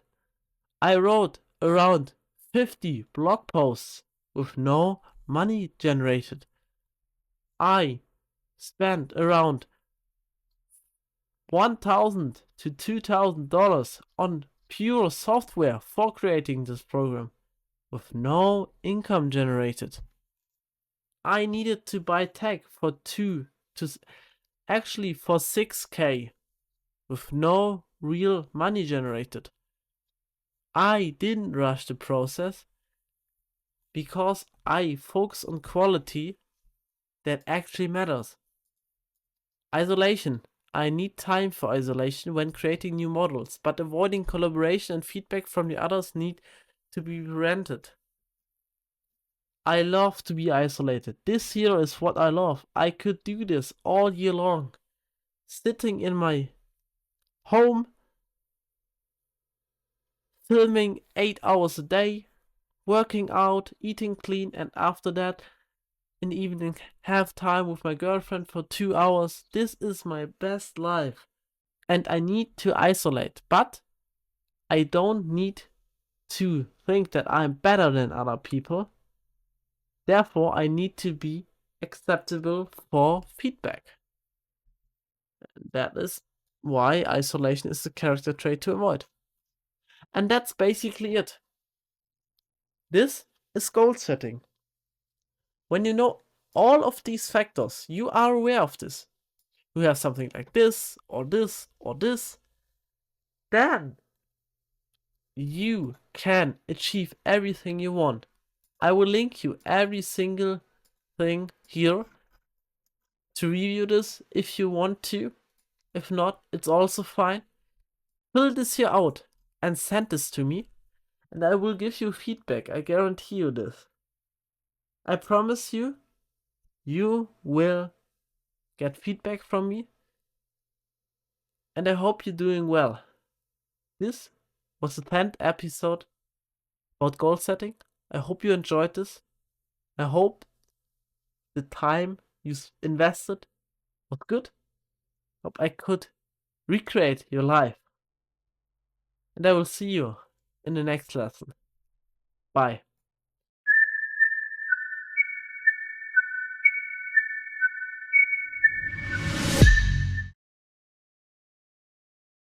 Hey there, it's just Wizard, and this is the first configuration. And today we configure the Google Calendar. Okay, let's get started with the Google Calendar. This here is my calendar. You can see I blocked literally every single minute of the day since a couple of months. I will never stop doing this. This was the greatest change I made. And of course, I hope that you already have a calendar. Whether it's a calendar on your smartphone, or it's a calendar in Notion, or I don't know what calendar devices there are. And if you have no calendar, this video is perfect for you. Why do I need a calendar? Well, it's pretty simple.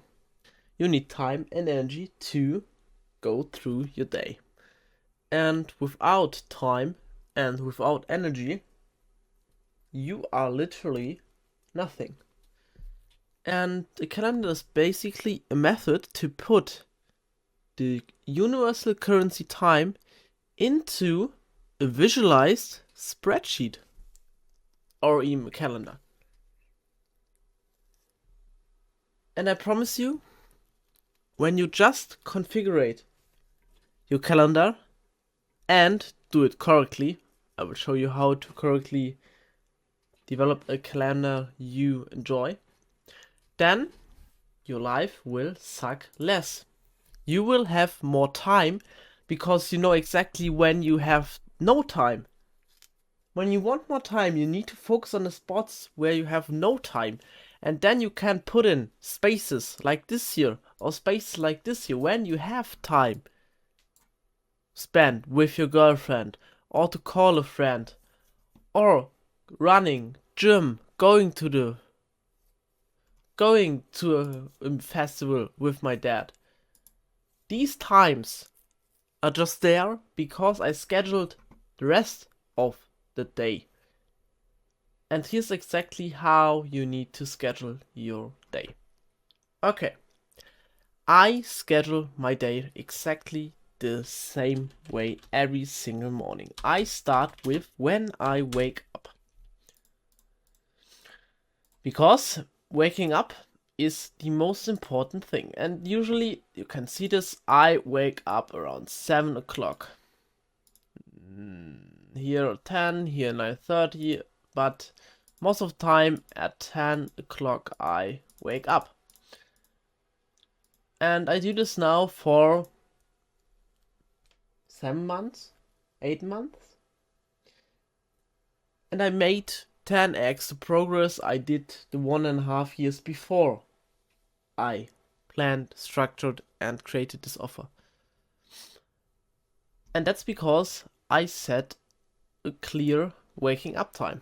And this is mostly between 7 and 8 a.m. Depends on the length of my previous day. For example, here I wake up at 8:30 because I worked in my office at 1 a.m. and I need 7 hours of sleep. And I was in the office up to 1 a.m. Then I had to drive home and I had to go to bed. That means I had 7 hours of sleep and I always hit those 7 hours most of the time. Okay. The first thing you need to do is to schedule your wake up time. Then what you do is you schedule your work time when you work. And usually I work in between 8 or 11. I start between 8 and 11. It depends on the work I have to do for the day. But usually I work early in the morning and I finish late. For example, most of the time I work between 10 to 10. That's my sweet spot. This is what my perfect day would look like, and this is what exactly my day will look like when I finished the offer creation and I started marketing and building a team and accomplishing moreover. But this is personal stuff and it doesn't have to care you. Okay, then you put in work. Simple. You choose a color for your work to have this rainbow flashy style because you can now differentiate between the exact schedules and it's simpler. Okay, then what you now can do is when you have office, you schedule your food. For example, I prepare food from 7:30 to 8 in the morning for the whole day, and I have lunch at 2 p.m. I usually have lunch between 1 and 2 p.m. because my body wants to predict every single ounce of my life. Here I had lunch, here I had lunch, but you can see this is not as important as food as the work. Then I track my gym, because health is the most important thing. Without a good health, basically without you, because you are your health, you can't generate great output for your company, and therefore you can't manage your stress because you feel overwhelmed, because you have a bad health. And what I do now is I put in spares for example, drive. Oh, excuse me. For example, drive. Another color for this, and then my day is simply planned. Sometimes if I feel nice, if I feel happy, if I feel like doing this, I schedule something like bedtime, but you don't have to do this. I want you to get your calendar as clean as you can. Schedule your wake up, schedule your work, schedule your gym time, schedule driving time or spare time, like for example food, or cleaning room, or preparing something for a call. These little spare time need to fill, or just simply reading. But try to fill out every single spot. Here you can see every single spot is filled. This here is driving. Most of the time I just do not schedule driving, but mostly I do. Here I schedule shower, here I schedule gym meeting with a customer, here I scheduled my dentist, here I scheduled my free time with my girlfriend. And now you think, wait, this should be every day's day. And when we were machines, then this here would be the perfect day. You wake up, you eat, or you prepare food, you go to the gym, you drive and go home, you meditate, and you work, you eat in between, and then in the evening you have 30 minutes bedtime with, for example, a 30-minute reading session, and then you do the same thing over and over again. But this doesn't simply work. We are human beings. We have family, we have friends, we have relationship, we are social animals. We have to spend time with those. Of course, there are times when you can't spend that much time with your friend and family. But there are also times, like here for example, where you need to spend time with your friend, family, or with your love, for example. And this is simple. That is it.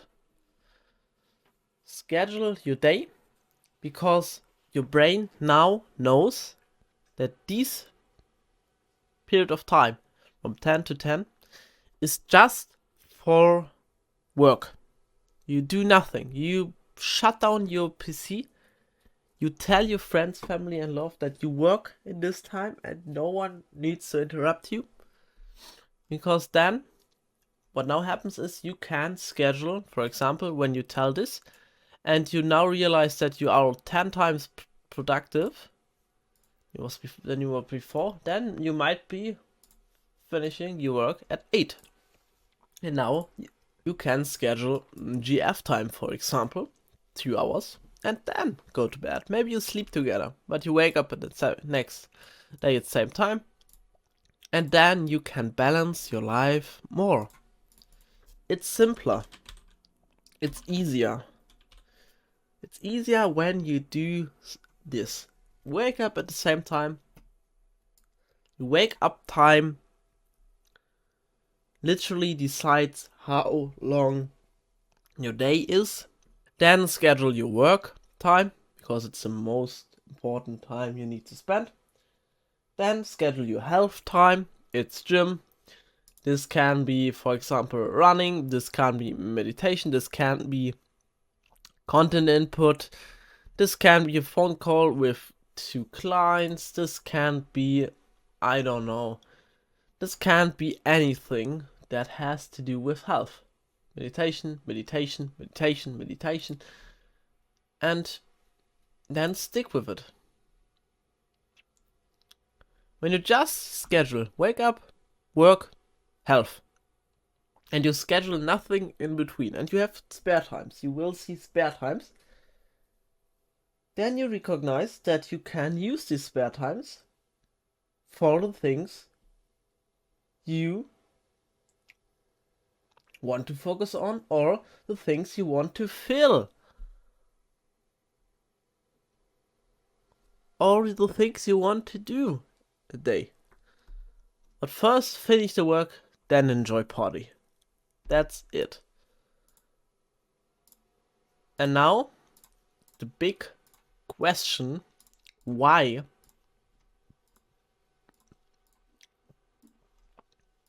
should I use Google Calendar and not Notion Calendar or my iPhone calendar? And the answer is pretty simple. First, everyone uses Google Calendar.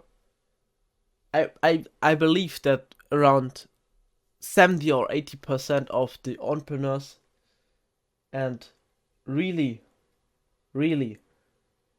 productive people use Google Calendar, and that's the point why you need to use it too. Let me explain this. Because you can, for example, let's imagine you have a meeting with sales team. You schedule the meeting 4 to 5 p.m. And then what you do now is you click on guests. By the way, this is in my origin language, German, but you get the point. It doesn't really matter. The buttons are at the same spot. Because my Chrome is kind of lagging, that I have German Chrome, but everything I search is English, and yeah, but it doesn't matter. And you can simply just put in all the email addresses of your whole sales team. Then you log them. Then you save this. And then what now happens is this meeting appears in their calendar at 4 to 5 p.m. And then everyone in your team knows when you exactly have to spend your time, use your time, and when you meet up. It's simple. When you have a team, tell your whole team that you need to use a calendar. When you have family, tell your family that you have to use a calendar. Right now, I'm about to tell my girlfriend that we schedule our free time, because then we exactly know when we spend time together. Scheduling time makes things so much easier because you know exactly when you have to focus on these things. And then what happens is you block your time and you use your time just for one task. For example, you have a pretty deep scheduled plan that you have scheduled every half hour, every hour, and I will give you a tool where you can do this. I don't have this because I'm currently in offer creation mode. That means these 8 a.m. to 3:30, 10:30 to 5:30, and 6 to 11:30, these 10:30 to 4 p.m., these 11 a.m. to 3 p.m. are basically all offer creation. I do nothing else like offer creation. No team, no partner, nothing. Just offer creation. That's it. I'm locked in my room and create the offer. And when I'm in the mode after offer creation, that means I'm in manager mode. Then I have a pretty dense schedule. I schedule a meeting here, a meeting there, a meeting here, a meeting there, a meeting here. I have a few spare time, and then I have a meeting there, here, and then with the sales call, and then a call with my clients, and then a meeting, and then an update, and I blocked every single hour. But what now happens is that you can accomplish all your tasks because you have a clear time for your day when you do this task. And B, you know when you do the tasks. Think of the goal achieving thing. The when can't be really influenced when it comes to goal achieving, but it can be influenced when it comes to task achieving. Because you know how long a video creation will last. You know how long a gym session is. You know how long grocery buying is. And then you can schedule your day. And that's it. Use Google Calendar to invite your friends, family, and every social being in your life with this, and let it be a part of your calendar. And two, to stick with your calendar on your own. That's it. It's simple. With that being said, I hope you enjoyed this calendar configuration. If you have any questions, ask me. I will see you in the next video. Bye.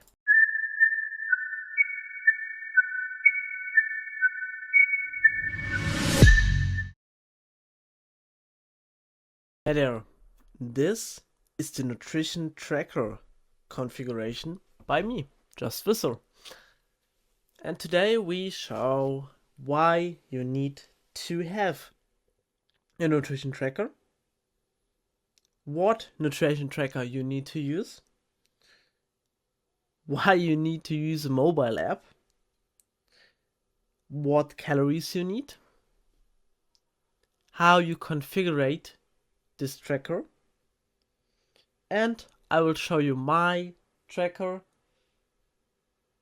that you can get insights of how to use a nutrition tracker by pure simple examples. And first of all, I use Yazio. This is no sponsorship, I have a program, no sponsorship at all. I use Yazio because I think it's very accurate and I like the design, and it really doesn't matter what nutrition tracker you use. The only thing that matters is that you use one. And I use Yazio, and if you want to follow my instructions, then you can use Yazio too. Here, that's it. And now I want to tell you why mobile app is key. But first of all, we will look at the calorie intake why mobile app is key. And therefore, I prepared something for you. I recorded the Yazio mobile app for you. But first of all, we need to switch to scene. Alright, here we are. This here is my screen. I can delete this. And this is basically everything I have. When I have my screen, I just have WhatsApp, App Store, Safari. Here you can see I don't have Snapchat. I don't have Instagram. I don't have TikTok. I don't have any of this crap. Do I have X? Yeah, I do have X. Okay, I have X for whatever reason, but I actually never used X here. You can see welcome to communities here. I never actually used it. Well, but that shouldn't be the purpose of today's video. We want to go on Yazio. And Yazio simply is your calorie tracker. And the interface is pretty cool. You can see when you swipe right, you can see every single day you tracked your food. And wait, and you can see I tracked every single day of my day for June. And March and the years and months before I used a different tracker, but now I'm on diet and I believe that I have to change the tracker so I get more accurate, and I just want to try new trackers. It doesn't really matter what you need. And as you can see, what I simply eat every single day is spinach, chicken, olive oil, chicken, feta, cashews, meat, chicken, sweet potato, some 58% chocolate and blueberries, same next day, avocado, spinach, eggs, cashew, chicken, sweet potato, ratatouille, chicken, and I eat this shit every single day. Spinach, chicken, sweet potato, isoclear, and I eat this every single day. This should just be a proof that I eat this, and I think that when I prove the things I provide you, then you are more likely to do this. But what you can do in this here is all shit I didn't even use. As you can see, I used the free version. You can upgrade to Pro, but I don't see anything. I don't see any upside for a Pro version. That's why I don't need it. And I don't need recipes because I eat the same shit every single day. I don't need this here. I just need to focus on this. I'm Justice, 18 years. I want to lose weight and I am eating standard. My calories are 3700. Now you can see I'm at 950. That was configured when I start my diet at 95 kilos. And that's basically it. I have buddies, I have 2 friends of mine, and you can see stats, dietary energy, it gets low down, simply and steady it declines, the energy I take in, my dietary intakes, carbs, protein, I average 215 grams protein, 212 grams carbs, and 137 grams fat. My water intake, I don't track water because I think it's stupid. My steps, I don't track steps on this. My weight, I dropped steady. Yeah, and my nutrition, and this is all for Pro. If you want to change your diet and if you want to eat different things, then I recommend you using the Pro version, because then you need to fix your micronutrient profile. And in the health chapter, I explain you what micro and macronutrients really are. But that's pretty it. You have your intake, and you just look at the macros you eat. You look if they fit or if they don't. And then what you simply do is you eat based on the things you track. And how do you track the things? Yeah, well, you need to weigh them, and then you need to go. And when I want to eat a kebab, for example, doner kebab, and I guess it's around 600 grams, I just use this here, add this, and I'm done. When I eat out, I need to guess the calories. That's why I eat out very, very rarely. Yeah, and now the one and only question that remains is, what calories do I need and what macronutrients do I need? And this is pretty simple. I will show this to you. And with that, I log out. Account, log out. Welcome to Yazoo.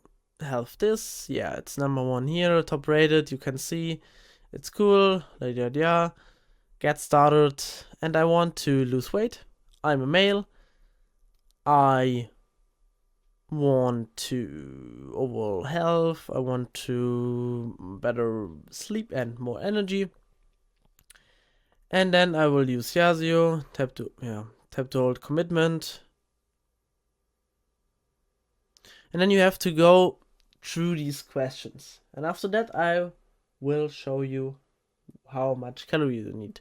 Yeah, and here you need to fill out some data, your birthday, your weight, and this is basically where the calorie intake gets configured. And I will tell you something, when you're office worker like we are, yeah, you can put out the metrics.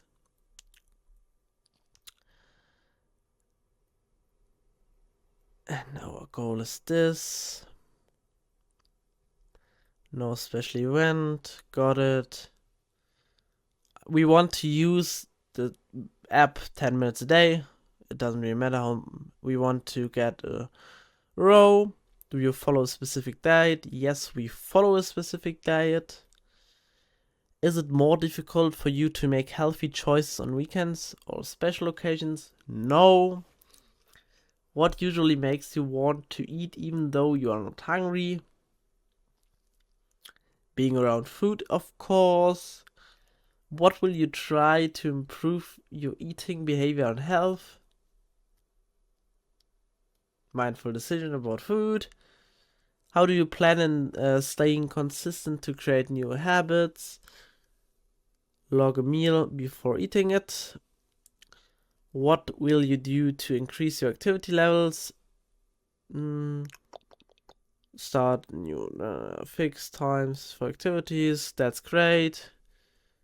Document my weight regularly, and I have many great achievements ahead of you. How will you celebrate? You won't celebrate it.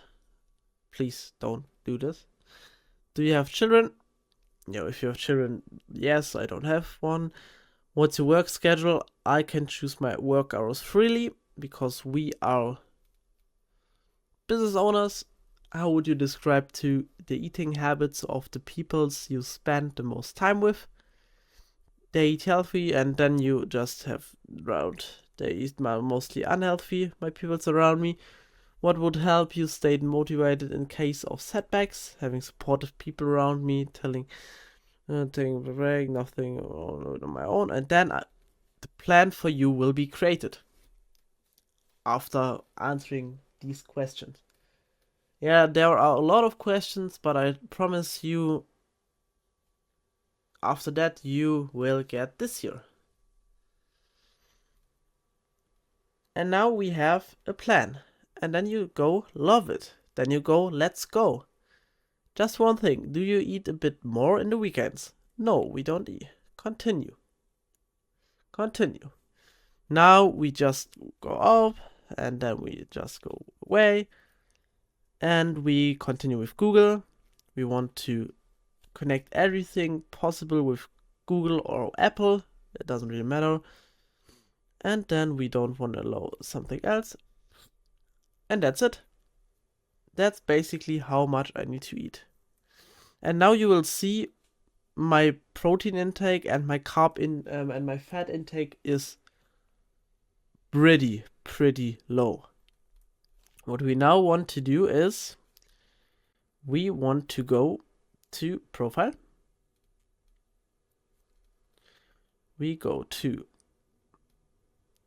this here, calorie goal.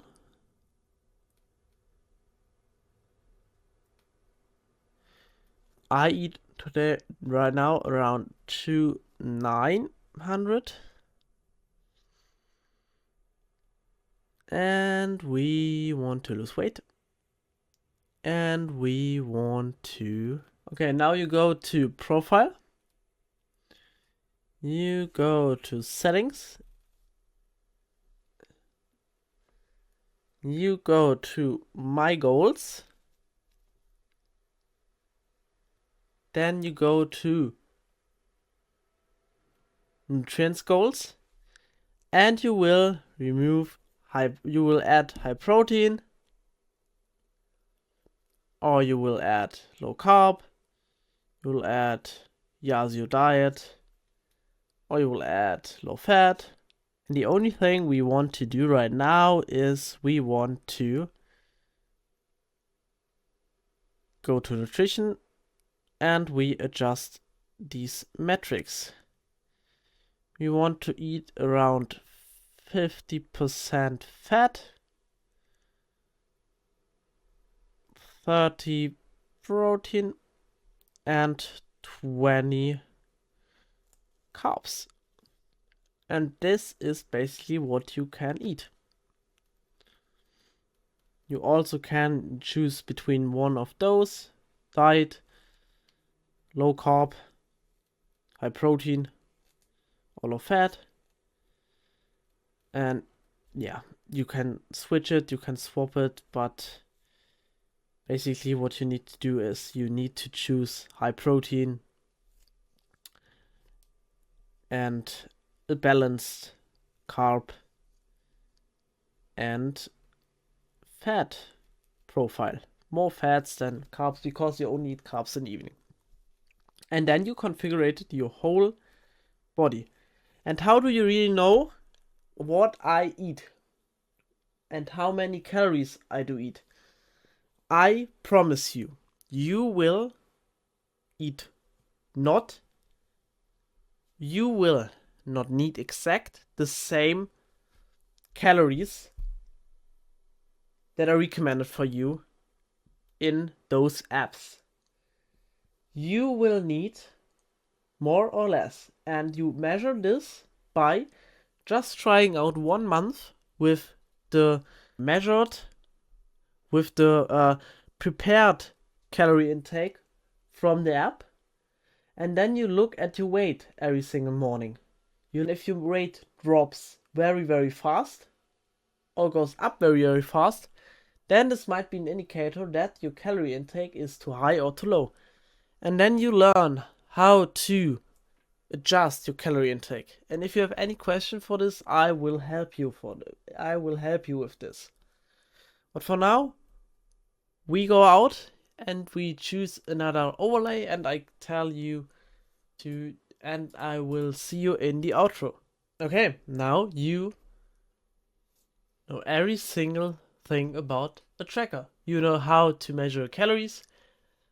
By the way, a pro tip: if you want to get more data about things, you just go and type in calorie tracker, and then you will find any calorie tracker. For example, this year you will type in your metrics, male, these are my metrics, 9, active, intense exercise 6 to 7 times a week, and then we have settings, calories, this is this, blah blah blah, and then we calculate. And my weight loss are 2.9. Use this here, calculator.net. I guess this is way more accurate because I started losing weight with 3.2, 3.4, 2.9, and maybe now I need to use 2.4 at the end. Use this here, you will have a nice app that measured everything for you. Okay, now you know exactly how you configure Yazio, use a nutrition tracker, why you need to use a nutrition tracker, how you use them, how you know exactly how much protein, how much carb, how much fat you eat, what you need to eat, and you are ready to go. That being said, I will see you in the next video. I hope you configured this nutrition tracker, and I hope you use this consistent, because consistency is key, and you know this. Stick with it and go on. And I will see you.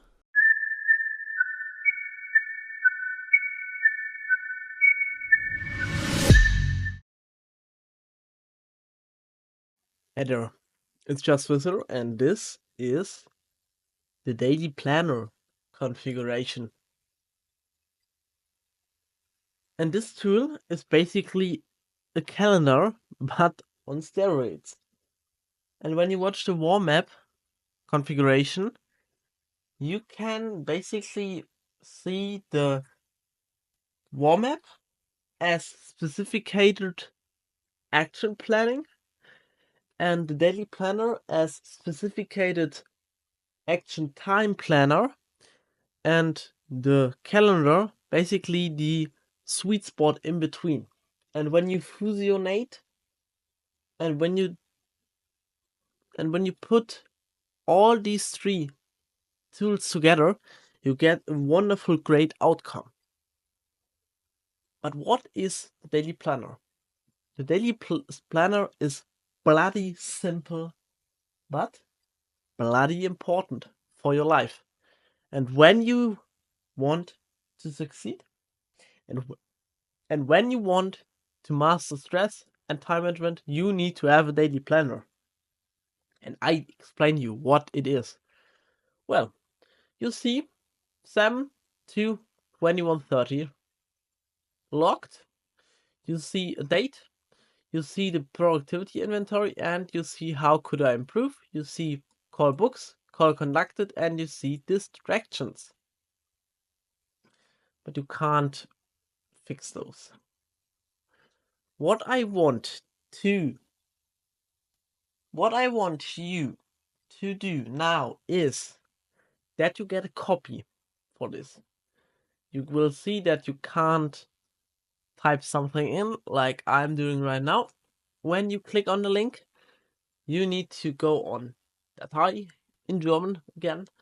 You need to go to create copy, click on this, and then you have a copy of this daily planner.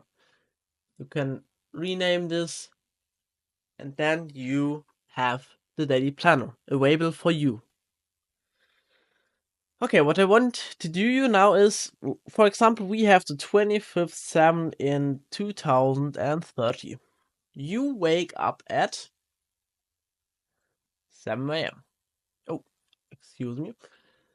Then, what you now want to do is you need to schedule every single half hour what you exactly do. You know, in the calendar, you schedule the big picture. For example, you schedule work from 8 to 3:30 p.m. And now I want you to get specific. Which task you want to do in a given time. And I will show you now how my daily planner looks like. This is my daily planner for today. I wake up at 7 a.m. at to 8 a.m. Then I drive to the gym. 8 to 9:30. At 9:30 I buy groceries. Then I prepare food. And 10:30 I sit on my desk and working on Google Calendar video. And then I work on Google Calendar video for 1 hour. Then I work on warm up for 1.5 hour. Work on this video for half hour because I just record this. I prepared everything for the video. I just need to record it, and that requires only half of an hour. Then I work on Oura. Then I work on Oura. Then I work on nutrition tracker. Then I work on nutrition tracker. And you can see every half hour is loaded with stuff. And this is basically team day. For this, I have a separate formula where I scheduled my day, but this doesn't matter for you. And this is how I schedule my day every single day. This is how I use my daily planner. I have to put in the date. I have to go and complete every single task. I have my productivity inventory that describes basically my main 3 focuses for the day. And this is basically tracker scripting, tracker filming, and health chapter begin. And I only begin the health chapter when the work BBH team day doesn't require as long as I think. How could I improve? This is the things I write down every evening before. And today I want to improve my focus time, in my belief system, and in the offer structure based on customer and market. And that's it. That's how you need to use the daily planner. Get a copy for this. Simply use it to manage your time. Your life will suck so much less when you use this tool. You write down every evening this year, and every morning when you wake up, you see this appearing in your head visually, and you follow this plan, and that's how real productivity is created. You don't need a fancy tool AI created planner like, I don't know, I don't want to use any methods. I don't want to mention any bad methods. You just need to have the simple and only thing that works. And this is basically knowing what you do and when you do this. And your daily planner helps you with this. With that being said, I hope you enjoyed this short introduction in the daily planner. I will see you in the next video. Bye.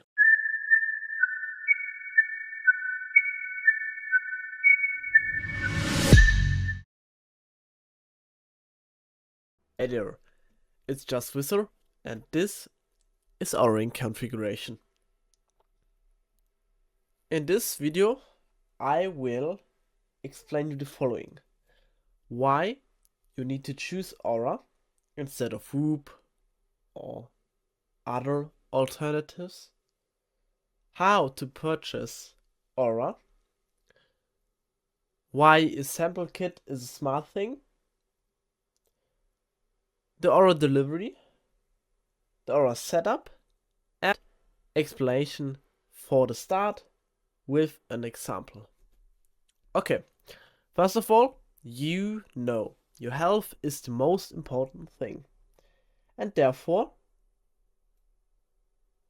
how bloody nice would it be if you had a tool or a ring, for example, which can provide you real data about your health, about your sleep, about your activity, about your stress, about your restfulness, about your readiness, and more and more and more. And this is Oura. I will explain you why I recommend Oura for my clients. This is no ad. I don't have any affiliate links for this. You can buy Oura ring and get it, and it's done. And I promise you that when you have this Oura ring, your life will be so much better. I told you, when you are aware of the things you suffer on, you can change them now. And that's why starting the day like stress, and that's why tracking sleep, tracking your steps, tracking your health, getting a bedtime routine, having daytime stress measurements, heart rate, variability, all in one little ring will change your life. And now I explain you why Oura. And for this we simply use the website. And it's simple. 20 PhDs working across in-house, interdisciplinary science team, 3 generations, 1 million members. This is proven that it's good. 80% sleep tracking accuracy, 92% body temperature, 98% heart rate variability accuracy, 99% heart rate accuracy. This is all bloody good shit. It's working. It's really good. And now I will show you exactly how to purchase this ring. Okay, now I want to ask you, how much is your health worth for you? And when you now give a specific price tag, you tell yourself that you value yourself around this amount of money. Because your health is you. And when you, for example, said, well, 200 euros and nothing more, or $300 and nothing more, then you value your health, and therefore you value yourself based on a price tag. And when you do this, think of this. You have no self-esteem. You have no self-love. I promise you, I guarantee you, successful people, people with peace, with love, have a tracker for their health. You can see this everywhere. I promise you, you would see stats with people who have such tracker, like Oura or Whoop or something like this, and people who don't have. And I guarantee you that the people who have this are more successful. Because A, they prioritize their health because it's important, and B, they invest in their self. They don't let the price tag determine how much money they spend on Oura ring. And now we want to go to purchasing. And when that is not a strong enough argument to buy an Oura ring, then just click on the website, run through this whole process, go to shop, choose your Oura ring, look at the stats that are provided, your sleep, your time asleep, your blood oxygen, your bedtime approach, activity, your calories burn, your heart rate, your running, readiness, your readiness score, your body temperature, stress, your daytime stress, your resilience, your heart rate, and for women's health. This shit is high tech. This is high tech, and you know it. So use it. And I will show you how to buy this. Okay, first you click on the link, then you click on choose Oura ring, then you have given designs, and then you can pretty much design this however you want. I mean, this here is plateau design, this here is horizon design, and you can choose whatever you want. I have horizon, that's where I click on this, and I have this. This is my Oura ring. I have steel, I have stealth, you can have titanium, you can have gold, you can have rose gold, you can have silver, you can have black, and then you choose between one of these sizes, for example this. And now, what I talked earlier about, the sample kit. And I guarantee you that you need a sample kit. A sample kit is basically a sample full of rings from size, I guess, 7 to 13. And then you can choose the ring, you can take it on, and based on your ring metric, you can decide what size fits to you. And it's pretty simple. You click on order free sizing kit, then you maybe use this, and then you buy. Here you can see you get 1 month for free, and you have the O-ring, and you this, and this, and this, and you can see you get 1 month of our membership for free. You buy this, whatever method you want to use, and then your sample kit is on the way.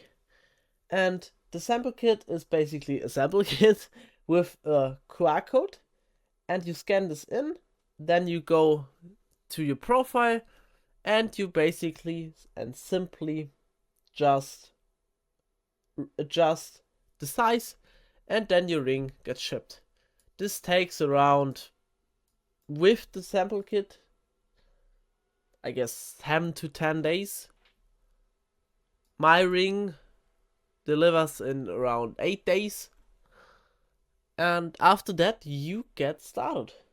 You can start your journey with Oura.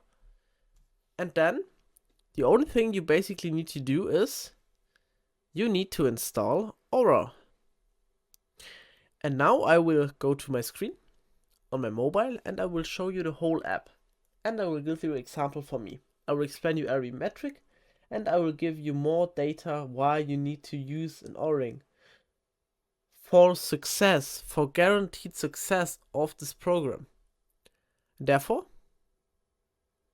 we will switch the theme. We will switch the scene, and I will see you later. Okay, now we are in my mobile app. I click on Oura, and you can see, yeah, my daytime stress is pretty high. I'm pretty stressed. We have around 22. I have 10,000 steps, 70. This is the home screen. The home screen is the less recent used tool for me. First of all, we look at this here. This here is ring connected. You can see your battery, and you need to load your O-ring all 5 days. I need to load my O-ring all 5 to 6 days when I literally go to 0%, but I always load at 20. And after that, and the loading process takes around 60 minutes, and I guess that is pretty good. You have a ring airplane mode, where you can read this, turn on airplane mode. Airplane mode disables all radio transmissions from the ring and cause the ring to lose connection to the app. Turn off, connect the ring charger, and stays for 7 days. That means when you're on airplane, no signals for the airplane, literally. Okay, then you can show your last location, you can look at your ring, you can go back, then you can see this here. This is your profile. There you can see your stats. Oh, I didn't adjust the stats. So. And then you can basically see these 4 sections. And yeah, my stats are pretty bad because I get not much sleep, and my timing is bad because I have a lot of work to do. But when you scroll through this, you can see, first of all, you can see trends. Sleep trends, bedtime trends. My bedtime trends are week, month, around 23, 25 and 058, month 2038 and 153. And this is basically because I had a deadline to hit. Normally I go to sleep around 22:30 and 23:30. You can see exactly how much deep sleep you had. I have around 125 and 2. Yeah, and then, yeah, I think this doesn't really matter for you. I sleep in around 2 to 24 minutes. My sleep score averaged 71 to 90. My sleep efficiency is 98 to 96. And yeah, you can see this for you. I have around 6.5 and 8.5 hours of sleep. And yeah, you can see this for everyone. The more you use this, the more data you will get, of course. You have reports, the weekly report, this here. You can see a lot of stats, yada yada yada. But I promise you, this is literally the first time that I look at these steps. For example, this year, I don't know. This is the first time that I look here. This is the first time that I take a look here. This is the first time that I take a look here. Here are a variety of learning sessions through meditation, breathe, sleep, and learn. Yeah, and a lot of sounds for you, and you can learn caffeine and bedtime tips with light and some, but I provide you this, so you don't need this. You can add rest mode. This is pretty cool. This is a mode, I turn it on rest days. And this is basically, yeah, for rest days when you have stressors like illness, injuries, or jet lag. And to promote rest, your activity goal, score, and or contributes are paused. Your readiness score highlights recovery metrics during the following days. Yeah, you can literally turn this on for this, and then you get a tag, like you want to improve in sex. But I don't use this, yeah. And then just go down. Yeah, then you have your heart health. I'm 1 year above my year. That's pretty shit. But it's alright. It's alright. That's basically a cardiovascular thing. The blood oxygen can be turned off and can be turned down. And then this here are the 4 core factors. We start with readiness. I guess we choose a better day, like yesterday or the day before or this. Okay, you can see I average around 80. I guess, yeah, around 80. And that's pretty fine for the low sleep I get. And for example here, you can see resting heart rate. This is basically your resting heart rate. And here you can see heart rate variability. When your heart rate does variable. You can see your body temperature. When your body temperature gets up significant amount or gets low significant amount, this is an indicator for illness. You can see the readiness score. This is basically a product of all these factors. And you can see your resting heart rate, your RV rate, your HRV rate, your body temperature, your recovery index, your sleep balance, your sleep regularity, your previous day activity, and your activity balance. And what you want to hit now is to hit optimal in every single inch. And I always have this here in shit's place. You can see this.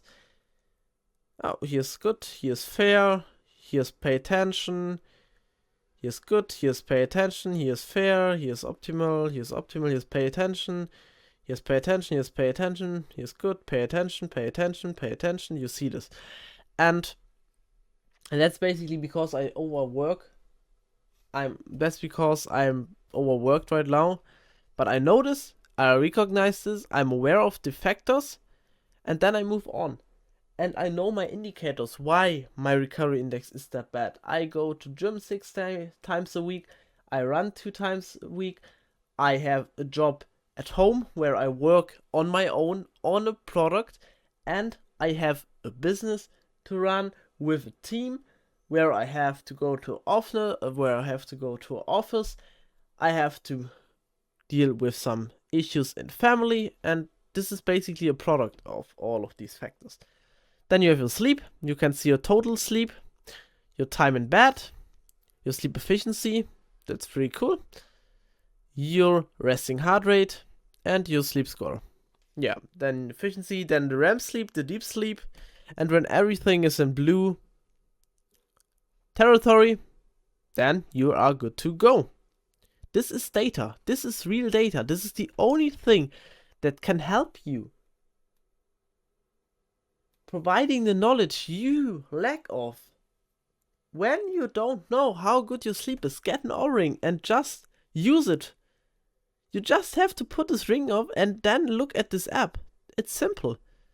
Then you can see your activity, 10,000 steps, my activity goal. You can see this. I burned this amount of calories. I walked this here. I burned this. I had this activity because I literally don't track my training. That means I have a pay attention here and a pay attention here and a pay there. But you can see my movement is pretty high. And yeah, the last one is maybe the most important one. And I can tell you that this just configurates after 14 days of using this. That means that when you want to purchase a ring to really track your stress, you A, need to get the ring delivered, and B, you need to wait 14 days to get this data. And this here is basically open daytime stress. You can see this here every single day, your stress. I mean, it's pretty okay, my stress, every day. I have 5:15, 9 hours, that was pretty hard day. I have 1:45, I have 7:30, 3, 2, 3:55, 5:15, 7:30, and this today. Yeah, and you need to know, this here, for example, was my gym. This here was a newsletter writing. This here was meeting and customer support. And this here is basically the preparation of deep work, video work. That here was cooking my food. That here was driving. That here was waking up. This here was literally driving too. And this is basically the only time I'm kind of restored, but I don't get to the point. But that's okay. I know the fact. And that's it. That's Oura. You want this. I promise you. This here will change your life. Not actively, because I guess your whole behavior, your whole life will not change when you don't really dig down to the causes.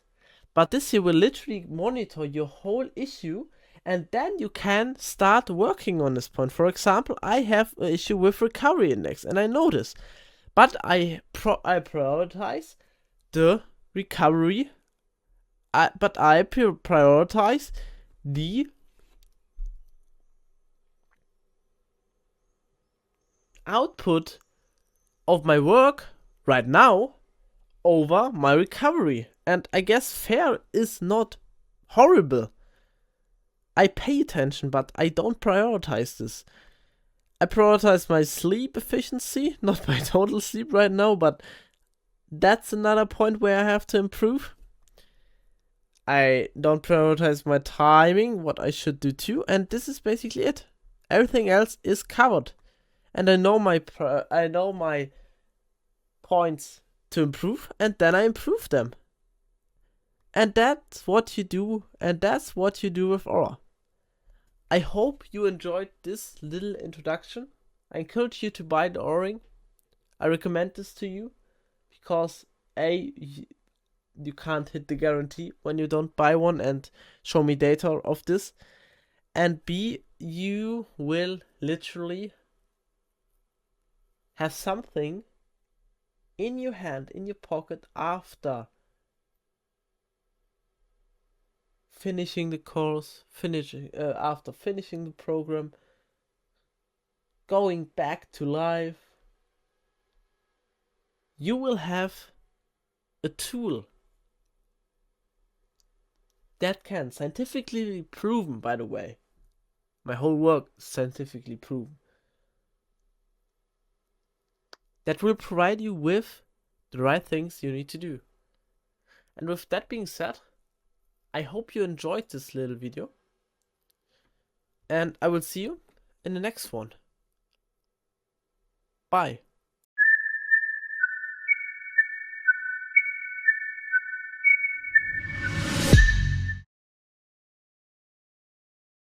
Hey there. Welcome to this episode. And today's episode is about tracker configuration. And if I had to choose one metric that can track my health, my wealth, my relationship, my happiness, my rest, my engagement with other people, my nutrition, my workouts, my sleep, everything, then it would be the tracker. You will find this tool nowhere else. I created this and it took me a couple of months to perfectionize it.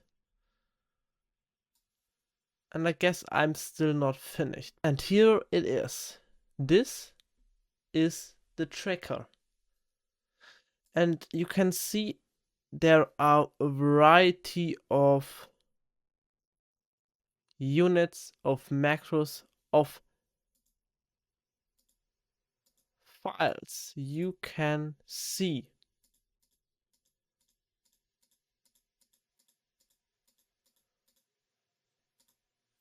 And I will go through every single step by step for you. This here is a copy for you. I will present you my own tracker and show you exactly how this works. And I will give you advice how to use it, why to use it, when to use it, what you need to do. And that's it. That's simply it. But first of all, we start with what is the tracker. And I told you before, this is basically the day review. At the end of every single day, you need to review your health, your wealth, and relationship progress. And you do this based on stats. And you collect the stats over the day. And at the end of the day, you will fill out the tracker for your given date. But why do you need this?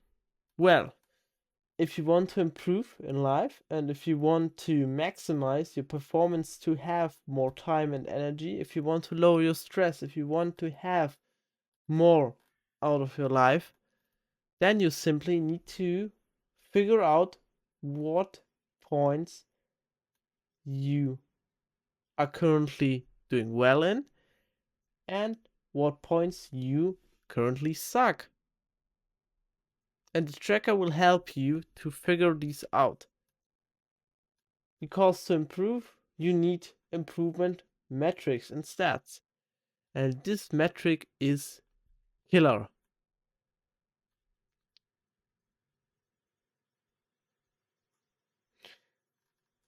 Yeah, you do this every evening. And after that, you go sleep. That's it. Simple. And everyone needs this. You are a business owner, therefore, numbers are literally the expression of the universe, and numbers literally represents your current state in a structured way. And the more structure you get in the whole chaos of life, the easier it will be to slay the dragon, to go farther than you expected. And therefore, I will explain you how to use the tracker. Okay, I will give you an example. We have the 27th. Yeah, I know in America you write your date different way, but I don't care. 27th June 2024. This by the way, all my native language, but you probably know how Sheets is structured. And the sheet, and of course the sheet is in English for you. Well, exercise time in percent. You have 2 hours is your max. That means when you exercise, for example, today, you exercised 1.5 hours. 1.5. Then you don't just give in 1.5, you will have to fill out 75%, and then you see a green button occurs. And when you, for example, just had half of an hour time, that means 25%, this button should be red. But you can see you need more data that this fix. This is literally Google Sheets. Okay, but now you had 75. That means you have green. Your exercise energy was around 70. That means red. And your protein goal and your nutrition was also a number between 0 and 100. 100. And the first thing you might see is, how do you know what protein goal I need? And that's pretty simple. Just click on this. When the protein goal isn't and let's say the nutrition goal is around 100%. You eat like a demon. But and now you might ask, how do I know what number of nutrition I have to take? Maybe I have 30, maybe I have 70, but how do I actually measure this? Well, it's pretty simple. Just click on this, double click on this here, on your protein goal, not hit it. Then you just take your 100 minus 50. And then if you just eat clean, eat from the top 6, I mentioned you, but you didn't hit your protein because you just eat around 200 grams of chicken, then you have minus 50. If you're not weighted, your food, minus 25. If the food is not in the top 6, even though it is high protein, or even though it's, I don't know, it's minus 5. And if your food is sugary, it's minus 25. And then you just fill it out. But you have 100. Then your water. I drink around 5 to 8 liters of water every single day. And I will tick on 6. And you see it's green. Your weight. Probably your weight is 85 kilograms. Medical concerns are 0, for example. You have no pain. You have medical concerns are basically a 0. You have no pain and no strong issues. Your mental health is 100. You are happy.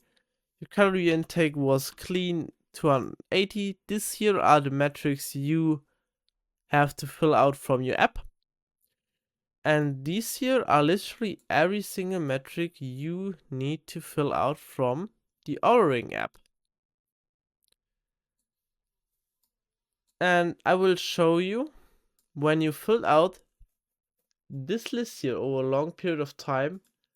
By the way, when you do this, I will show this to you like this, and you just simply cover these, and now you draw this here. The files will be these quadrants will automatically be filled for you. Yeah, this is basically health. You need to have your exercise time, your energy, and basically this is what you need to figure out at the end of every workout. This here is what you figure out in the morning. This here what you figure out at the end of the day. This here is what you figure out over the day. This here what you figure out over the day, and you have the conclusion at the end of the day. Same with your nutrition. And this here is literally in your app. And this here is literally in your Oura app. And now we have self-control. And self-control is basically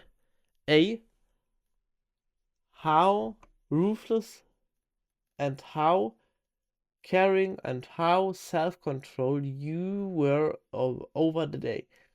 For example, when someone says something negative to you, for example, hate comments, and you react negatively on them and hate them intrinsically, then your self-control is not a 100.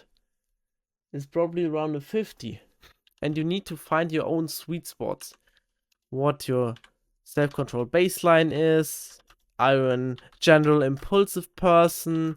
Are you a general not impulsive person? Therefore, the sheet will literally gives you all the data you need. Green means good, red means bad.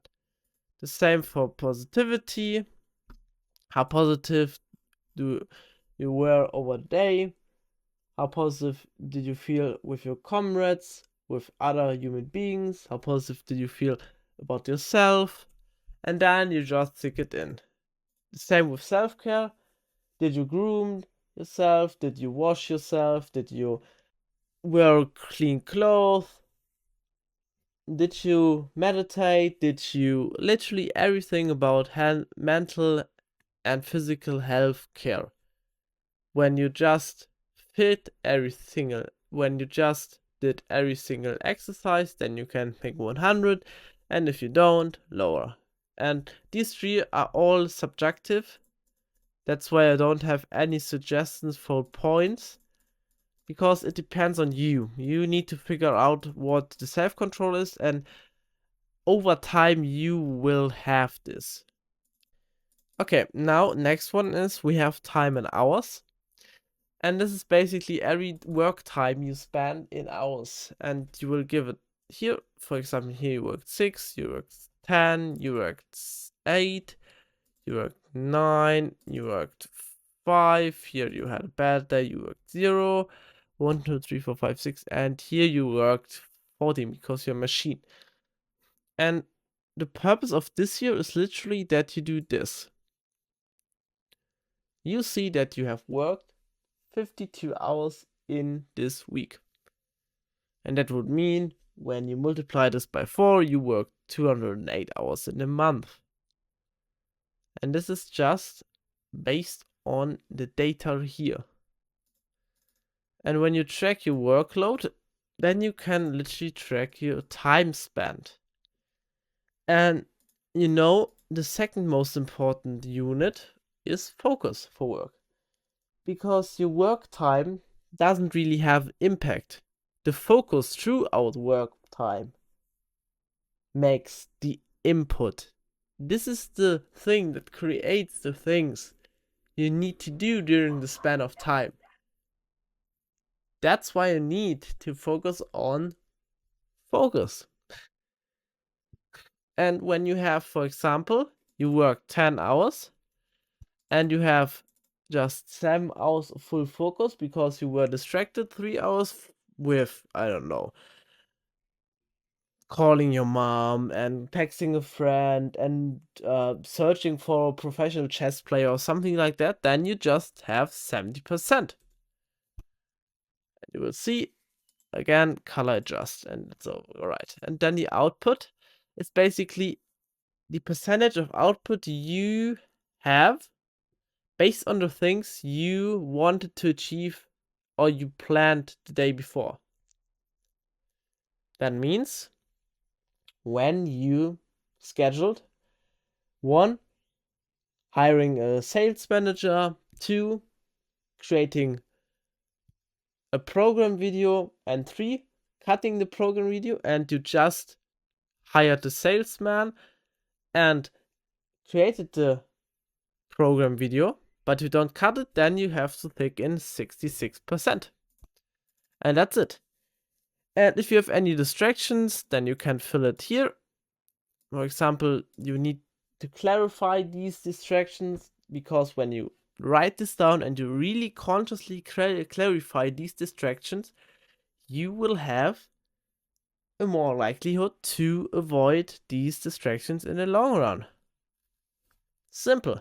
And now we want to figure out what the actually work time, focus to work time correlation is. And now we want to see the work time span and focus to work time correlation. And therefore you need to just put in 12 hours are 100%, as you can see. That means you just calculate 10 divided by 12, then you got a percentage, and you add this with 70, and then you divide this number to 2.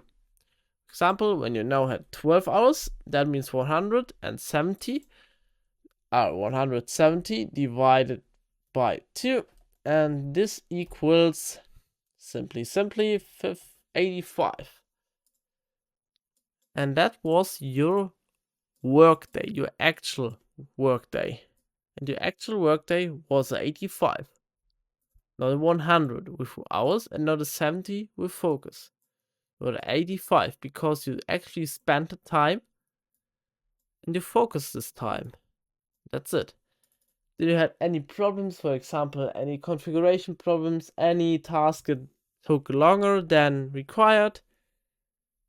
Then you can fill this here.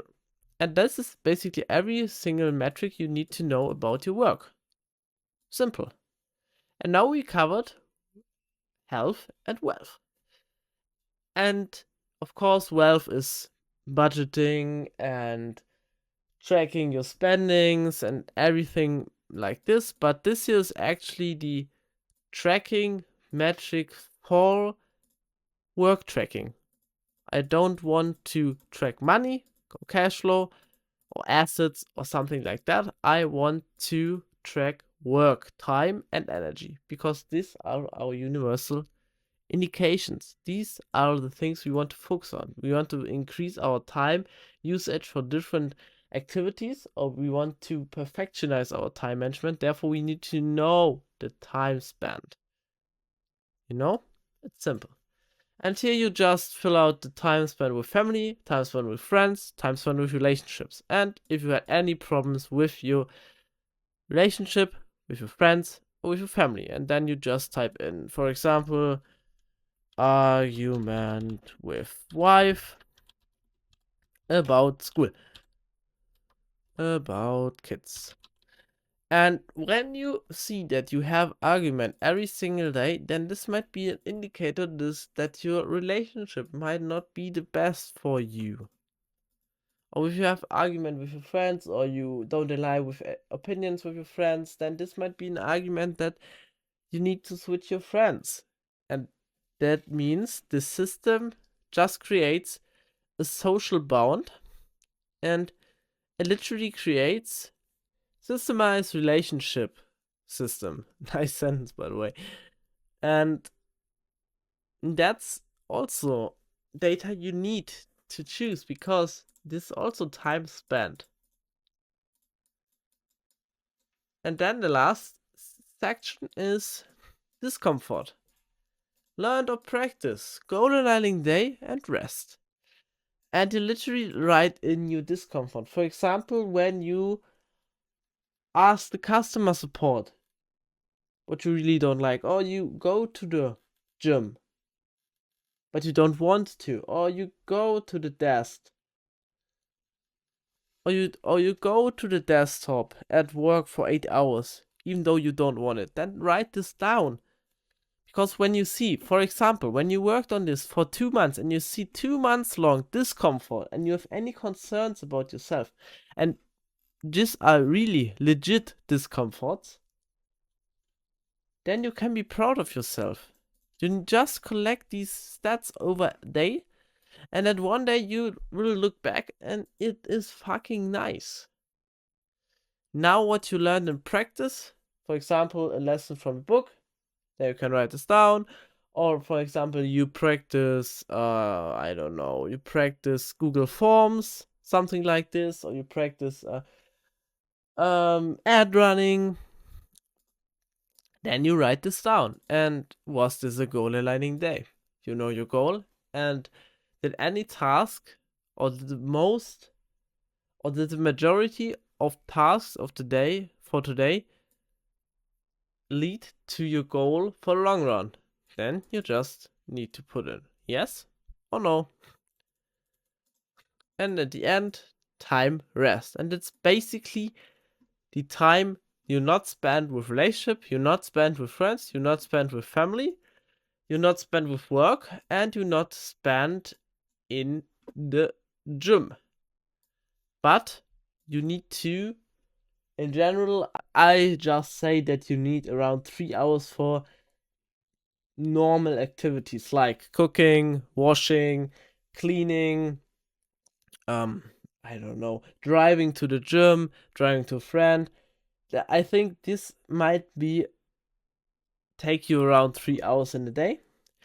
And now, what now is left is your rest time. And you just review your whole day, and then you might see this. And then you take in your rest day, and then you're good to go.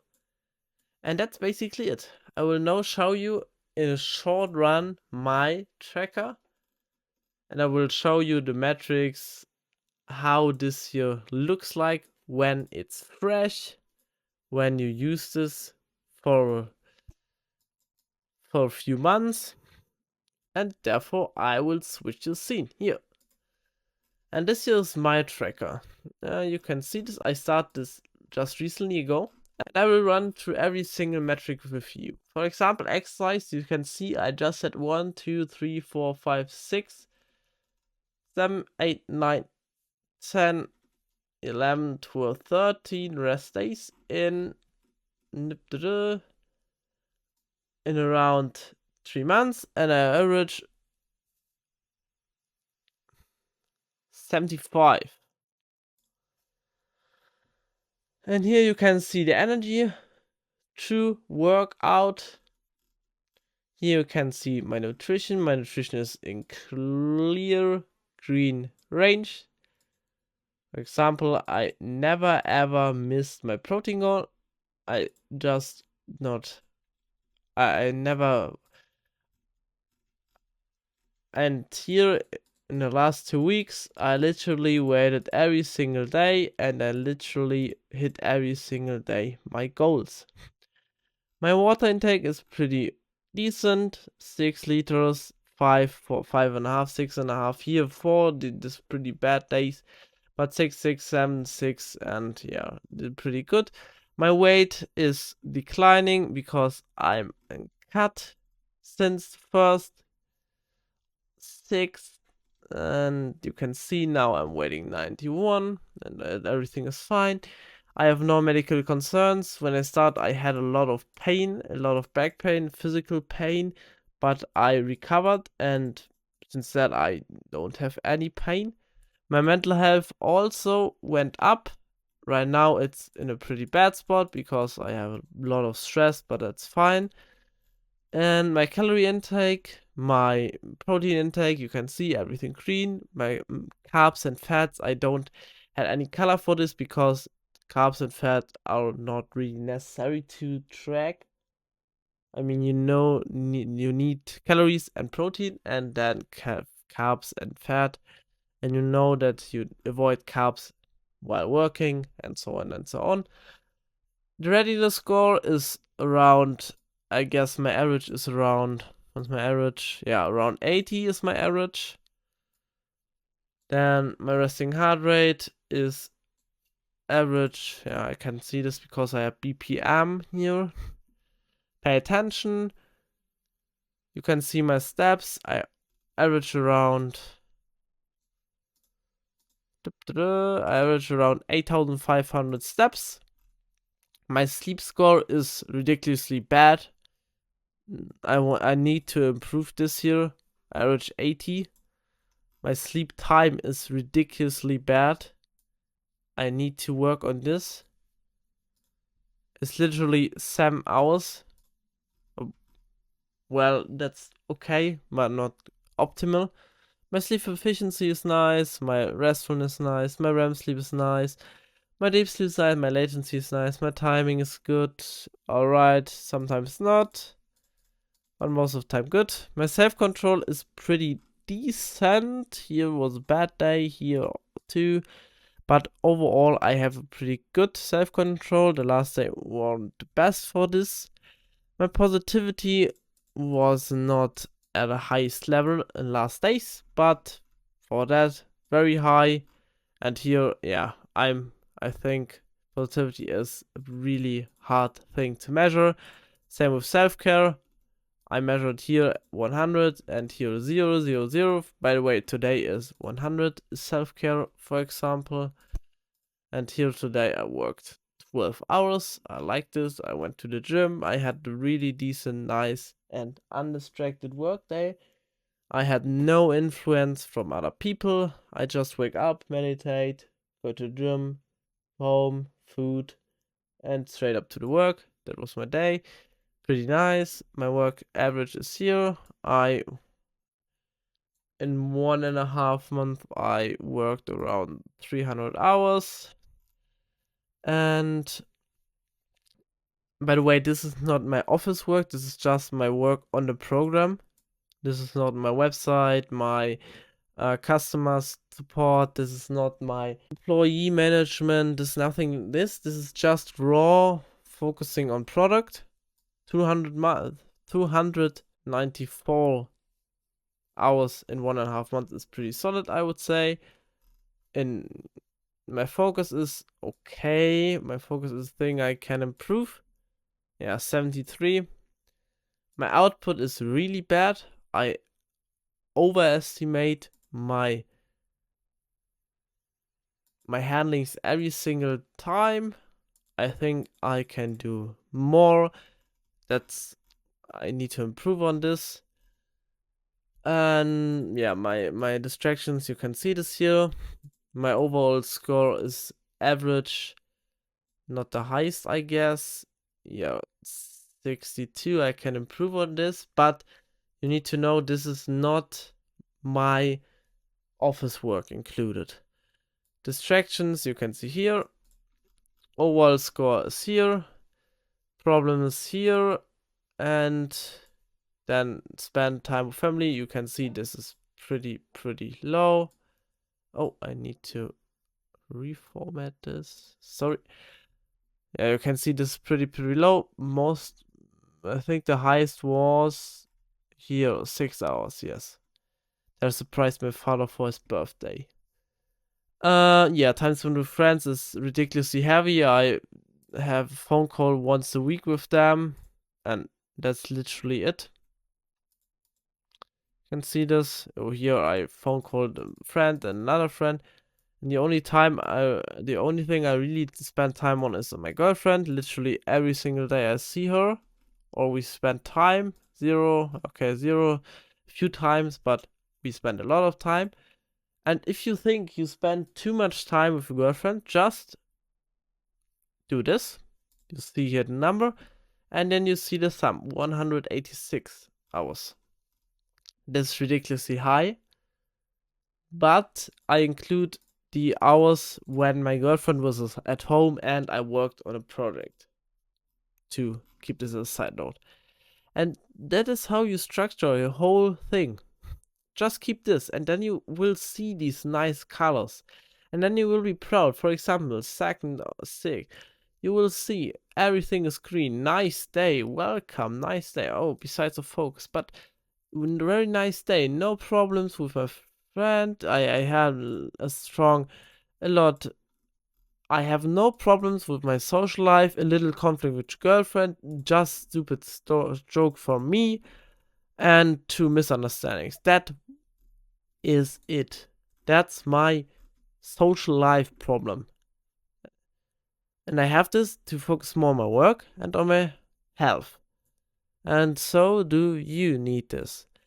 Discomfort, you can see I literally have every single day discomfort, as well as learned and practice. And I don't want to show you this because it's secret. Yeah, and that's basically it. That's how you need to treat this. You will have a copy of this in the description.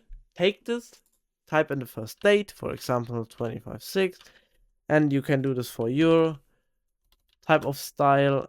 And then what you need to do is you just drag this, and then you you just drag this, and then you see this here. You see this cross, and the only thing is you just click the left button, hold it, and then you just let go, and everything is filled out automatically. Therefore, you don't need to fill this out automatically. And this here takes around 10 minutes every evening, because you need to open your app, you need to open your Yazio, you need to open up your Oura, you need to open the sheet, you need to figure out your exercise time. You just need to capture all the data you collected over the day in one sheet, and that's it. That is basically the most powerful tool, and I call it the tracker. I use it, every single customer for me use it, and I will now stop using this. This is nice, this is bloody shit. And with that being said, I hope you enjoyed today's episode, and I will see you in the next video. Bye.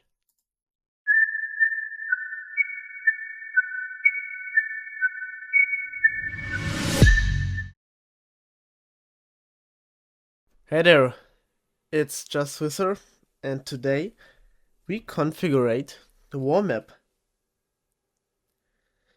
And first of all, this here is the calendar on steroids.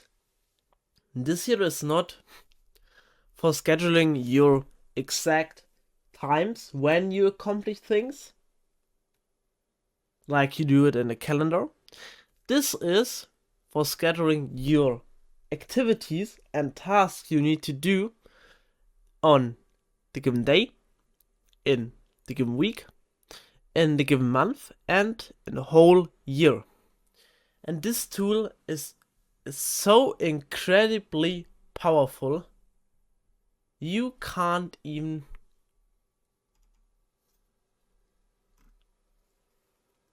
imagine how much impact this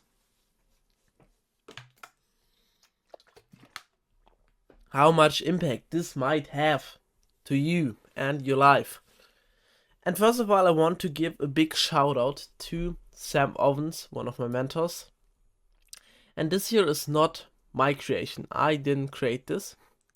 I just provide you with the tool. And Sam Ovens actually created this. And I'm really thankful to share this with you, because I think every entrepreneur needs to use this tool. And I see this nowhere. With that being said, I will start how to set up the warm app. And first of all, you just will get the link in the description. You click on this, and then you will see that you can't use any of these quadrants, that you can't change them by color, that you can't add some notes, you can't do anything. And what you now have to do is simple. You just go to Datei in German, you will see this, and then you go to create copy. And that's it. And when you have the copy, then you can now adjust as much as possible. Okay, but how do you use the warm app? First of all, you will see here in the bottom line the dashboard with month, July, August, September, October, November, December, April, June, July, August, and you will see that every single month is divided by its days. Here, 129, 131, 130, 131, 130. By the way, for the next 3 years we don't have the 21. And we don't have the 29. Okay, now what we have is, we see this overlay. And this is your month. January, February, March, April, May, June, July, August, September, October, November, December. And I divide my year into quadrants. First, second, third, and fourth. That's why here are different colors. And that's what I do. Sam doesn't do this, but I divide my year in quadrants.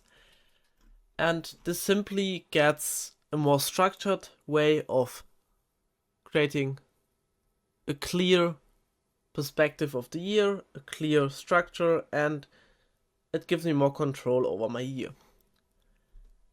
Okay, now I will explain you how to use this warm map. You see the key segment with a variety of different colors. By the way, you can add more colors with just simply doing this. You click here, left click with your mouse, this, choose a different color, and then it's simple, you have another one. And what you now do is that you fill in here what you want to do. For example, your big goal. This should be a big goal because we are now looking at our year. And the big goal is, for example, creating a new module for program. Yeah, and then you estimate how much time you need for this. For example, when you think you need 2 months for this, you simply do this, this, and now you have 2 months scheduled for creating a new module for program. And that's it. That's how you use this calendar. Simple. Because now you get a really good overview of your whole year and the tasks you can do in a given amount of time. For example, when you just have 3 goals, for example, like create a new model, hiring 10 team members, joining client acquisition,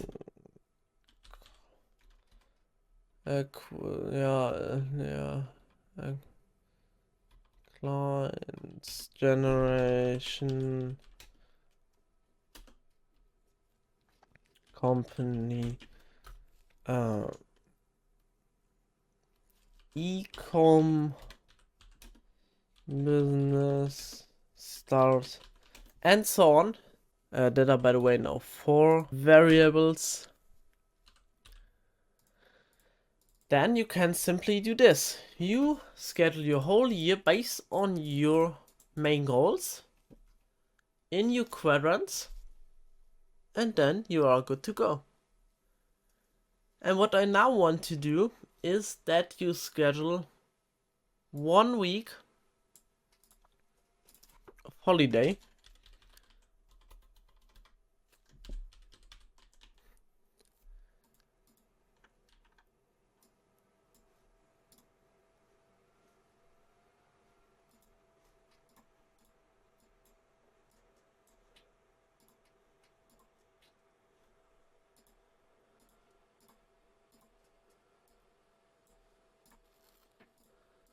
every single year, every single quadrant. And here, now you have 4 weeks. That means 28 days in the year free. When you do nothing that has to do with focus. And I explain you this in the rest episode when you want to know more about this. But first, do this. Schedule your yearly goals. Give them a period of time. For example, 3 months. And then give them a color. And what you now want to do is just tick every single day when you've finished. And now what I want you is to draw a line for every single day. For example, we have the 18th of May, then every single day before of the 18th May need to be ticked. And then you can see how much time you have less. Then you get something like internal pressure because you always have deadlines to hit, personal created deadlines, and then you will accomplish more in less time, I guarantee you. Okay, short summary for the year. You see every 12 months, every day. And now I want you to create on this sidebar your goals for the year. I want you to fill out every single day with a given goal. You don't actually need to work on this goal when the day occurs.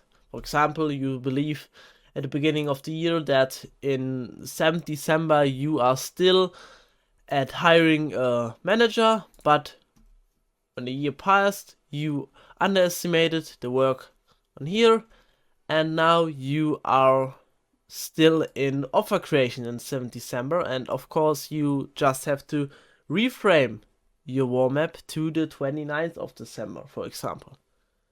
Yeah, but for planning, this year is killer. This year is actually great. Do this, try this, and I guarantee you, you will succeed. And that's not it. You can plan with this year, your days, your month, your week, and the whole year in quarters.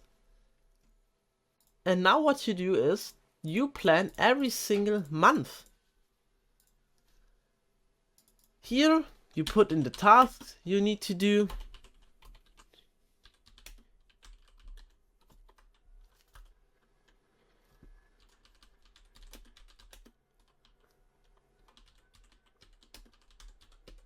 And so on. And what I now want you to do is, when you finish your day, I want you to draw a line for accomplishment. And when you can't accomplish this, you simply put it in the next day, the task. And then you do this. And what now happens is that you create pressure from the back, because you don't want to accomplish less in the given time. And the reason for this is that you have to accomplish more in the next day, and then the next day, and then the next day, and then after sometimes when the pressure is too hard, you will rethink your whole system, and you will think that you suck, and we don't want to do this. Therefore, set realistic goals for the day, accomplish them, and go on. You also can write down main objectives where you have to focus on. Hiring an accountant, for example, or hiring a cutter.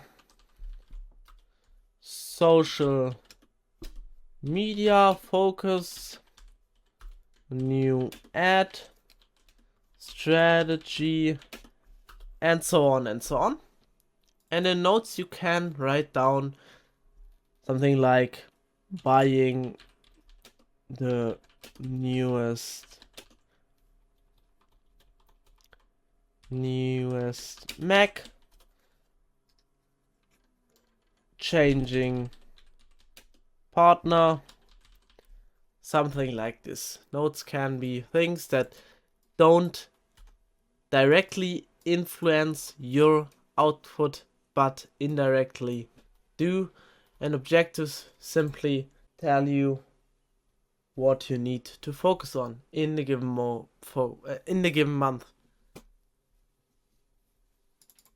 And to provide you a clarified insight how such a calendar, how such a how such a warm up look like, I will show you my warm up.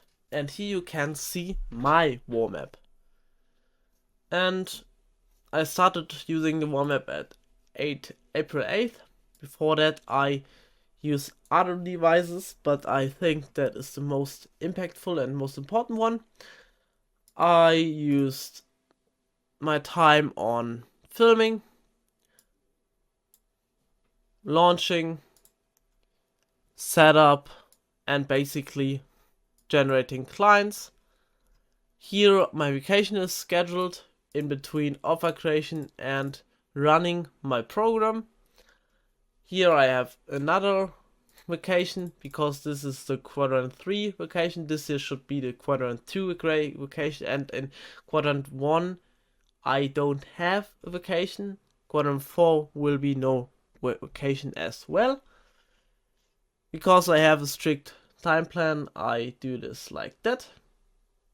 And that's what I tell you. You can use the guidelines I provide you, but never ever stick to every single thing I tell you like a goddamn mormon. When I tell you that you need to schedule a holiday from 24th to 30th, and you do this every single day, and you are happy with that, then, congratulations, I'm proud of you. You are a killer. But when you can't stick to this, and you schedule your day here, and this here is for working, because here you have a special deadline, and here you need to be at home or in the office because you have a team meeting or something like that, or here you have a mastermind, I don't know, or here you have a agency meeting. Then you need to schedule your vacations individually. In the rest chapter, I want you to introduce you in scheduling rests and how to use rest as tools for increasing productivity and time management. But first of all, I want to show you more. This here is my June, for example. I literally filmed all of these. I literally scripted and filmed every day another video. I filmed mentalism, OBS practice, for example, mentalism, and my newsletter every single week. I film everything. But wait, this is accomplished, and this is accomplished, and this is just for filming. Meetings with clients, with partners aren't in the schedule. This here is just for the rough filming process. And I scheduled this up to the 3rd of July. And that's when I have to finish filming. And after that, I schedule my whole setup progress. And when I finish this, I schedule my whole launch process. And so on and so on. By the way, you can use this here as some deadlines you need to hit. For example, first aid was my first date, but then I decided to launch it afterwards. Then I wanted to create a waiting list. Then I wanted to create social media start, and so on and so on. And when you tell your brain to do the given tasks every single day, to stick with the thing, to get satisfied by having everything filled out and really accomplish the tasks, then you A, do more, B, feel more satisfied by doing more, and 3, you can schedule vacations around this. You can schedule your whole life with this tool. And that was the warm-up configuration. If you have any questions, as always, ask me. The link for the warm-up is in the description. And I will see you in the next video. Bye.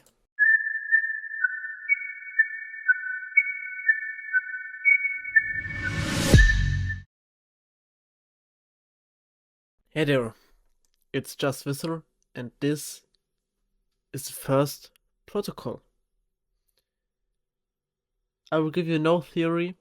I will just run through this protocol. I will explain you what you need to do, how long you need to do this protocol, and why you need to do this protocol. And the first protocol is the monk mode protocol. When I started my journey in the age of 17, I went monk mode for 1 month. And basically monk mode is everything you see here. No porn, no alcohol, no breakfast, no unhealthy empty food, no mindless entertainment. Drink at least 3 liters of water every day. Meditating for 10 minutes. Journal for 10 minutes. Read 10 pages in a non-fictional book. Work toward your actual internal goal for at least 4 hours a day. Sleep 7 to 9 hours every day. The more the better. Spend 30 minutes outside, working out every single day. Turn the notifications off. Plan your day every day. Single tasking only. And this protocol was basically the first step to achieve the things I'm now achieving. You have to see your life as compound interest and as return on invest. And basically, the monk mode is pure compound interest and delayed gratification. These 2 weeks, this month, you have to go through this protocol will be pain. You will hate this. You will question yourself why the heck you are doing this. But I promise you, in the end of this month, you achieved more than people in 6 months. And now I want to guide you through the whole monk mode process. You need to have the PDF ready when you want to try this protocol. And with that being said, let's start. First of all, to achieve monk-like discipline, you need to resist impulses. Discipline is more about not doing the wrong thing than it is doing the right thing. Instead of trying to be disciplined, just try not to be undisciplined. It's way easier. To do this, we have to become aware of and ignore pulses. Impulses are strong emotions that drive us to specific, unusual, unhealthy behavior. For example, pick up your phone, order junk food, click on the next YouTube video, open email, scrolling on social media, and hundreds more. These are all impulses that trigger your brain to do the unhealthy thing.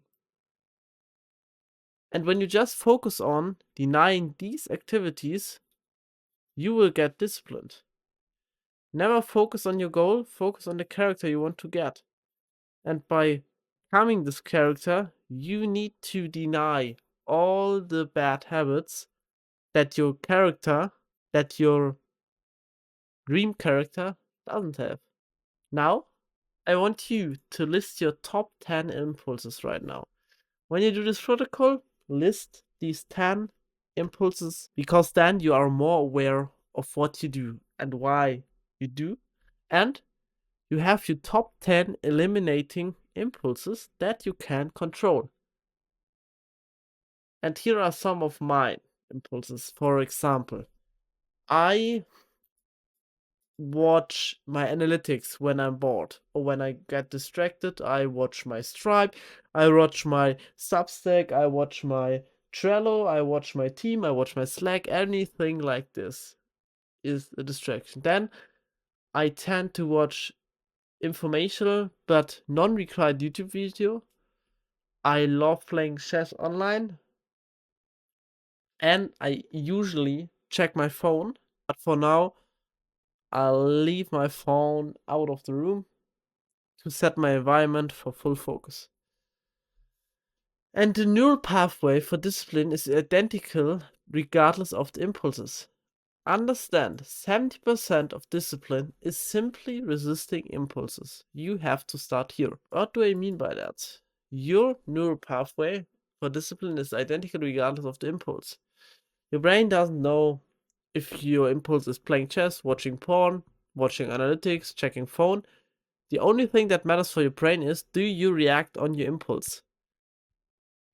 Because dopamine is dopamine, and your brain doesn't care where the dopamine comes from. But when you resist the impulses, your brain will shut down the impulses because it wastes literally energy by giving you these impulses because you don't react on this to receive dopamine. And then you start to be actively aware and receive dopamine from work or love or doing meaningful things that drive you forward. And that's what we want to achieve here. So, list up your 10 most distracting impulses, and we're good to go. Second, love the pain. I think I don't have to tell you this again, but I will read through this and I will give you a short examples for pain-loving activities that are basically delayed gratification activities because you need to suffer in the first place to achieve more in the future. You need to rewire relationships with productive suffering. Disciplined people love the suffering that helps them achieve success. Self-inflicted healthy mental or physical pain needs to become a habit in your day-to-day.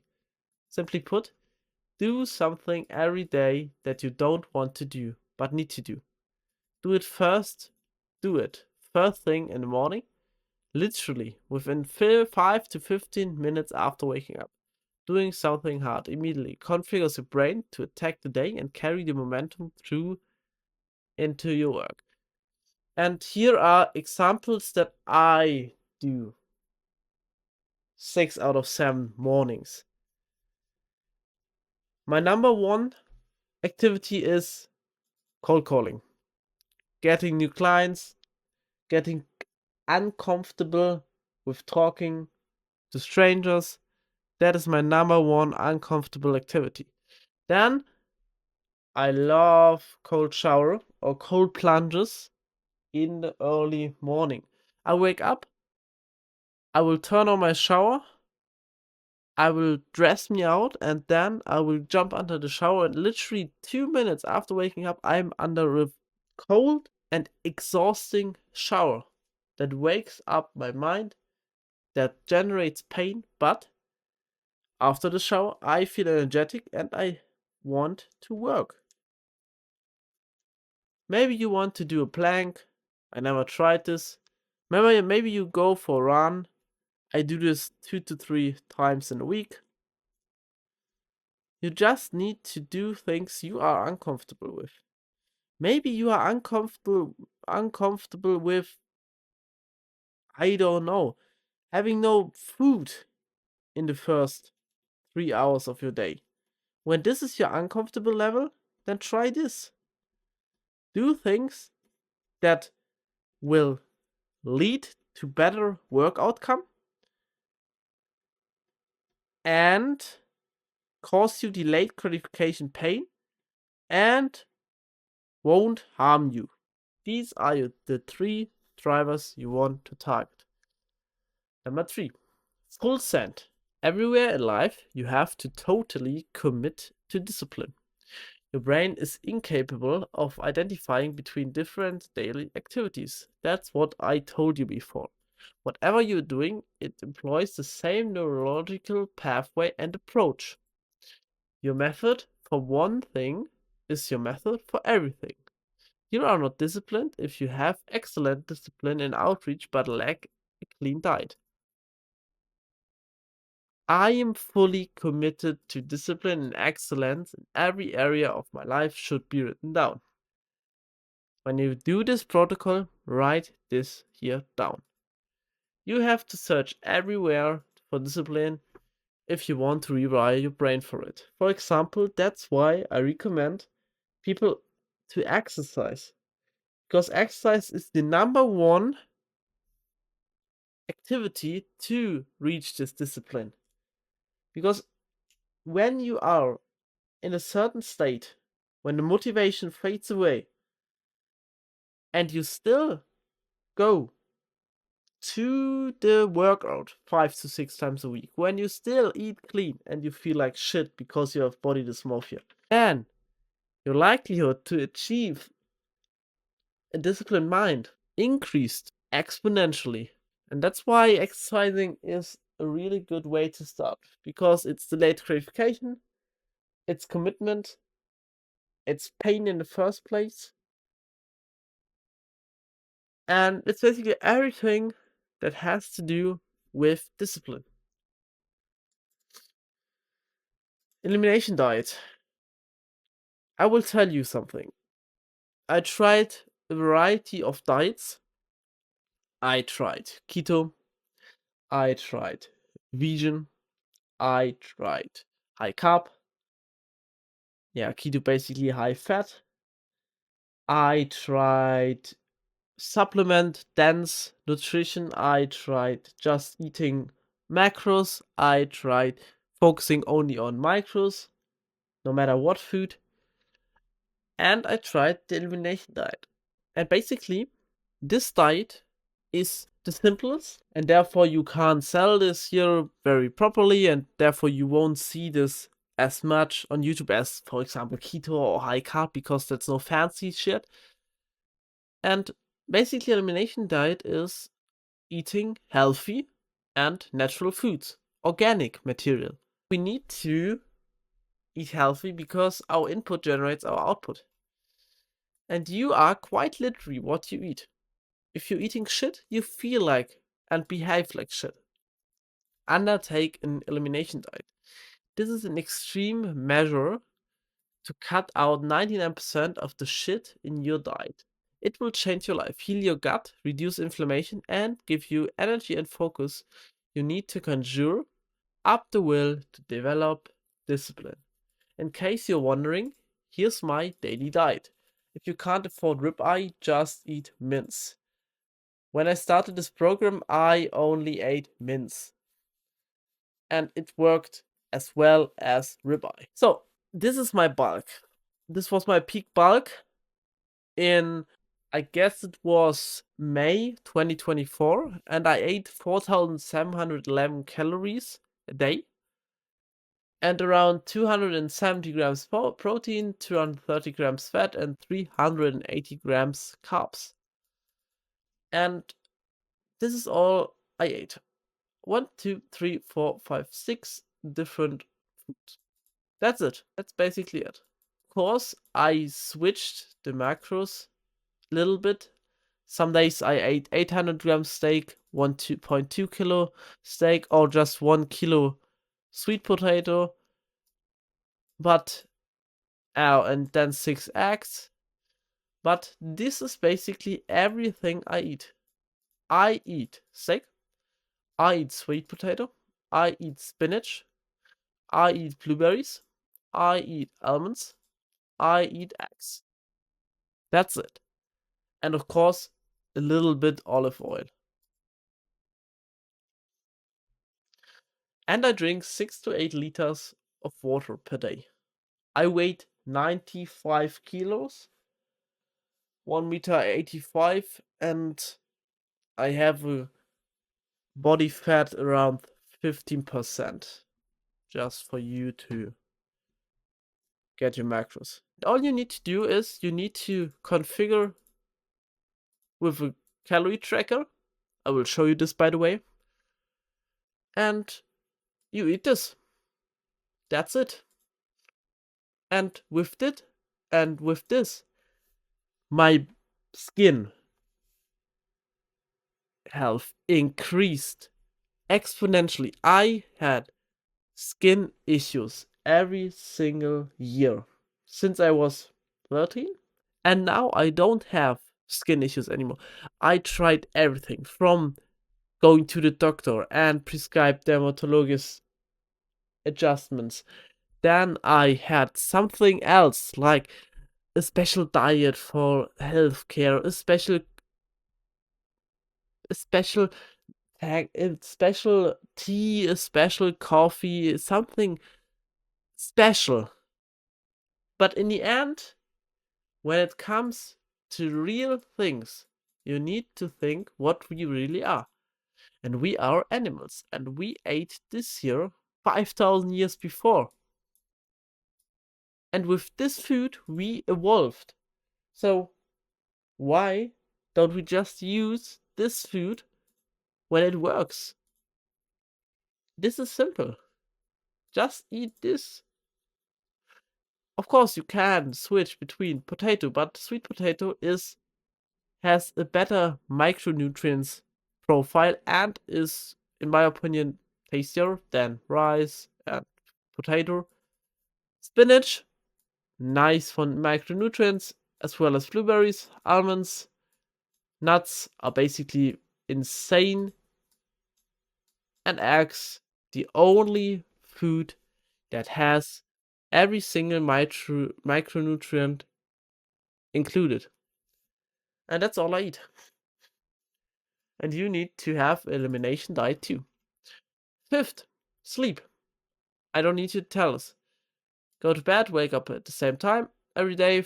Failure to do so will result in inconsistent hormone and chemical imbalance in your body, will completely decimate your chances of productive life. For more input, read this book and set a bedtime, set a wake time, and stick to it. If you want to learn more about sleep, look at the recreation chapter. Goal. You need to have your goal. You need to know what your goal is, and you have watched the whole video about goal setting, and therefore I don't have to tell you something about this. Time management. Plan your year, plan your quarter, plan your month, plan your week, plan your day. Here's the tool I use to manage time. Warm App, Daily Planner, Calendar. That's it. By the way, I have a planners module where I explain you how to use these tools and how to configure it. Focus. Work on one thing at a time. Remove distractions. Say no to everything that isn't going to help you accomplish your goal. Simple. Notifications. Turn off all your notifications and simplify your devices. Delete, silence, and remove everything that doesn't help you achieve your goal. That's basically the digital way to focus. And here is this protocol. When you do this for 14 days, and when you stick to this, and you maybe stick to 15 or 16 exercises every single day, then I promise you, you will do bloody good work. And I promise you, you will feel more fulfilled. You will have a better family life. You will have a better work life. Because you trusted yourself. You told yourself that you can do this.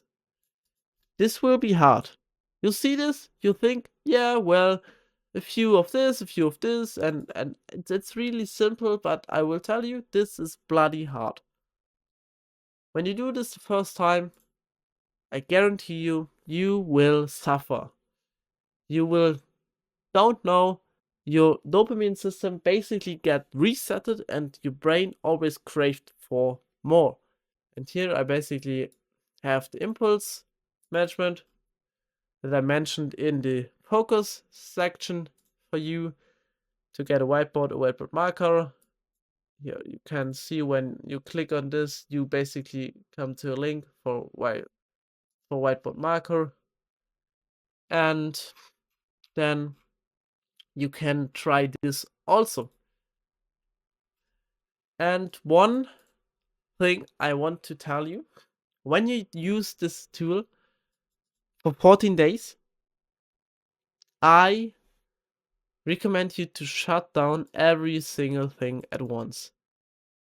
You need to watch no porn. By the way, masturbation on porn.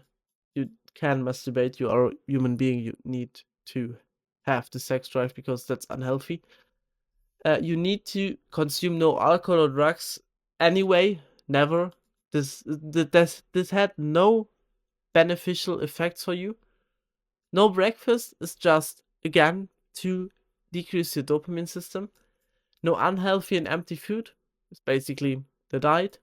No mindless entertaining is TikTok, Instagram, films on your own. Basically, everything that will lead to short-term gratification and instant dopamine need to get reduced. Therefore, basically delete the apps, get rid of your TV in your bedroom, and this might be one of the hardest parts for everyone.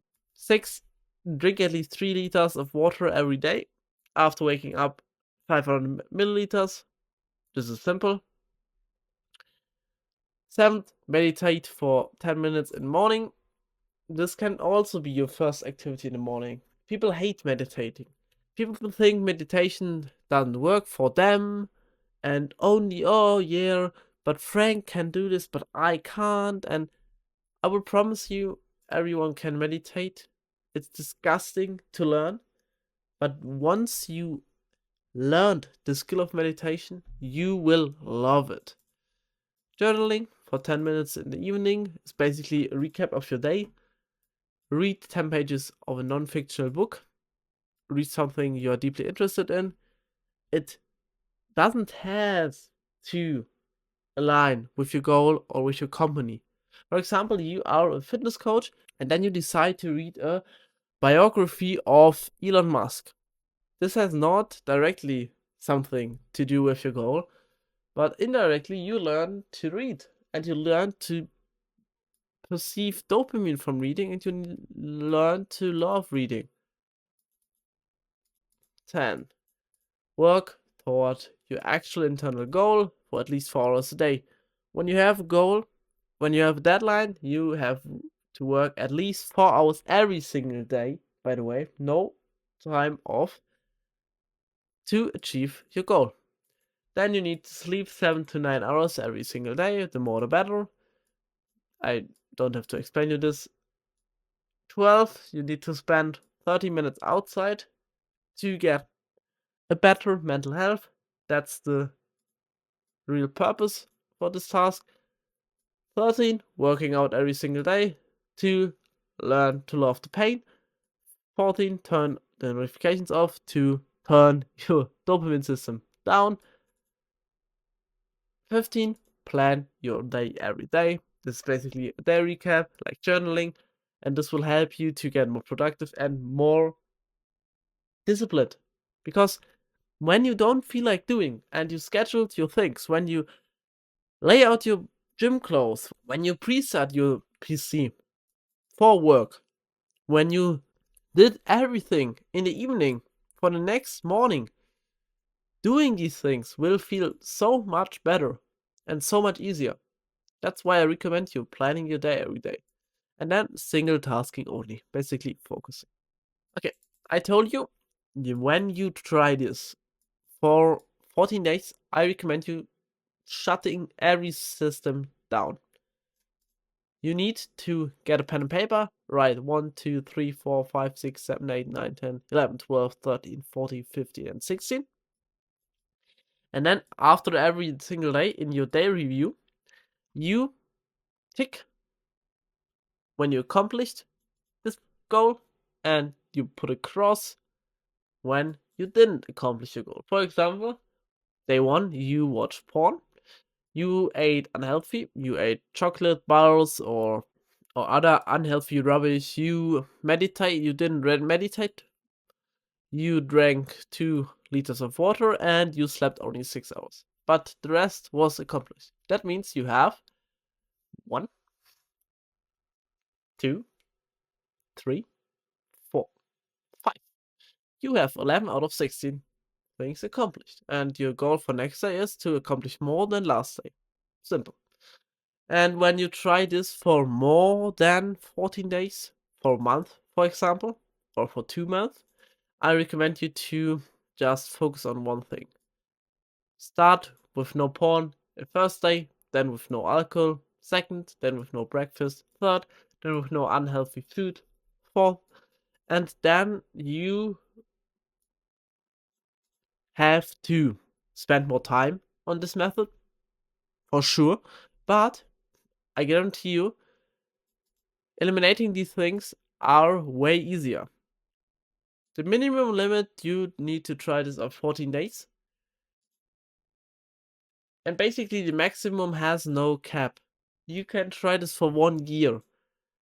When you shut down every single system step by step, and when you just accomplish these 16 things for 1 month, you are in the top 99.9% of the human beings. Of the conscious, fulfilled, and most valuable human beings. This is simple. You need to do the simple steps, and that's the monk mode protocol. That's it. This is how to achieve discipline. Okay, when you want to do this, print this here out, try it on your own, reread this, and let me know if you want to have support, because I'm there for you. I help you through the bad times.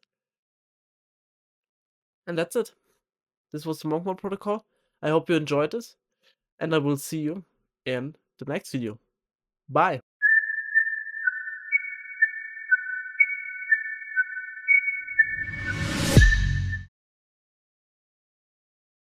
Hey there, it's just Wizard, and this is sleep. Welcome to the sleep lesson. Sleep is the number one thing in your life. If not, fix that. I will tell you why sleep is the most valuable asset you can imagine and how to sleep properly. As addition, I will give you a bedtime and morning routine to gain 90 to 100 sleep score points on your Oura ring, guaranteed every single night. After this lesson, you will have sleep. You will never need to watch anything about sleep. I will tell you anything. The benefits, why it's your priority number one, the universal rules of sleep, and why you need to fix your sleep to get the fulfilled life you want. And after that, I will get you a sleep schedule that I use, that all of my clients will use, and that probably you can adjust in your life. With that being said, let's get started. Don't waste your time. Sleep as your priority number one. You need to make sleep the priority number one in your life. We are human beings and we need to sleep. After just 3 days without sleep, your perception of reality will completely be distorted. You will not be able to complete any cognitive tasks. Biology programmed us to sleep. You noticed the sleep in the energy system, and sleep was the number one thing to restore and to fuel your energy system. Without sleep, you will die. After 3 days without sleep, you can't live a proper life. And after around a week of non-sleep, you die. Therefore, I will show you how not just only to survive with sleep, I will show you how to make the best out of your sleep and how to fix your current issues with sleep. The benefits of sleep. To clarify you how important sleep is for you, and why you need to prioritize this, not only for your energy. I have a list for you. This list are just a few examples of sleep and its quality to you and your body. What benefits has sleep for you? First of all, with sleep, your cognitive function gets regulated. You are able to think when you sleep. Your brain gets basically a reset and can so reboot its systems. Think of your hormonal system.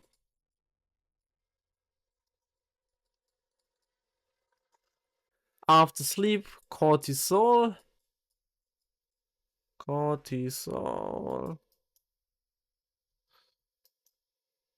gets in your bloodstream,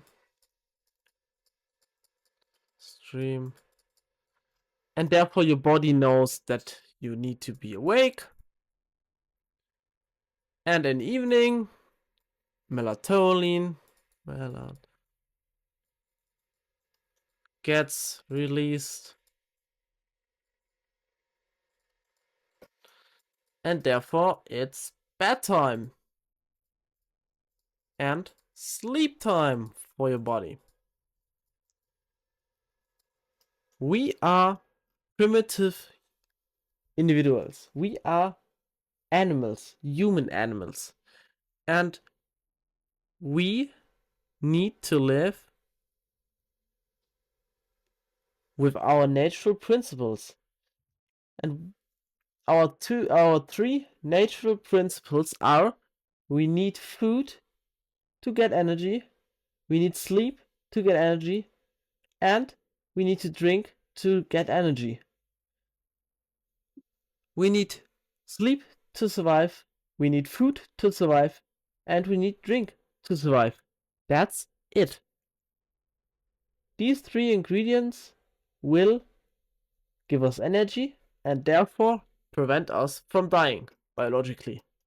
You need to prioritize your most urgent and most deeply rooted thing in you.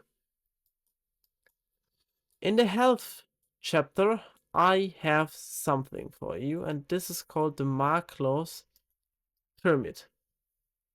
I will cut the scene and I will show you the Maslow's pyramid, because there I draw it in a really, really nice way. Right here. Alright, this here is called the Maslow's hierarchy. And this here shows basically everything you can focus on to achieve full transcendence and self-actualization. You need to have this in order to get this. And in order to get this, you need to have this. And in order to get this, you need to have this. It's pretty simple. And the first thing you need are your physiological needs. And that's basically your food, water, and shelter. And after that, sleep comes. And therefore, focus on health. And like I mentioned you, food, water, sleep, and shelter, of course, are your foundation. These things are your must-haves. You can shut down every other system.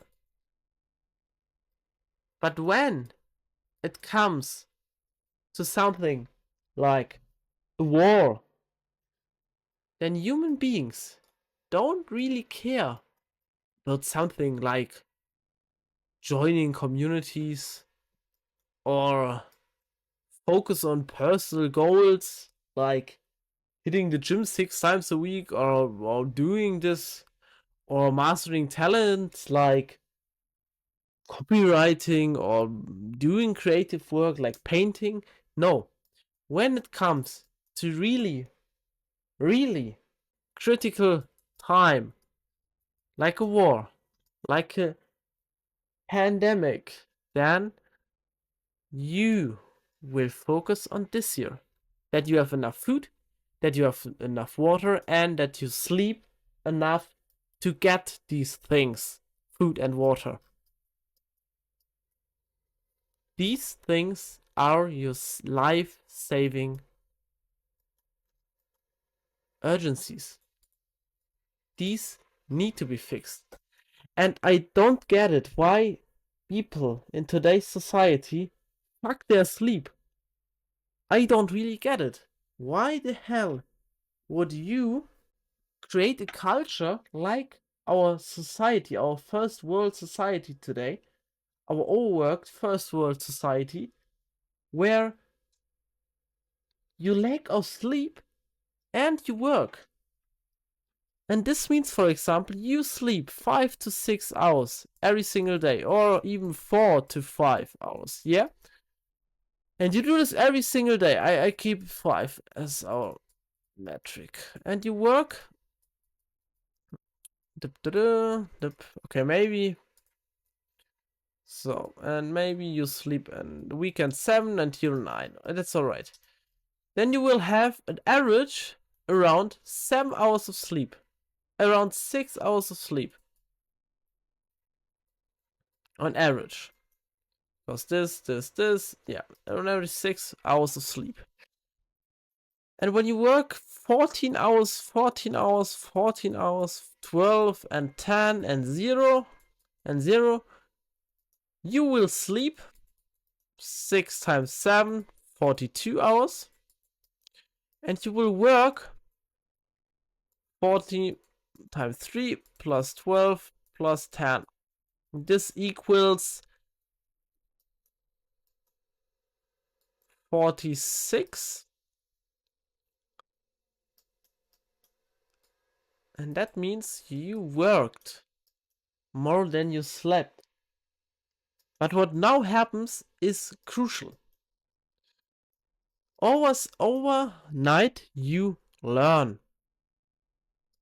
You sleep to reset your brain, to cool down your system and reboot your systems. And when you work 14 hours on new topics, you get 14 hours of input every single day that needs to be resetted, rebooted, reproduced by your mind, calibrated and storaged. But when you don't give your brain time and you only storage 7 hours of this day, for example, you will feel bad over time. And you probably waste 7 hours of your day. Because when the things that you did don't get storage in your mind, you waste this 7 hours that you could have used on sleep. You could have used 3 hours of sleep and you will still have 4 hours left. I hope you get the point. I hope that was not too complex. And the whole point I want to get you here is that with sleep, you learn and set your energy levels for the next day. And I tell you, when you compare a person who has 6 hours of sleep and works 14 hours a day, this is sleep, this is work, and a person who slept 8 hours of a day and worked 12 hours, the output quality that gets generated from the work will increase 2x in difference to the person who slept only 6 hours. And this is science.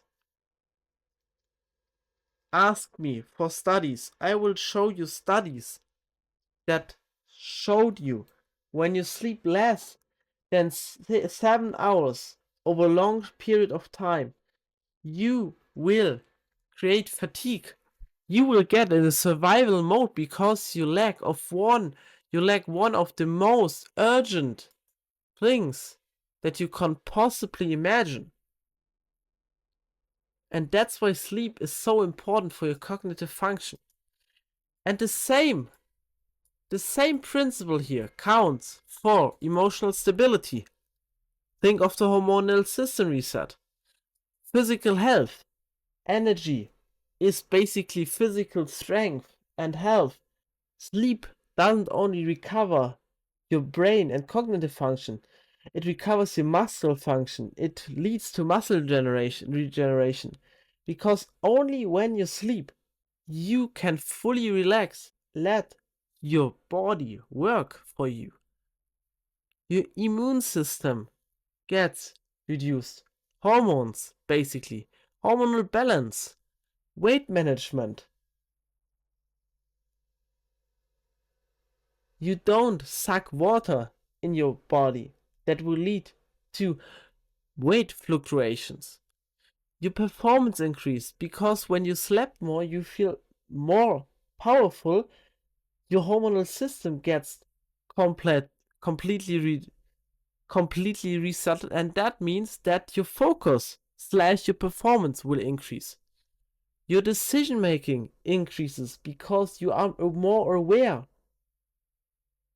Why? You have more energy in your body, and therefore you can use more for cognitive and hard decisions. It reduces risk of chronic diseases. It reduces stress. It let your body reset completely. And when you don't give your body the time it needs, you will die earlier. Just look at the studies. On your Oura ring, you can see how good you sleep every single day and every single night. I'm currently in a phase where I have a lot of pressure.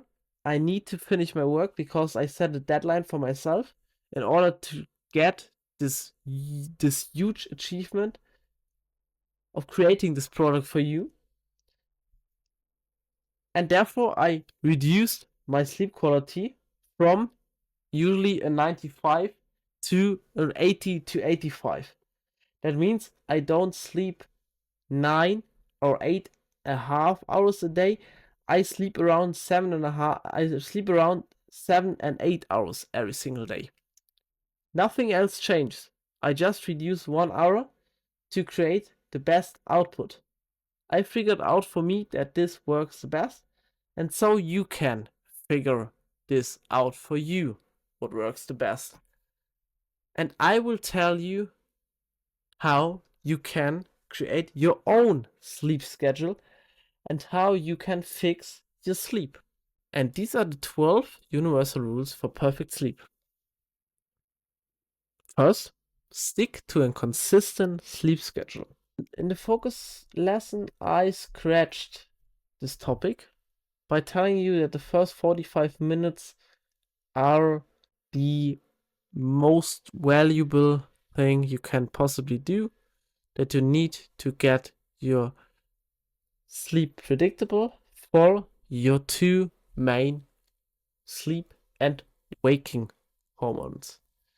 And this is basically what I told you.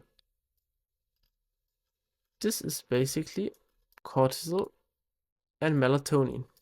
And your body functions the way you want it to function. But you need to be aware of one thing, and that is the universe. And we have a universal and presetted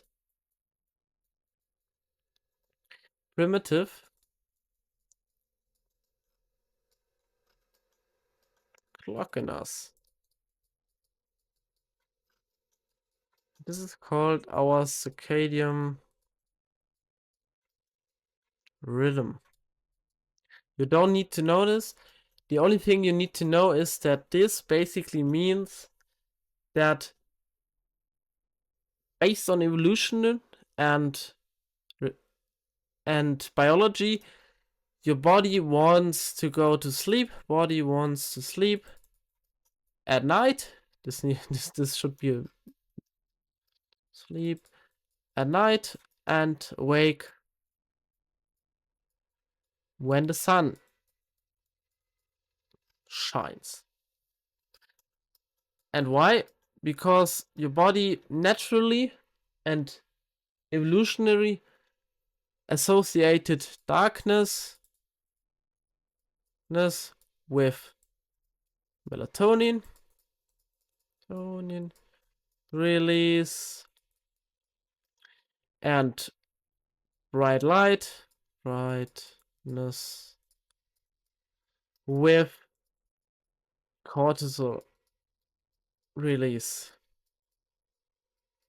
And that means that we as a human, as Homo sapiens, as the species, we are animals who live when the sun is shining, when there is no darkness. And therefore your body decided to predict the melatonin when the sun falls and predicts the cortisol when the sun goes up. And now you might wonder, well, but there are some regions in the world, like Iceland, for example, where you can't live like this because there are periods of time, 6 months and 6 months of light and 6 months of darkness. Yes, that's true.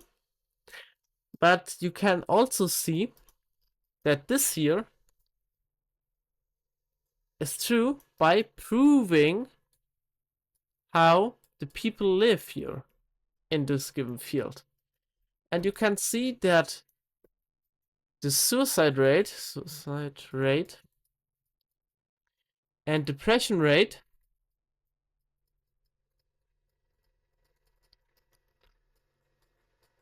increases while 6 months darkness, and the sleep illnesses increase while light time. And this is basically because you can't sleep without melatonin. And when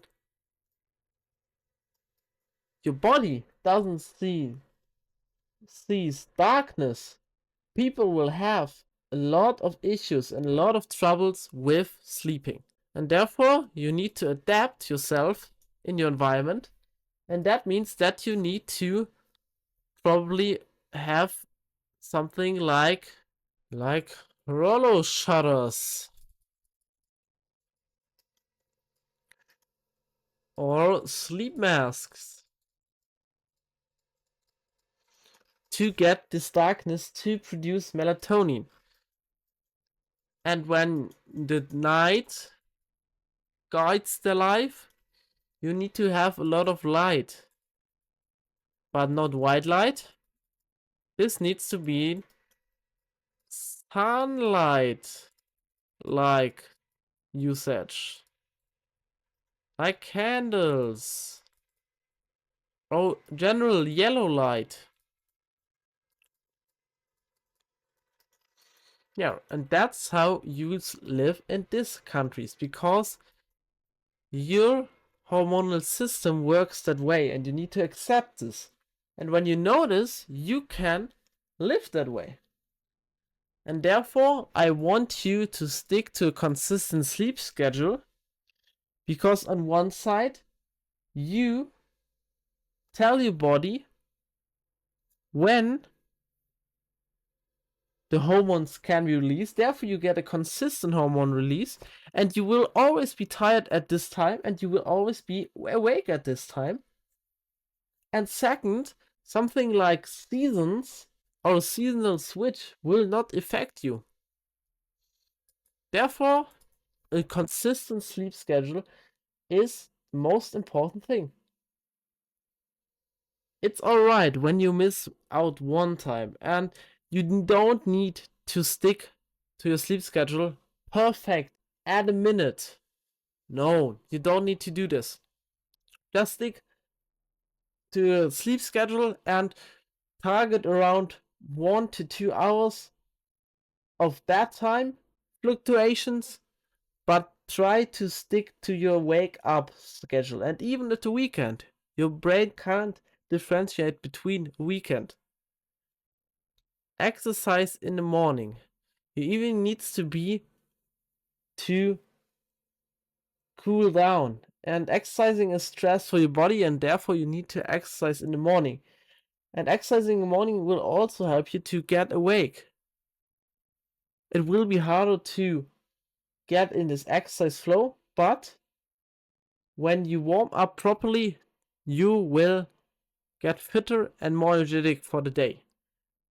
Avoid caffeine and nicotine, and avoid alcohol, and avoid any sum of drug that impacts your hormonal system. Any drug works crucial and mostly bad or blockading for your system and for your hormonal system, and therefore hormones like epinephrine, noradrenaline, and so on can't be produced.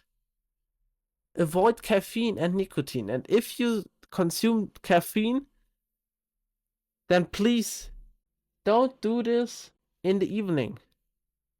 Get a cup of coffee in the morning or at lunchtime, but after that, stop it. Caffeine basically blocks your melatonin producing systems.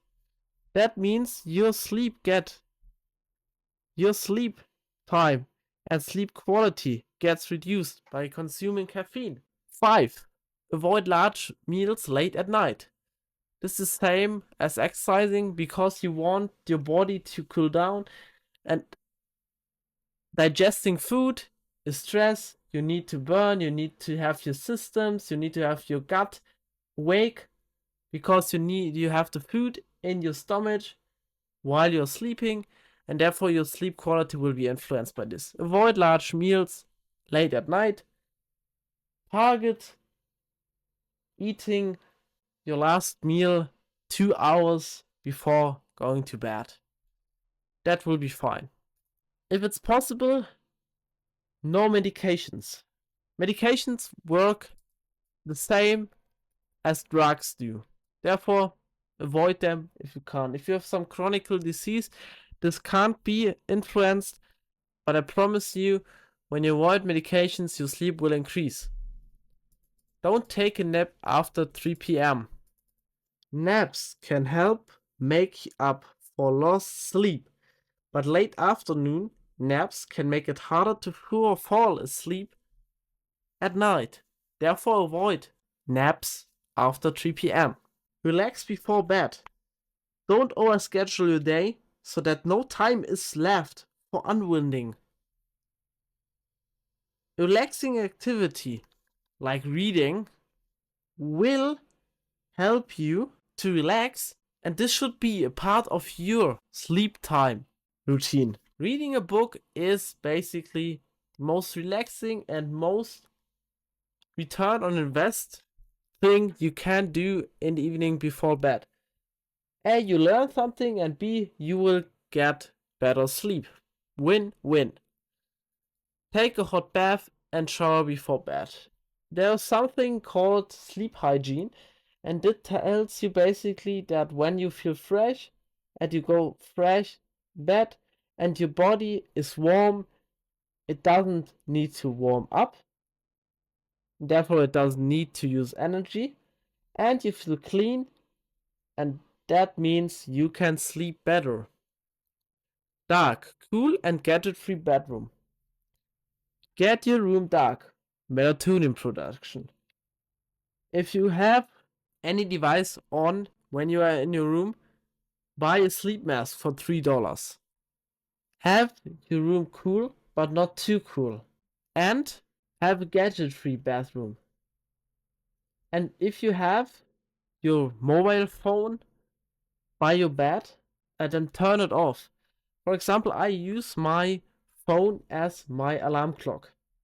And I always have not disturbing on. That means that my phone won't distract me. If you can, please get as much tech as possible away from your room. Why? Because the frequencies of network influence your sleep pattern and your hormonal vibration.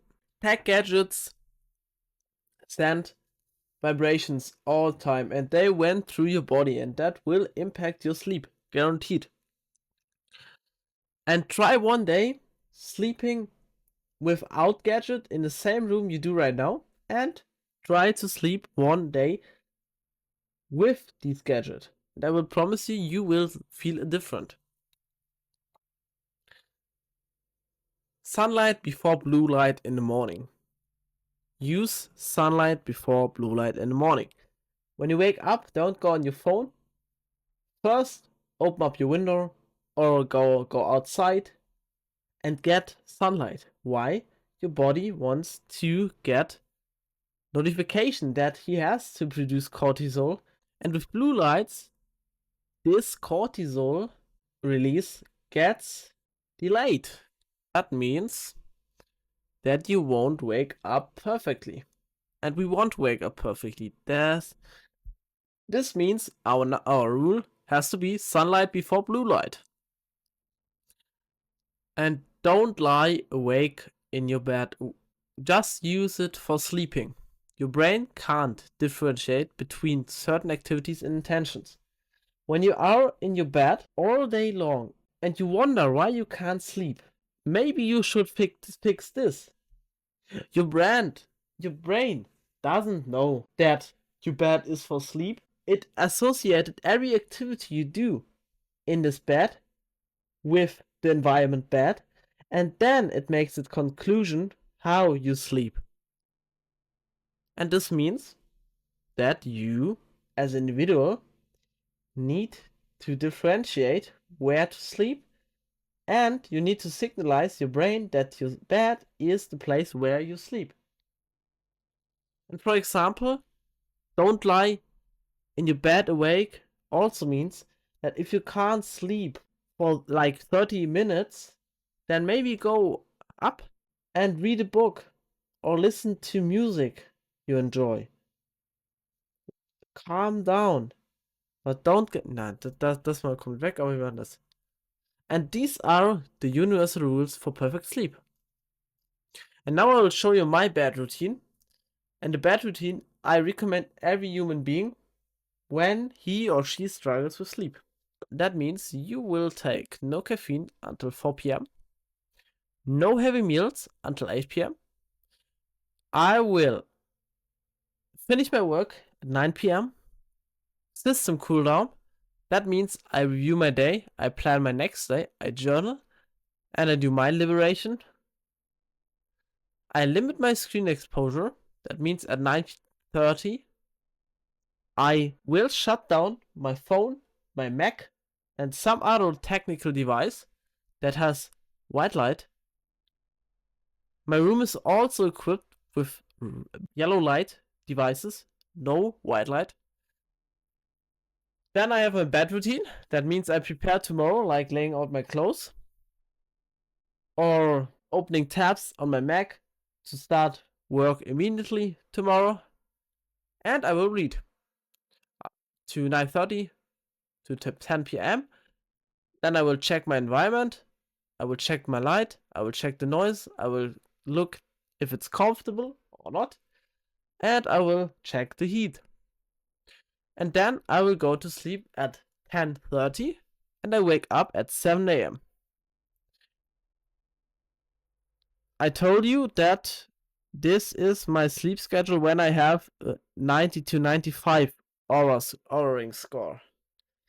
Now I have an 80 to 85 Oura ring score, and that is because I only sleep at 11:30 to 12 p.m., but I wake up at 7 p.m. anyway. I always wake up at 7 p.m. It doesn't matter when I go to bed.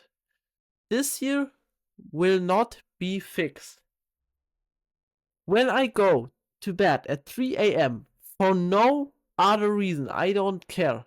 I prefer wasting the next day or having less energy the next day instead of fucking off my complete internal hormonal based sleep schedule that tells me waking up 7 a.m. And you need to be relentless with this. When your partner doesn't tolerate this, can break up, go, just go, run. It's your life. It's your life. And if you can't be ruthless with your sleep, your friends can't tolerate this, that you wake up at 7 a.m. every single morning and you know that going to bed every minute later than 10:30 will impact your sleep negatively. When you can't fix this, how you think that you will have a nice life? You need to focus on your sleep. Then you get more energy and then you can enjoy more of the things. And then you win. And then you win. Okay, guys, that's it. I have the PDF for you, so you can copy this here. When you have any problems with sleep and any questions, let me know this. This was the 12th episode in the recreation chapter. And I will see you in the next video. Bye.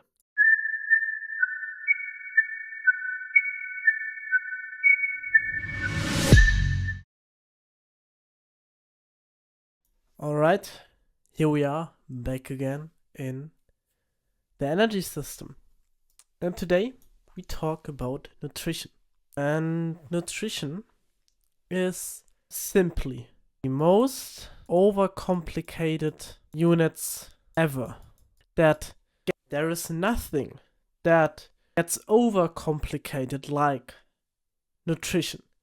You might know some of these gurus who told you to do this and stop doing this and only this works. You might notice one of those. And I can tell you this.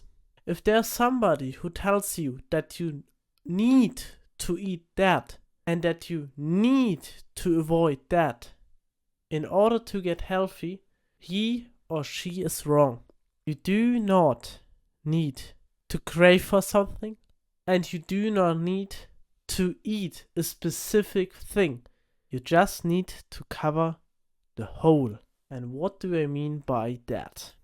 Well, here we see this kind of person. Why the heck does he want to eat? Pretty easy. He wants to recharge because he has zero energy. That's the purpose for entering nutrition. We have no energy in our energy banks, or our body simply just symbolized us that we want to get food. And how we do this? Well, pretty easy. We put food in a process machine that will lead us energy.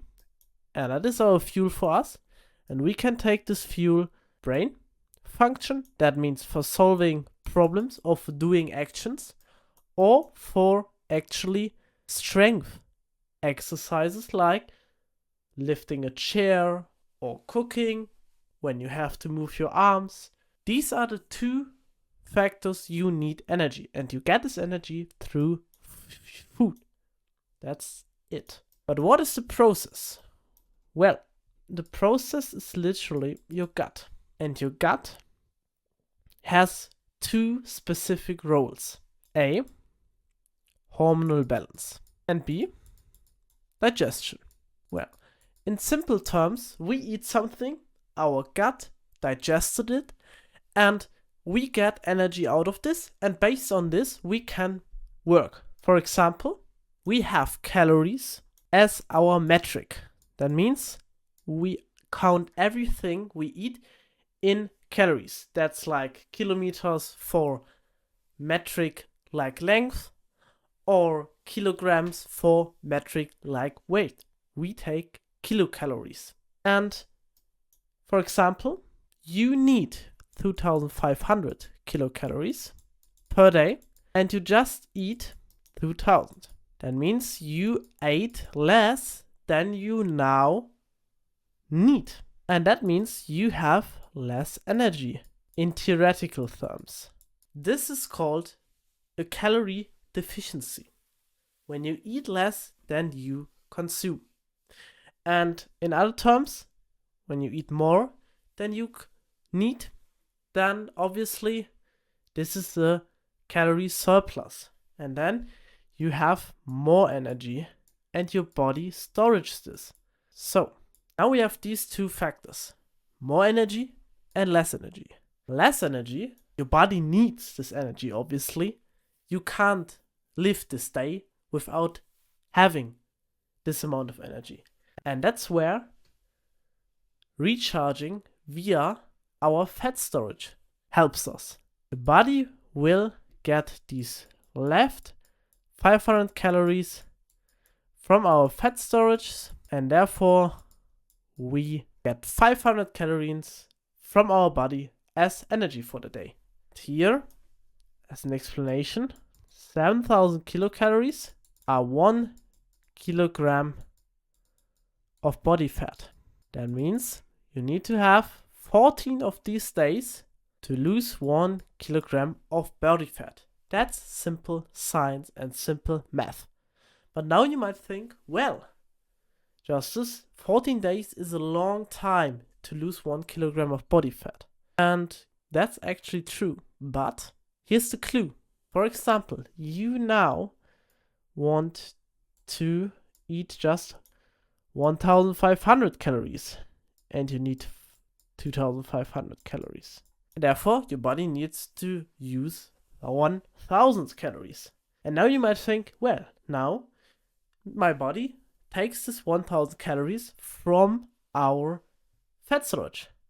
And that is true and false at the same point. I will draw you a line and I show you this. And this here is our fat. And this here is our muscle. This here is our calorie. And this here is our calorie.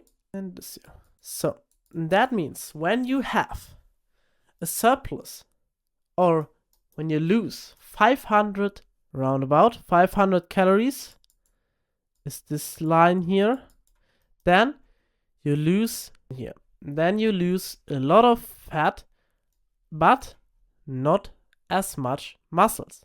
When you now want to lose 1,000 calories, that means this here. Sorry, by the way, if this drawing is ugly. It's very tough to explain in simple terms, but I hope you get it. In simple terms, you just can lose this amount of fat. The more calories you take, this here will be 2,000 calories, this is 0. And you will lose more muscles the more in negative terms you go. That means when you eat nothing one day, you will lose roundabout 700 calories fat, but also the rest of your calories in muscles. And that's heavy. So when you want to go on a diet, or when you want to go on the surplus, I recommend for you going up 500 calories and going down 500 calories for the deficiency from your weight maintenance. Actually, you know your weight and you know your maintenance because you use Yazoo as a tracker and you weight yourself every single day. And then it's simple. And how can I now guarantee that I will build muscles instead of fat? Well, the only factor that will help us here is simply strength training. With signalizing our muscle to do things in order to grow, we can guarantee growth. of muscles. Because obviously, if you eat more, if you are in a calorie surplus and you do not train for several months, obviously you just will storage fat. Because your body now has fat for bad times. It's evolutionary. For example, thousands of years before, when we had bad times, we had several days, no food, and our body created a system to store fat to not die for one day of not eating something. That's why we can survive 1 month without eating, because of our fat storage. So, this protein and fat nutritions. Example, glycolysis, energy. So, table, yeah. Here you can, you're not necessary healthy. Now we have one question: what to eat? And this question is simpler than you think. Of course, you can take a look at the spreadsheet I gave you with every single vitamin and every single mineral that is essential for your body, and you can study them and you can optimize this for your whole body, and you can recognize the deficiencies and you recognize the symptoms, and you can do this and this. But I can tell you this, it will not last forever. Why the heck do you think that you will love tracking your vitamin B consumption every single day? You have a busy life. Everyone has a busy life, and we want to get healthy easy. So how can we guarantee health in an easy way? That is why I created this video. Not how to get as healthy as possible with the highest complexity. I want to generate the gap between health and time efficiency. And here is where my system helps us. We have 3 several inputs. That leads to energy. We have our fuel with 4 energy points. And every single point has a different function that needs to be covered every single day. So, when you cover these functions every single day, just these 4 things, then you are good to go. Then you do not need anything else. So, the first thing you need to eat every single day is high quality protein. And you might notice from the tracker, you need to eat 1.5 to 2.5 grams of protein. When you want to go and build muscles, 2.2 to 2.8, and that's just because the most of the muscle building studies are made by 2.2 to 2.8 grams. Again, I show you the graph. This is the graph, and here roundabout we have 2.8 grams of protein, and that means when we eat 2.8 grams of protein, the difference between eating 2.8 grams of protein and 4.5 grams, for example, just 0.2%. For example, obviously it's just illustration, but when you eat just 1.4 grams of protein, you have a difference of 30%. So therefore everyone tells you that you need to eat round about 2 grams protein. And for the Americans, you need to eat 1 gram per pound of body weight. That's round about this amount you need to eat, because then you are in this area. And high quality protein is just eating protein, these 1.5 to 2.5 grams of protein from eggs, meat, and it doesn't matter what meat, fish, and whey. That's it. Nothing else. Obviously, you can use the vegetarian alternatives like tofu and seitan. Nothing else. You just need to eat meat, eggs, fish, and whey protein every single day. And then you make sure that your protein has the highest quality. Because another reason for this is it's a difference to eat protein from grain or from oats, or to consume the protein from egg. Because our body sees the protein from every single resource differently. That means, for example, when you eat 100 grams of whey, our body can use nearly 100 grams of this whey protein you consume. But when you eat oats, for example, 100 grams of protein, and that's just theoretically because then you needed to eat 1 kilogram of oats, and I hope you do not do this. Then your body just can use around about 40 grams. And this is crucial because you thought you eat 100 grams and actually you have 40 grams of protein that comes to your muscle. So, I don't want to overcomplicate this. Eat eggs, meat, fish and whey because they have the highest chance to stay in your body and to get recreated in its fullest amount. Eat these 4 sources or the vegetarian alternative, but just tofu and seitan, and you are good to go. 2 grams per kilogram body weight. So, the second pillar, healthy fats.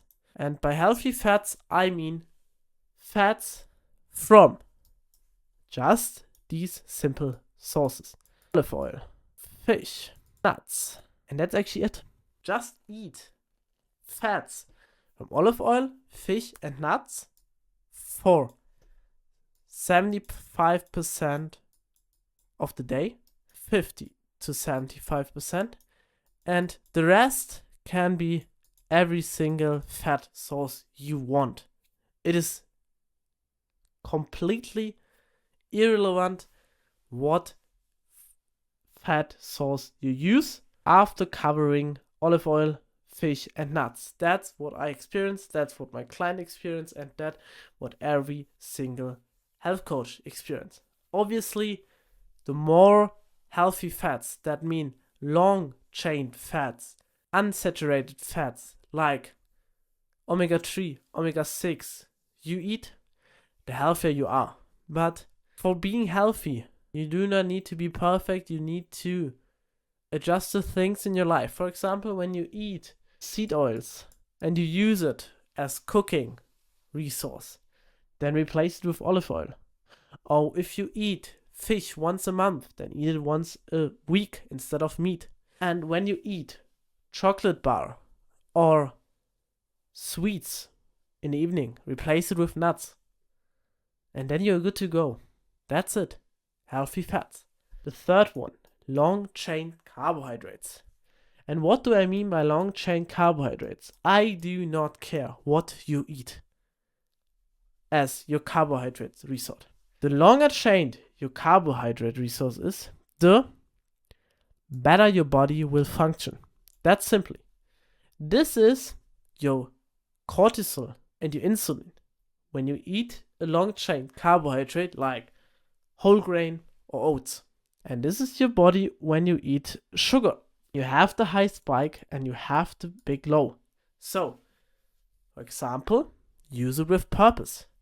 When you want to go to workout and you notice that you have the sugar spike and you have the crash after that and it's evening and after that you want to go to sleep anyway, then obviously you can eat sugar as a pre-workout. Then you have the power in the gym and after that you can fall to bed.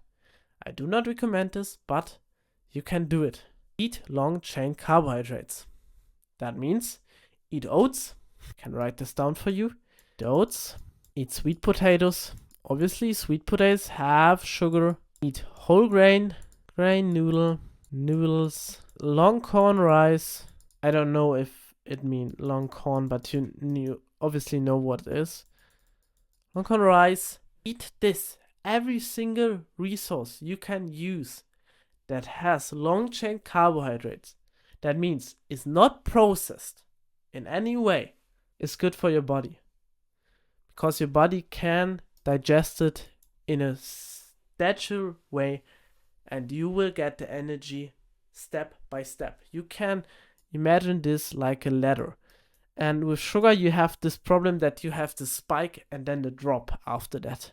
That's the only reason why sugar is bad for you, and you do not want to have this hormonal imbalance. That's our number one purpose. So, and the last one are the supplements. And those are important if you have any deficiency. They are just a bonus. That means they can maximize energy, but they are not required. Because of scientific progress, today's knowledge, it can maximize your health, but it is not required to use. You can cover your whole energy, and if you feel fit by just eating healthy fats, good quality proteins, and long chain carbohydrates, then you are good to go. But if you have any deficiencies like fatigue, you are tired after sleeping 9 hours, you have back pain, you have neck pain, you have head pain, any deficiencies, any body and mental issues, then consider taking supplements. But how do you know what supplement you need to use? That's pretty simple. Use the supplement for the deficiency you have. And how can I guarantee this? Well, if I feel fatigue, if I feel bad, if I feel sick, if I feel angry, if I feel envy, if I feel different over a long time, then go to a doctor, make a blood test, and supplement based on your deficiencies. That is it. These are the supplements I use. I use creatine, I use caffeine, omega-3, ashwagandha. I will explain you every single supplement in detail after this lesson, so be careful and use this with intent, because you do not need it. And yeah, you might now wonder, well, just as you told us in the beginning, it is digestion, and our gut has to do something with hormonal balance. And that is where our food is into. You need to think of this like a pipe. When you consume clear water, your pipe will get fresh and will stay fresh. But when you consume sick things, medications, bad things, smelly things, and, for example, things that hurt your pipe will get destroyed and fracked, and your pipe will not work as good as it would without these fragments. And then you need to think of this. Your gut has its own microbiome, and your gut determines your hormonal function. Your gut is connected with your brain, and your gut literally determines how you feel over the day. And that means you are what you eat. When you eat good things, you will feel good because your gut will process the right things. You will have the proper microbiome, and then you will have the proper brain function and the proper mood. And to make sure you have this, I guarantee you doing this, and eating 300 to 500 grams of greens every single day. That means any kind of vegetable that is green, for example, cucumber or salad or carrots. That's not green, obviously, but every single healthy and easy digestible vegetable makes your day easier. And then you have a clean microbiome. I eat, for example, you might saw this in the monk mode, what I eat. I do not eat 300 to 500 grams of green. I eat sweet potatoes instead of normal potatoes because they have a lot of vitamins, and I eat blueberries that are obviously one of the most nutritious fruits and vegetables and things in general, and I eat spinach. And you can test it out. Eat carrots for 1 week, eat spinach for 1 week, eat blueberries for 1 week, and think of this. What makes me the happiest, and what can I eat over the longest period?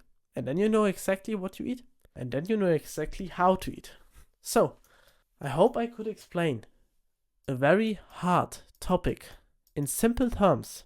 And now I will give you a short and quick run through and recap. So, you are what you eat. You have input that generates 4 different fuels. Every single fuel is important, and you need just to cover 4 things to get the most out of your food.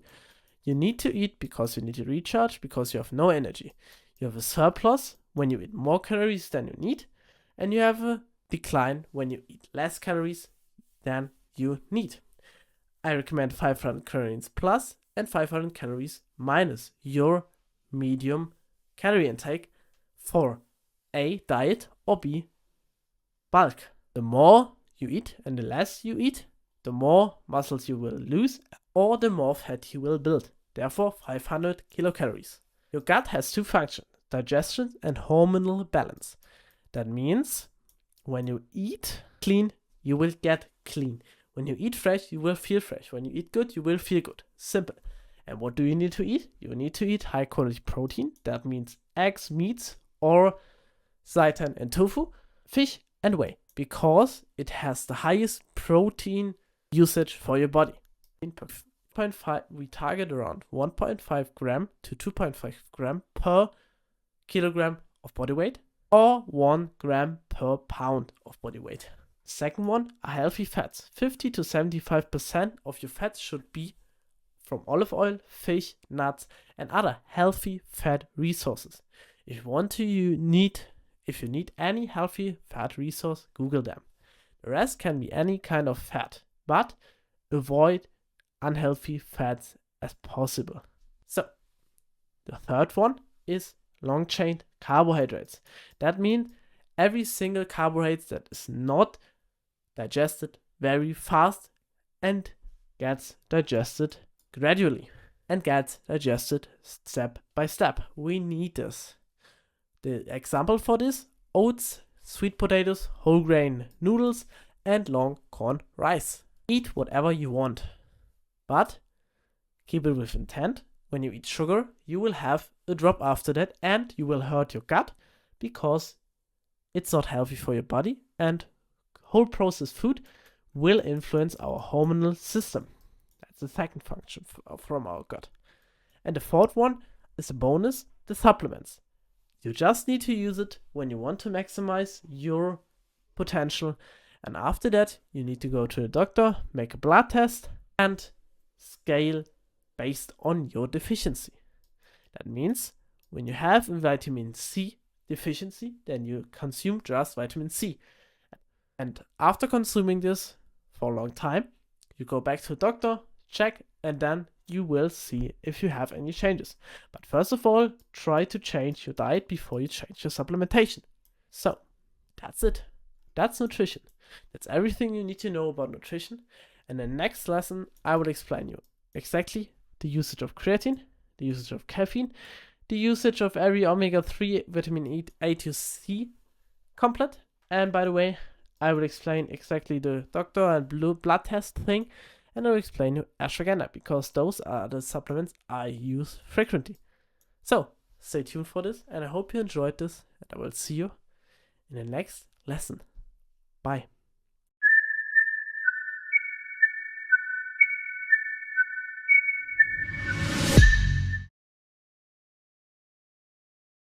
Hey there, it's just Whisper, and this is the first video in the supplementation section from the health chapter.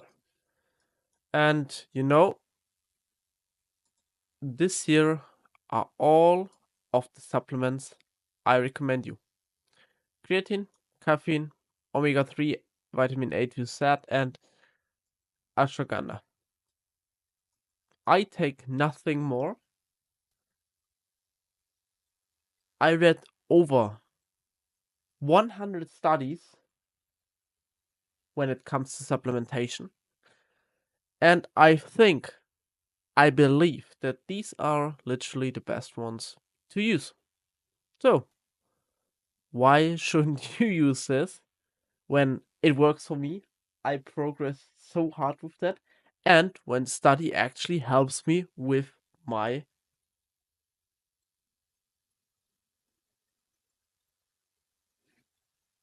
decision.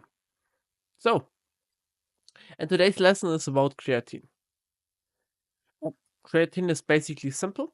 I explain you what creatine does, And in the end, I will show you some studies why you should take creatine.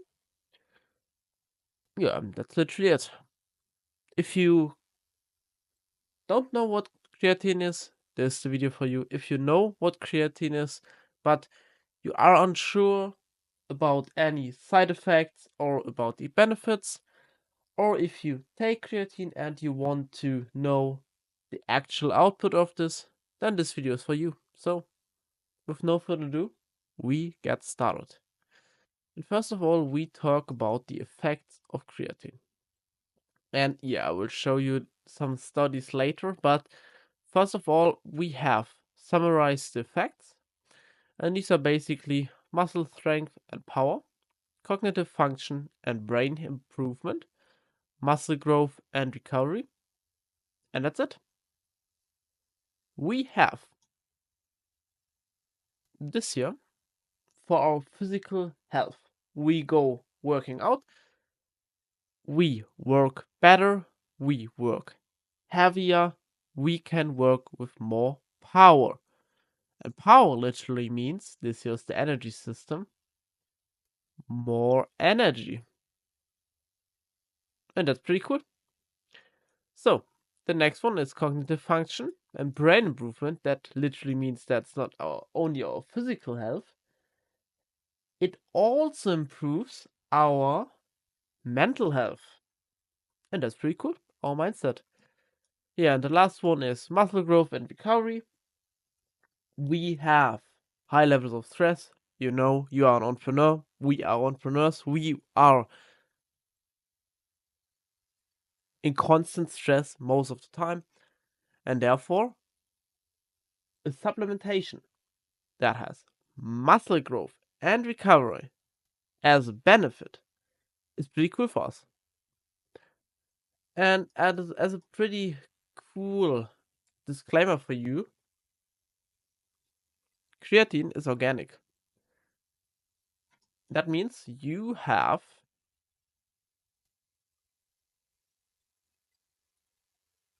a decent amount of creatine in natural groceries. For example, in meat. In chicken, I can Google this for you. Creatine source food. Natural. So, here you see this. In meat, in chicken, in fish, and so on. This is literally the proof that creatine is natural. And why shouldn't you take something that you already naturally consume on a daily basis? Well, when you are vegetarian or vegan, then you don't do it, but I recommend you eating meat. So, yeah, when you eat meat, then you already consume this, but in smaller doses. And the doses that shows these benefits and the doses that all of these studies here use for the results is way too low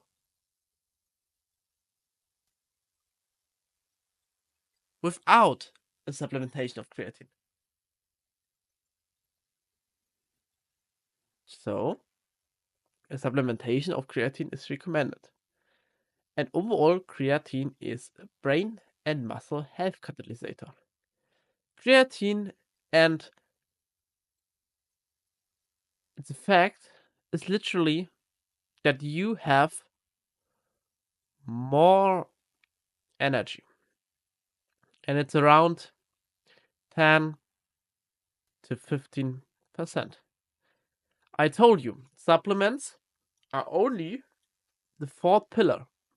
Supplements are these small changes, and you already can overcomplicate supplements. Yeah? You need to have this basis ready. Eat clean, eat high quality protein, eat healthy fats, eat long chain carbohydrates. Then you have 80 to 90% of all the work done.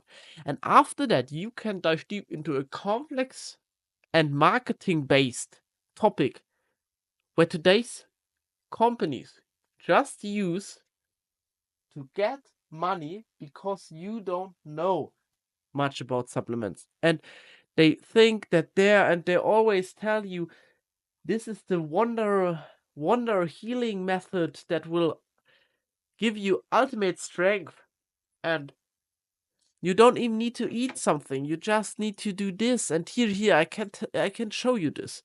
Creatine purchase. Okay. Yeah. This is in German, but I will hear. Yeah, das war ja. So, that's why I created this little sub chapter to clarify this for you and to save you hours of research. Okay. You now know creatine is natural. You now know the effects of creatine, and you now know what it is. And now I just show you how much creatine you need to use on daily basis, and I will show you studies about benefits and side effects. We start with the consumption, and in general, recommended is 1 gram per 10 kilograms, or around 20 pounds. Most of the studies are with 1 gram per 10 kilograms of body weight, or around 20 pounds. And the minimum, nothing under 5 gram. You should take at least 5 gram of creatine powder every single day to receive those health benefits.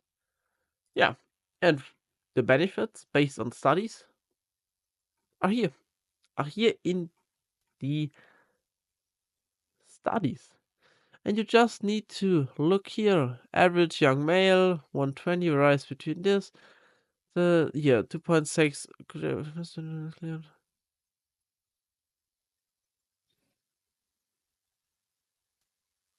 The majority of focus on creatine supplementation report an increase in their body creatine pool.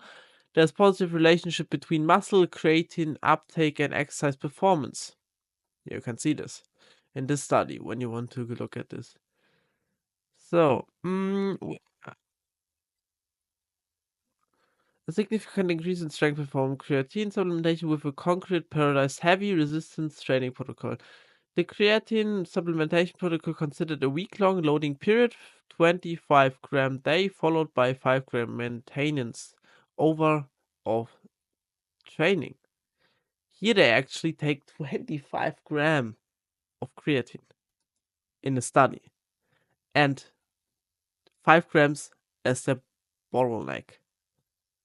So, and here you can see the performance on average 8% and 40% increase. Muscle mass progressive. And this only over a period of time for 12 weeks. So, creatine actually helps you. Creatine is cool, and you can look at this at all of these studies, and you will never ever see something bad about creatine. Creatine is the most studied and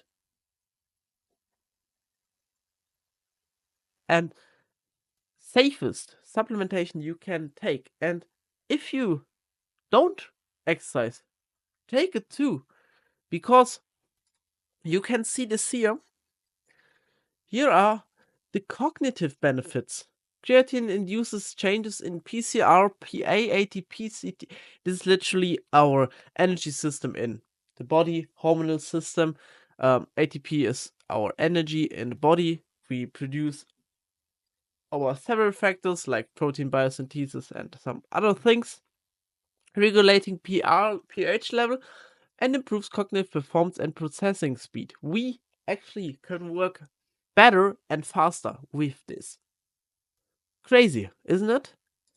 And the side effects are very, very, very, very small in contrast to the actual output. Does creatine actually have side effects? Creatine is possibly safe when taken long term. Doses up to 10 grams a day for up to 5 years have been safely used. And these are the only side effects you can have: dehydration, upset stomach, and muscle cramps. And I tell you, dehydration is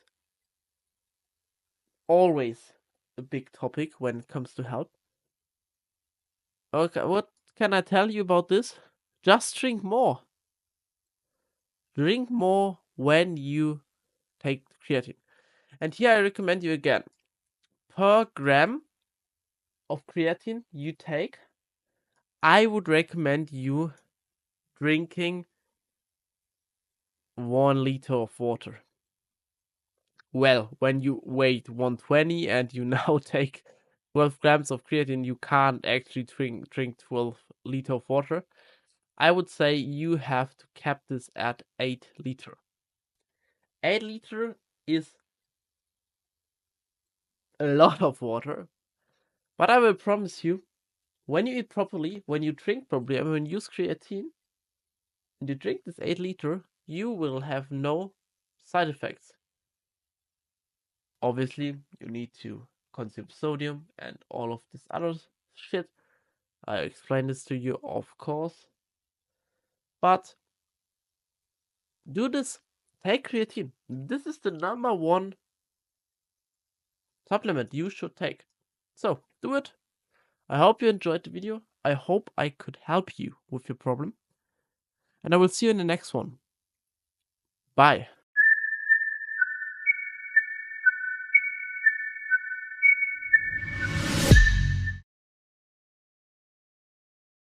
Hey there, it's Just Wizard, and this is the second supplementation you should use.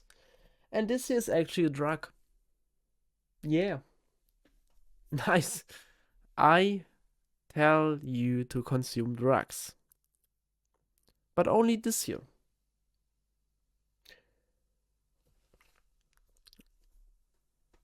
And the supplement I'm talking about is caffeine.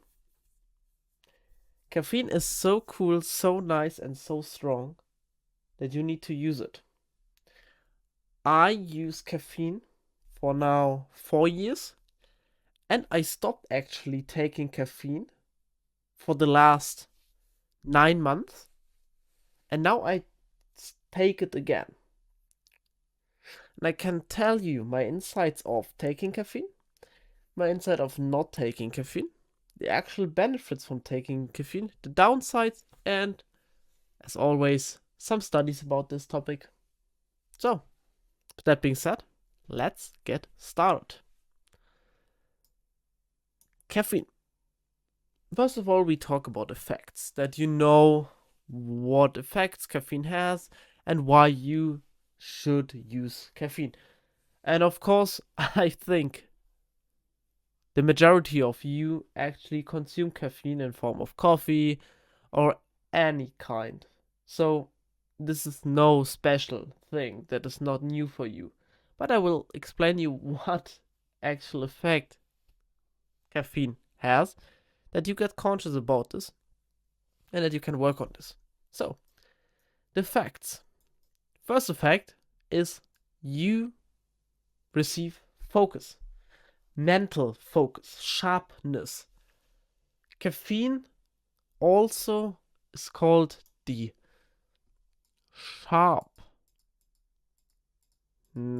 drug. With caffeine, you have, for a period of time, a sharpness that actually helps you to focus better on tasks. The second factor is that it prevents tiredness. So, I would explain you in short terms, not too complex, the actual use of caffeine, the actual system of caffeine. And that is something cool. You know the hormone melatonin. Sorry. You know the hormone melatonin. And melatonin, yeah, this here is a this is neural pathway, and this here are all hormones. And you need to know that your brain is something like that. You have trillions of neurons like this here in your brain. For example, this is your arm,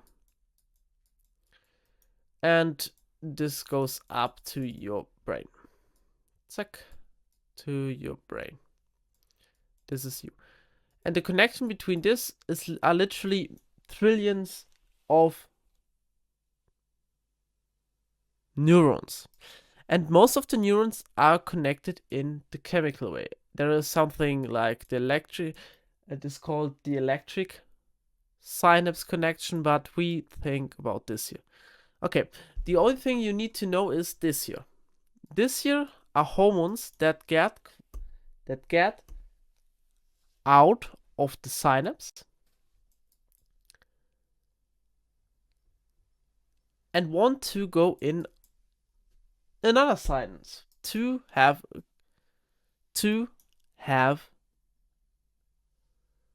an impact on the next neuron. You need to think of your body like a complex security system, a complex guard system. Every single step in your body gets controlled, and it gets controlled by actually these little things. And these things are called connectors or adapters, or actually, in other words, the thing that can use the hormone and induce this into this cell. And this happens with every single neuron. And what now caffeine does, when you inject caffeine is literally in your blood, and then it goes to your neuronal system, and you know this shit. Yeah, of course you know this. 20 minutes it takes. And here you have now melatonin, and you have here caffeine, for example. And the adapter is specific for the given hormone. That means when you have melatonin, you need to have a specific melatonin adapter. And what caffeine actually does is it has also the same adapter as melatonin has. And caffeine and melatonin have one big difference. This here lets you sleep, and this here does not. This here has no impact on your body. Melatonin will help you sleeping. Caffeine will not. And now what happens is both of these hormones with the same concentration, for example, fight for their place.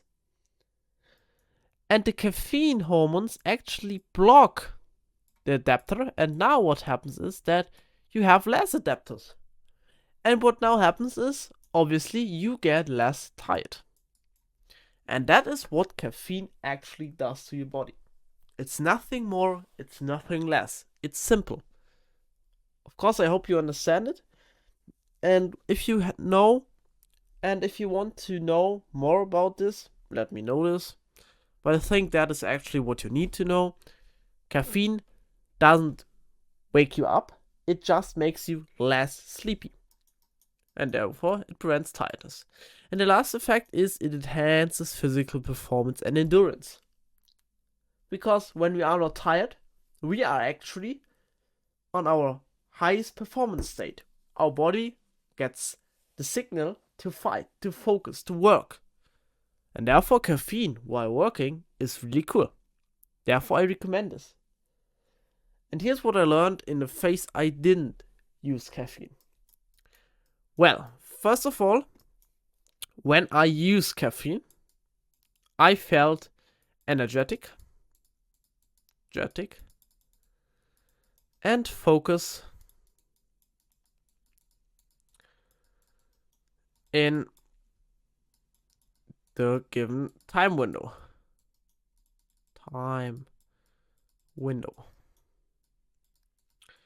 And after this, when I don't use it, and after around 6 hours of the intake, it depends on the doses you use, but around 6 hours, I felt less energetic.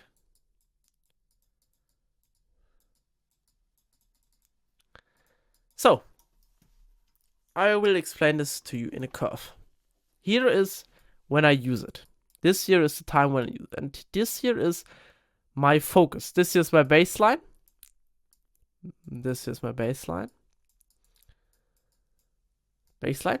And this here is when I use. When I use it, over a period of time, I'm above my baseline, and here I'm below my baseline. And what I now do is, that's actually cool, I have here work to do. I schedule my work in the times when I use caffeine. Or in other words, I actually just use caffeine when I work.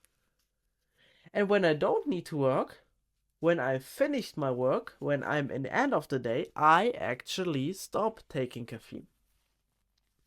And you notice in the sleep lesson, I told you not to use caffeine after 3 p.m.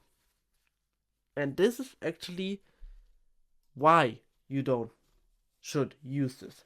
Because when you now use it at, I guess here 8 p.m., what now happens is you have your boost time till 3 p.m. That means your sleep schedule gets really, really bad because you are not tired, you are laser focused, and you will have the tiredness in the late night. But you will have your upside here.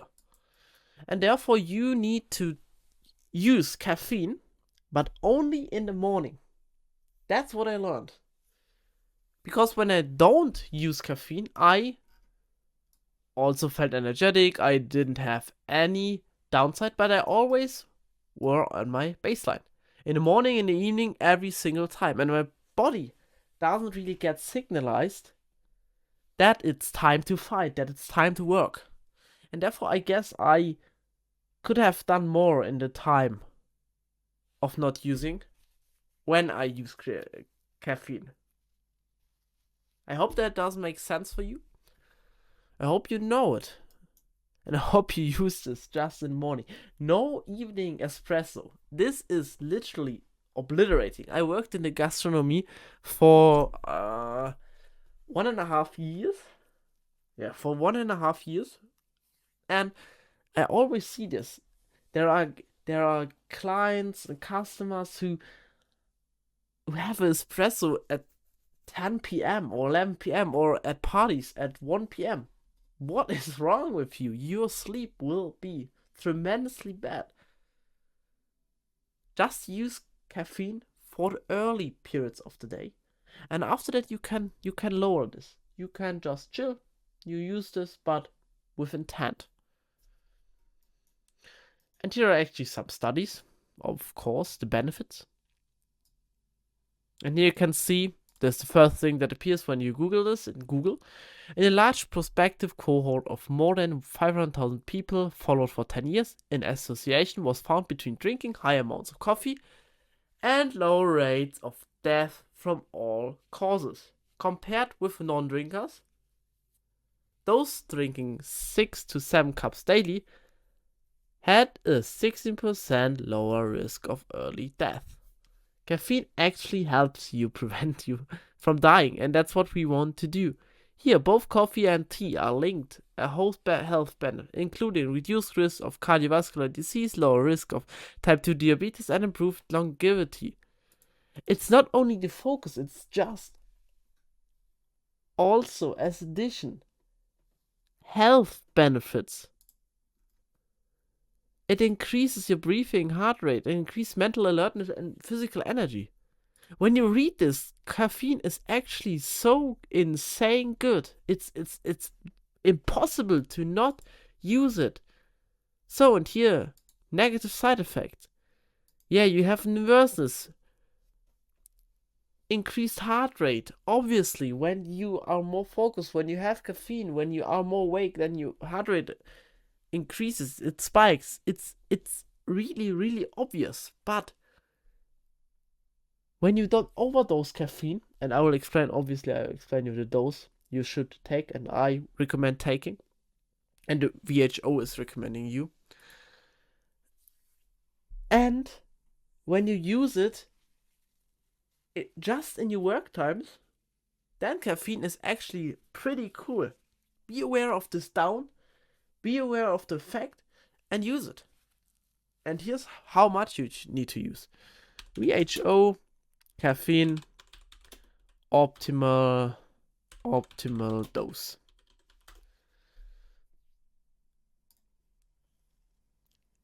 400 milligrams a day.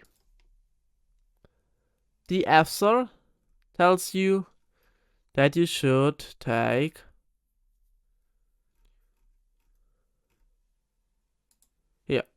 200 or 3 milligram per kilogram of body weight. That means I recommend you around 200 to 400 milligrams. That means 3 to 7 espresso. I always drink espresso, or I have caffeine capsules. I can show this to you. Caffeine capsules. Yeah, you can see this from all sort of provider. I have 200 here. I guess I have some thought of this or this here. I have 200 milligrams caffeine capsule. That means when I take one, my caffeine is actually done. And I use this when 1 hour after waking up, because I want to have a hormonal balance, you know this. And I want to have my baseline presetted. And after that I can juke for the day, and then I can reduce it. And sometimes I just halve this, so I take around 66, because an average espresso has 66 milligram of caffeine and 200 of milligram at one session. So experiment with your caffeine intake, but never ever get above 400 milligrams on daily basis. Obviously, when you have one day with 450 or 500 or even 600 milligrams, it won't kill you. But when you have more of these bad days, the increased risk of negative side effects is literally higher. So use caffeine with this intent. Then caffeine is actually pretty cool. It will actually help you, and you will benefit from it. So, with that being said, I hope you enjoyed it. I hope you now know how to use caffeine, and I will see you in the next video. Bye.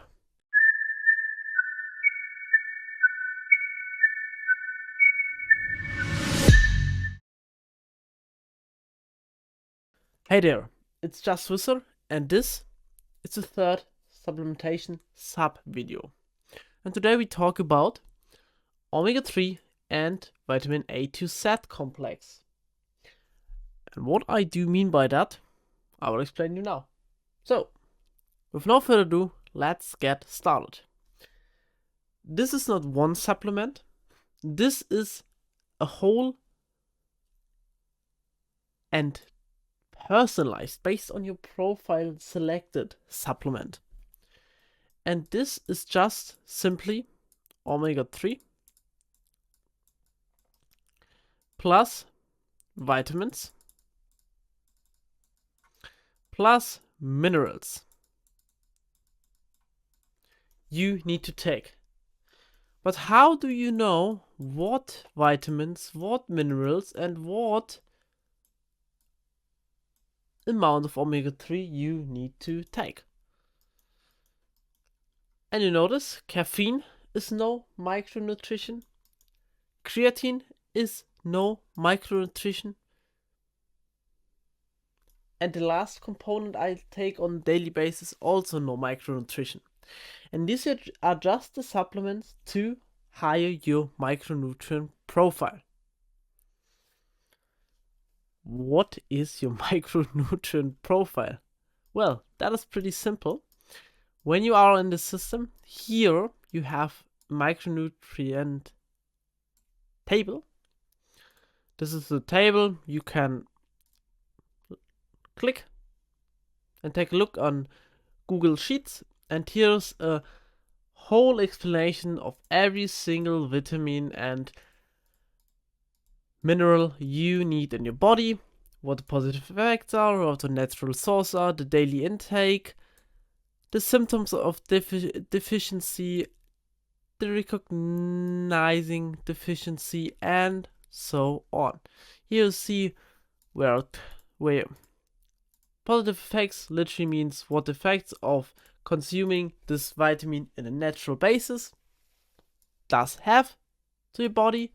Then natural sources where you can literally eat it to get it. That literally means what you need to eat to get it. Simple.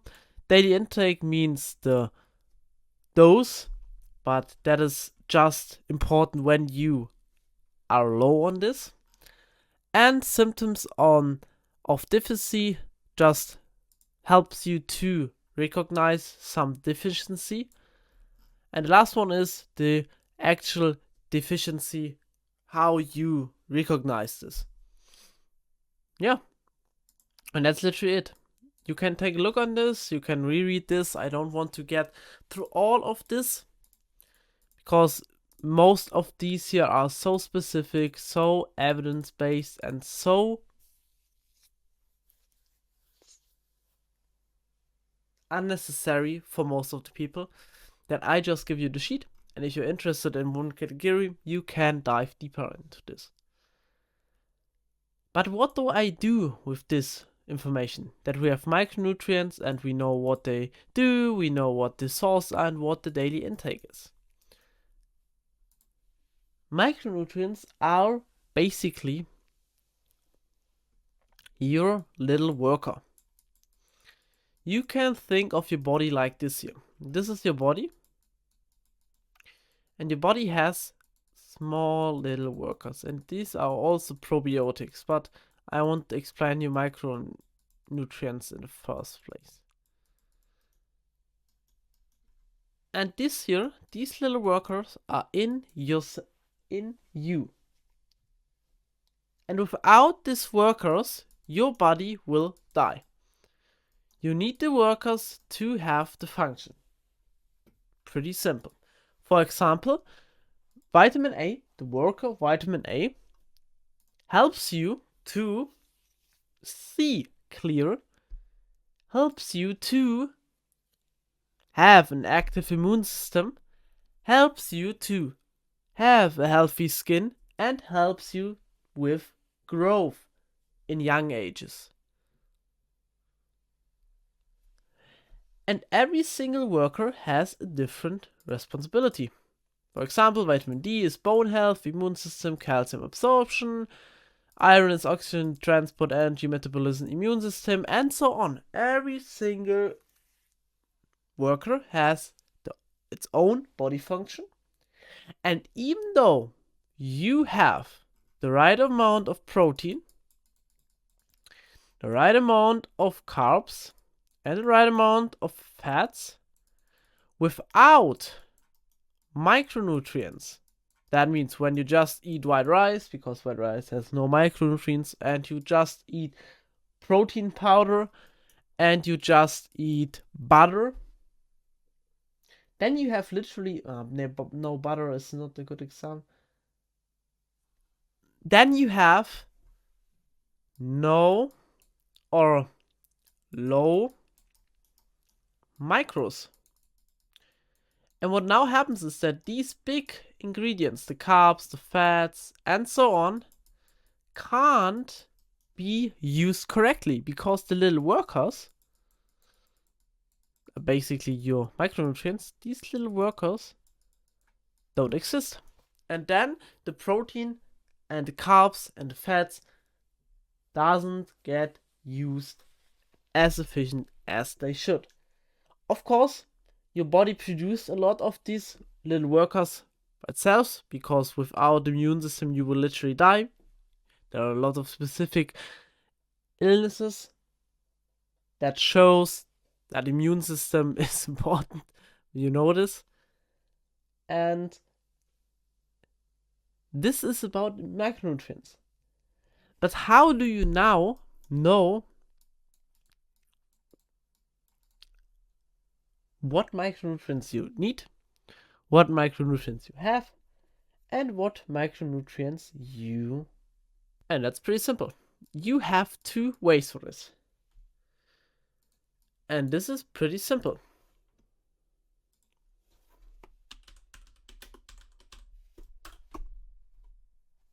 Have a blood test. That's it. Go to a doctor when you feel some of these. Just only when you feel some of these symptoms. Obviously, when you don't feel some of these symptoms, use a time of more than 10. But focus on your health, and you focus on your health with evidence. And you just can gain evidence with a blood test.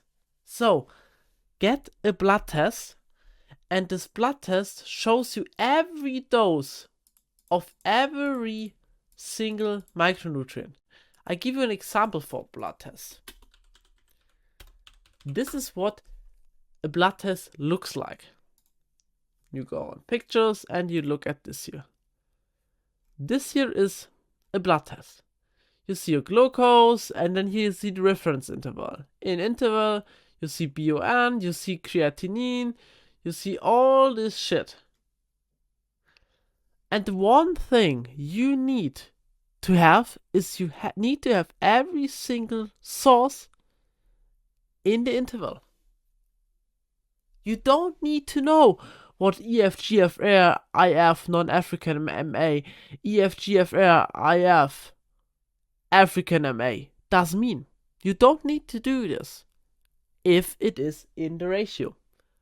If it's not in the ratio, then obviously you, for example, if you don't know what BUN is, BUN, blood test, meaning, then you just search it, and that means BUN is the blood urea nitrogen, and that is literally reveals important information about how well your kidneys are working.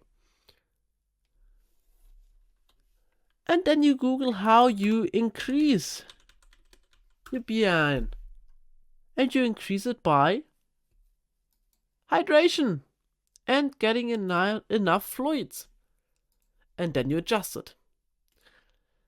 But just for knowledge, you don't need to know what all of this means.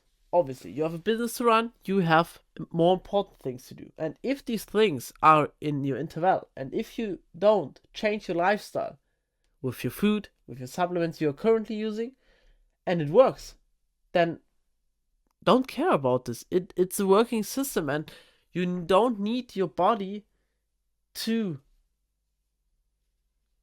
stress for no reason, because your body now works perfectly. And this is, by the way, an example for perfect test. Every single factor here is in the interval. Every single one. Yeah. And yeah, you go to a doctor and you can say to him, yeah, well, I feel something like bone pain, muscle weakness, or simple fatigue. And the doctor now will configure the blood test, or the results this blood test should show you, based on your diagnosis. And after that you gain stats, and then, and only then, you change your whole diet based on this micronutrient.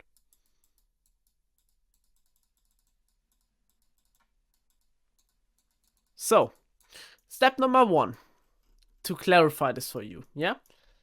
Step number 1, doctor. Step number 2, blood test. Step number 3. Results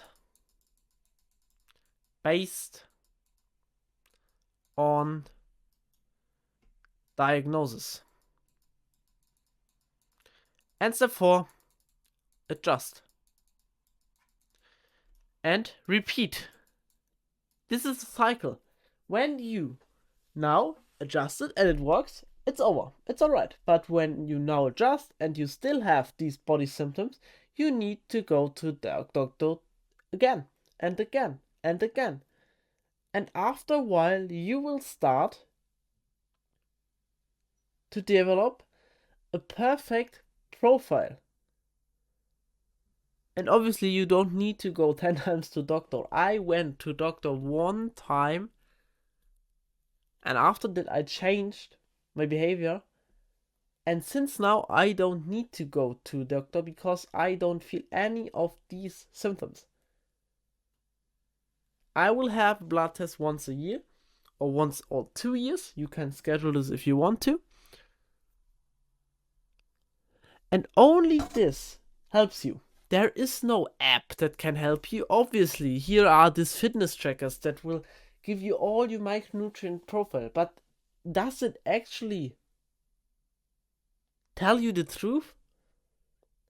Does this tracker app that doesn't actually know the food you eat, it just only knows the food you eat by clicking on the buttons and configuring your food profile, but is this actually the food you ate?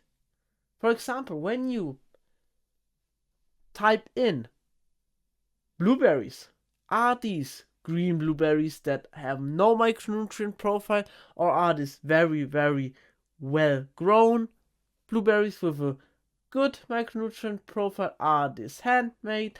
Are they shipped? This is something the app doesn't know. They just took the middle point and that's it.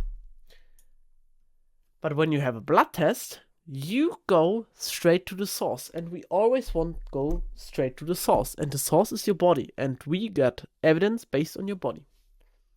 And what you now do is, when you have this, you adjust it. When you have a vitamin D deficiency, then just simply change it. And I can tell you the top 3 deficiency people have.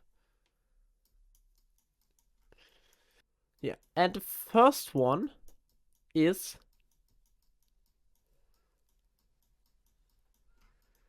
omega-3. Omega-3 is a fatty acid that helps you basically to inflammate your body. That's it. It helps with inflammation. And the only real source for omega-3 is fish. Salmon, sardines, mackerel, oyster. All of these are omega-3 sources. And because you don't eat fish every single day, I think so. Maybe you live in a sea and you eat fish every single day, then it's great, then you don't have deficiency. But when you don't, you need to supplement it. And this is a supplement I use every single day too. And I can tell you exactly what I use. I always do this here. You see this omega-3 supplement test. And then I go on the best test. Here in Germany, for example, we have something that is called Warentest Gesundheit. And here you can see the best omega-3. Yeah, this is all German, you don't need this. And then you see this here. EPA, DHA, these are all the ingredients you need. And then simply you choose the best one. And you purchase this. And I literally have this here. So, always go with statics. Never trust marketing when it comes to health.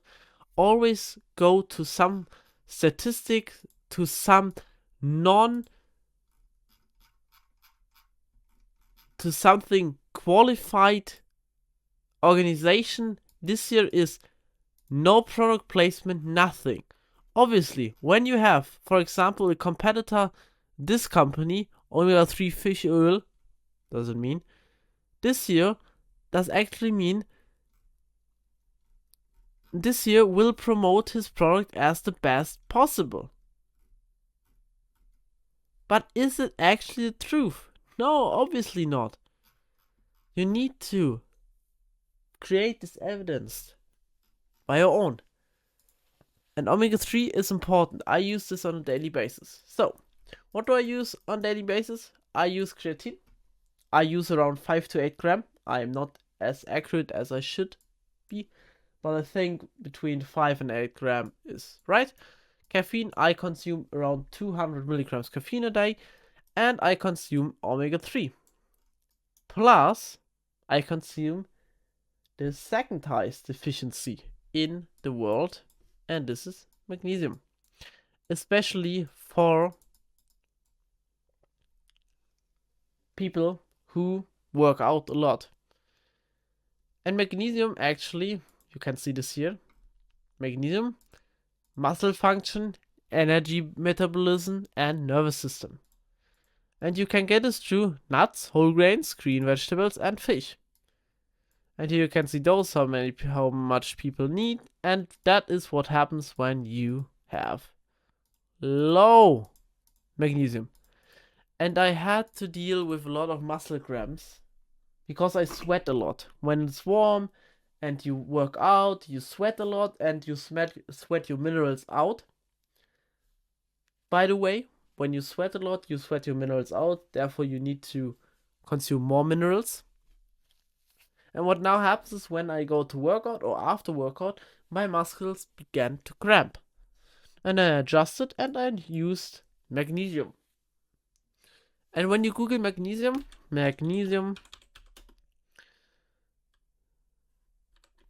Nablatin test, always test, here, obviously. Then you can go again to Vergleich Deutschland, did this just for Germany, and you take a look at every single magnesium source and you take the best choice. Don't look at anything besides of actual resources, because of actual evidence that proves that the thing is right. And that's how I do this with everything. And that's why we are thriving for more every day. This is why we want to get on top. And we do this by doing the right thing. Yeah. And that's what I actually take every day. In the morning in my 2-liter bottle of water. So my morning is literally 2 liters of water with magnesium and with creatine. Yeah, and then a cup of espresso. And then I have omega-3 capsules. And there are a lot of deficiency, a lot of more deficiency. For example, when you're a woman, you have an iron deficiency. This is basically the deficiency most of the women have because of their period.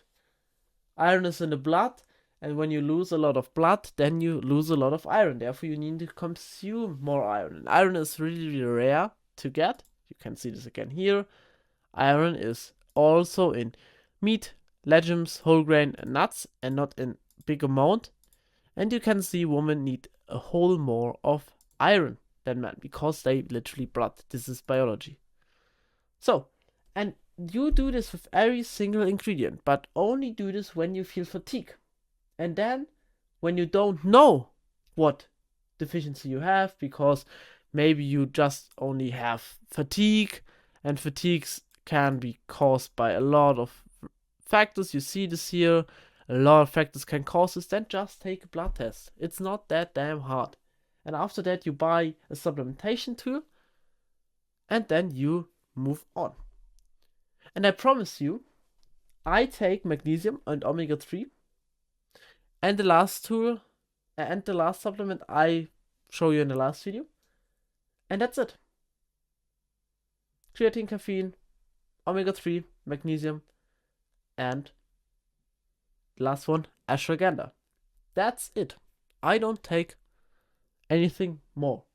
I don't take nicotine. I don't take any drugs. I don't take all of these vitamin stacks and here and there. And no. In the winter time, I take vitamin D because the main source of vitamin D is the sun, and we don't have the sun, so that's why I take vitamin D cure. But that's it.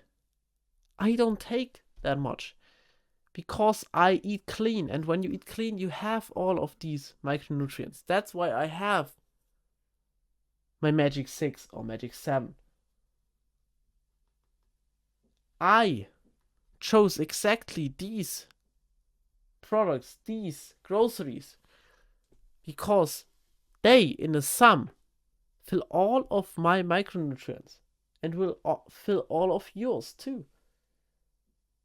I don't eat spinach for the calories. I don't eat blueberries for the calories or the protein. No, I eat this because they have a very, very nice micronutrient profile. And that's why I eat those. So, here are also some benefits of omega-3. Helps raising your HDL, cholesterol. It helps you literally by lowering your blood pressure. That means when you have high blood pressure, you will get lower, obviously. And in general, this is also an inflammation.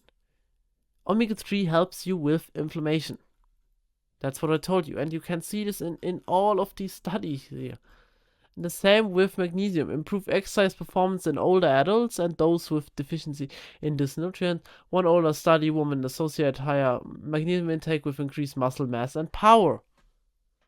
That's not bullshit. When your muscles don't cramp, of course you have more power. You don't have more power because of magnesium. You just have more power because you don't cramp. Because you can reach your baseline now or your peak. Supplements are no magic tools. Supplements don't help you to reach anything beyond good. They are just things to prevent you from actually failing. That's what you need to know about supplements. And that's what you need to know about this whole omega-3 and vitamin A to C complex. I hope you enjoyed this video. I hope you now know everything about micronutrient intake. And I will see you in the last sub video of this little chapter. Bye.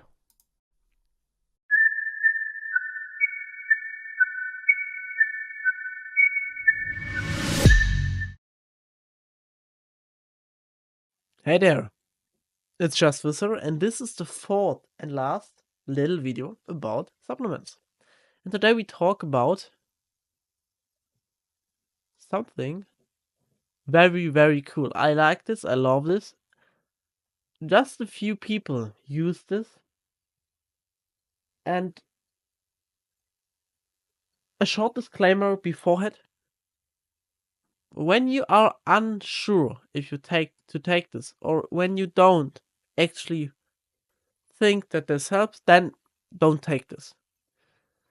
This here is the least developed, the least studied, and the least effective supplement. I will explain you. But for my journey, it had a huge impact. So I will share these things that had a huge impact for me to have a huge impact for you. So that's why I decided to have a separate lesson for this year and not to let it out or something like that. But first of all, I want to tell you, use your creatine, use the caffeine, have your micronutrient profile preset it, and after that, consider choosing ashwagandha. And what is ashwagandha? Ashwagandha is just a plant from India. It is also called sleep berry.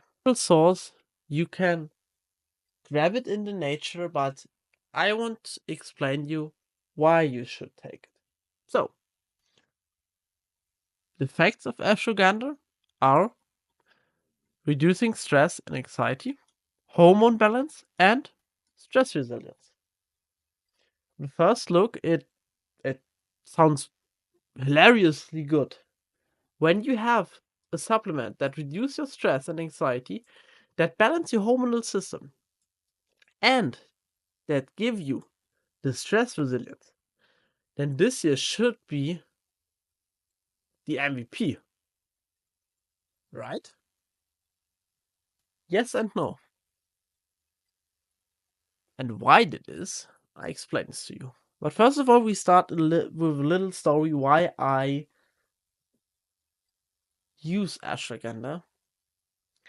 And that's simply because I told you this before. Maybe you know this, maybe you don't.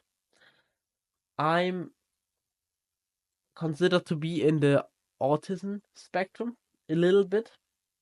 I'm not diagnosed with autism, but I have some sort of, symptoms. And therefore, I have a lot of issues with dealing with emotions. And my whole childhood was driven by emotions.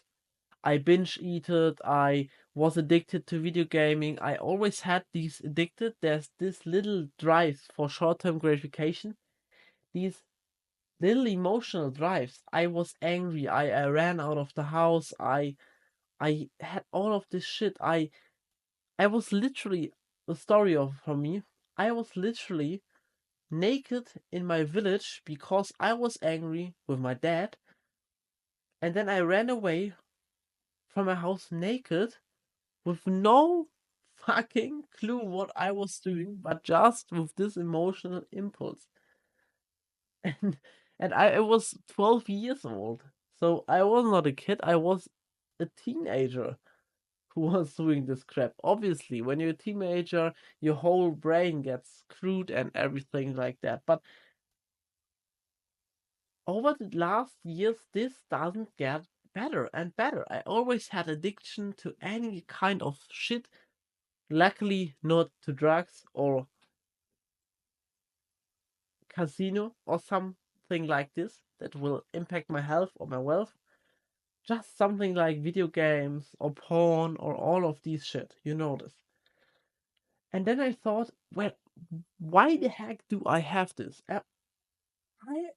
I'm crazy. I'm not normal. And then what I literally did is pretty simple. I journaled over this. I asked myself what the heck is wrong with me. And then I found out that this is my emotional control, my inability to emotional control. That's why I felt this impulsivity. That's why I felt this constant stress of other people. And that's what I felt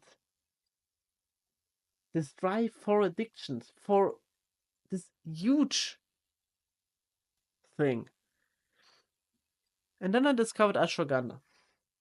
Ashwagandha is called sleepberry, and I was in Poland on holiday, and I read about this, but I never actually purchased it. And then in the store, I saw this. And then I told myself, yeah, I want to try this. Yeah, then I had some ashwagandha powder. I tried this a lot of weeks. And what actually happened was no actual impact. But after half a year of using this, I realized, well, I had no impulsive outbreak. I had no heavy addiction. All of these things, all of these bad traits I had lowered. All of these went down. Not tremendously. I still had some impulsive reaction once half of a year. and I still have some sort of addictive behavior. This is something in my character, and you can't actually do this. But I had something that gave me a little bit of control. And with this control, I could learn something like socializing. And with this, I actually came into business. And I tell you, when I didn't use ashwagandha, I wouldn't have this business. That's what I tell you. This year actually helps me to control my life. So, I told you about the facts, the MVP, but now we dive into data. Because just a story, me, maybe I'm special, my genes, or anything that only I could use ashwagandha for my benefit. We will explore this, and I will have 3 studies. First of all, we will take a look at the benefits. The benefits are anxiety. Reduce anxiety in, medicine. Ashwagandha is considered an adaptogen, a natural substance that can support immunity and help the body respond to, and so on. But you can see, the can. It is not actually sure that that will help you. The same with reduced blood pressure. Reduced blood, this provides some evidence that could play a role in managing your diabetes, but larger, longer term studies are needed. I told you, not evidently proven. Athletic performance has shown potential to improve muscle strength, power output, and endurance, so it may help competitive. And you see this for everything. Memory, you can see this with muscle strength, with infertility, with inflammation, with ashwagandha for fertility, with all of this. But you can also see some downsides. And the downsides are also heavy. Some, for example, headache, diabetic patient problems. When you have diabetes, then I won't recommend you using this. Gastrolytic issues, drowsiness, insomnia, liver, pregnancy. When you're pregnant, you should not use this. And what you see here is that this isn't actually well studied. You see this here. Is ashwagandha scientifically proven? Is the first question. And it shows you, yes, ashwagandha may improve testosterone levels, which can affect libido and strength, and it had been proven to assist with stress and anxiety, but the benefits proven are mild to moderate effect. You see this, not the world-changing thing. Is ashwagandha good for studying, taking exact assessing the sleep quality as measured by validation rating stress? They also had lower serum cortisol level. In addition, participants reported improvements in psychological well-being, memory, and focus. You see, here are a lot of studies who actually provide information that ashwagandha will help you. But I will give you this, not a must-have. Obviously, all supplementations are a must-have. I will give you this here as the last 1% you need to fill. When you are unsure, ask me. I will answer you everything I know about ashwagandha. I will ask you a lot of questions about you to make sure that ashwagandha is for you. And what ashwagandha you need to buy, simply go again on something like a test page, a comparison page, and you just need to choose. Here you can look at this, and you just simply choose the best one.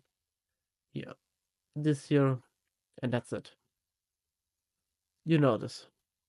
So, that's everything you need to know about ashwagandha.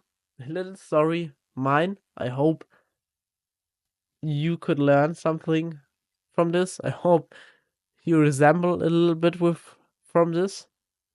I hope you could resemble a little bit from this. And I wish you a good one. I see ya. Bye.